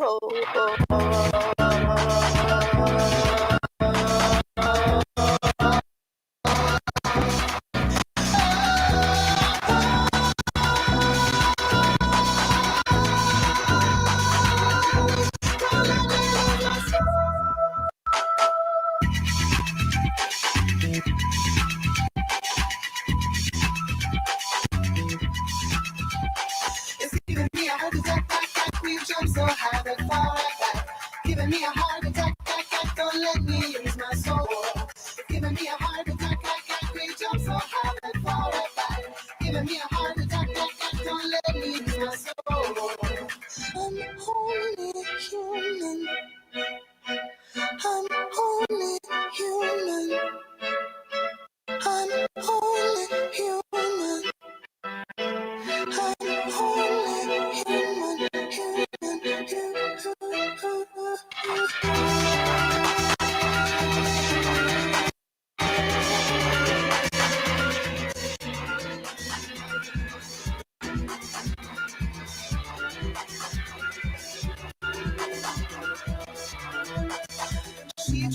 night and she drew up the dawn.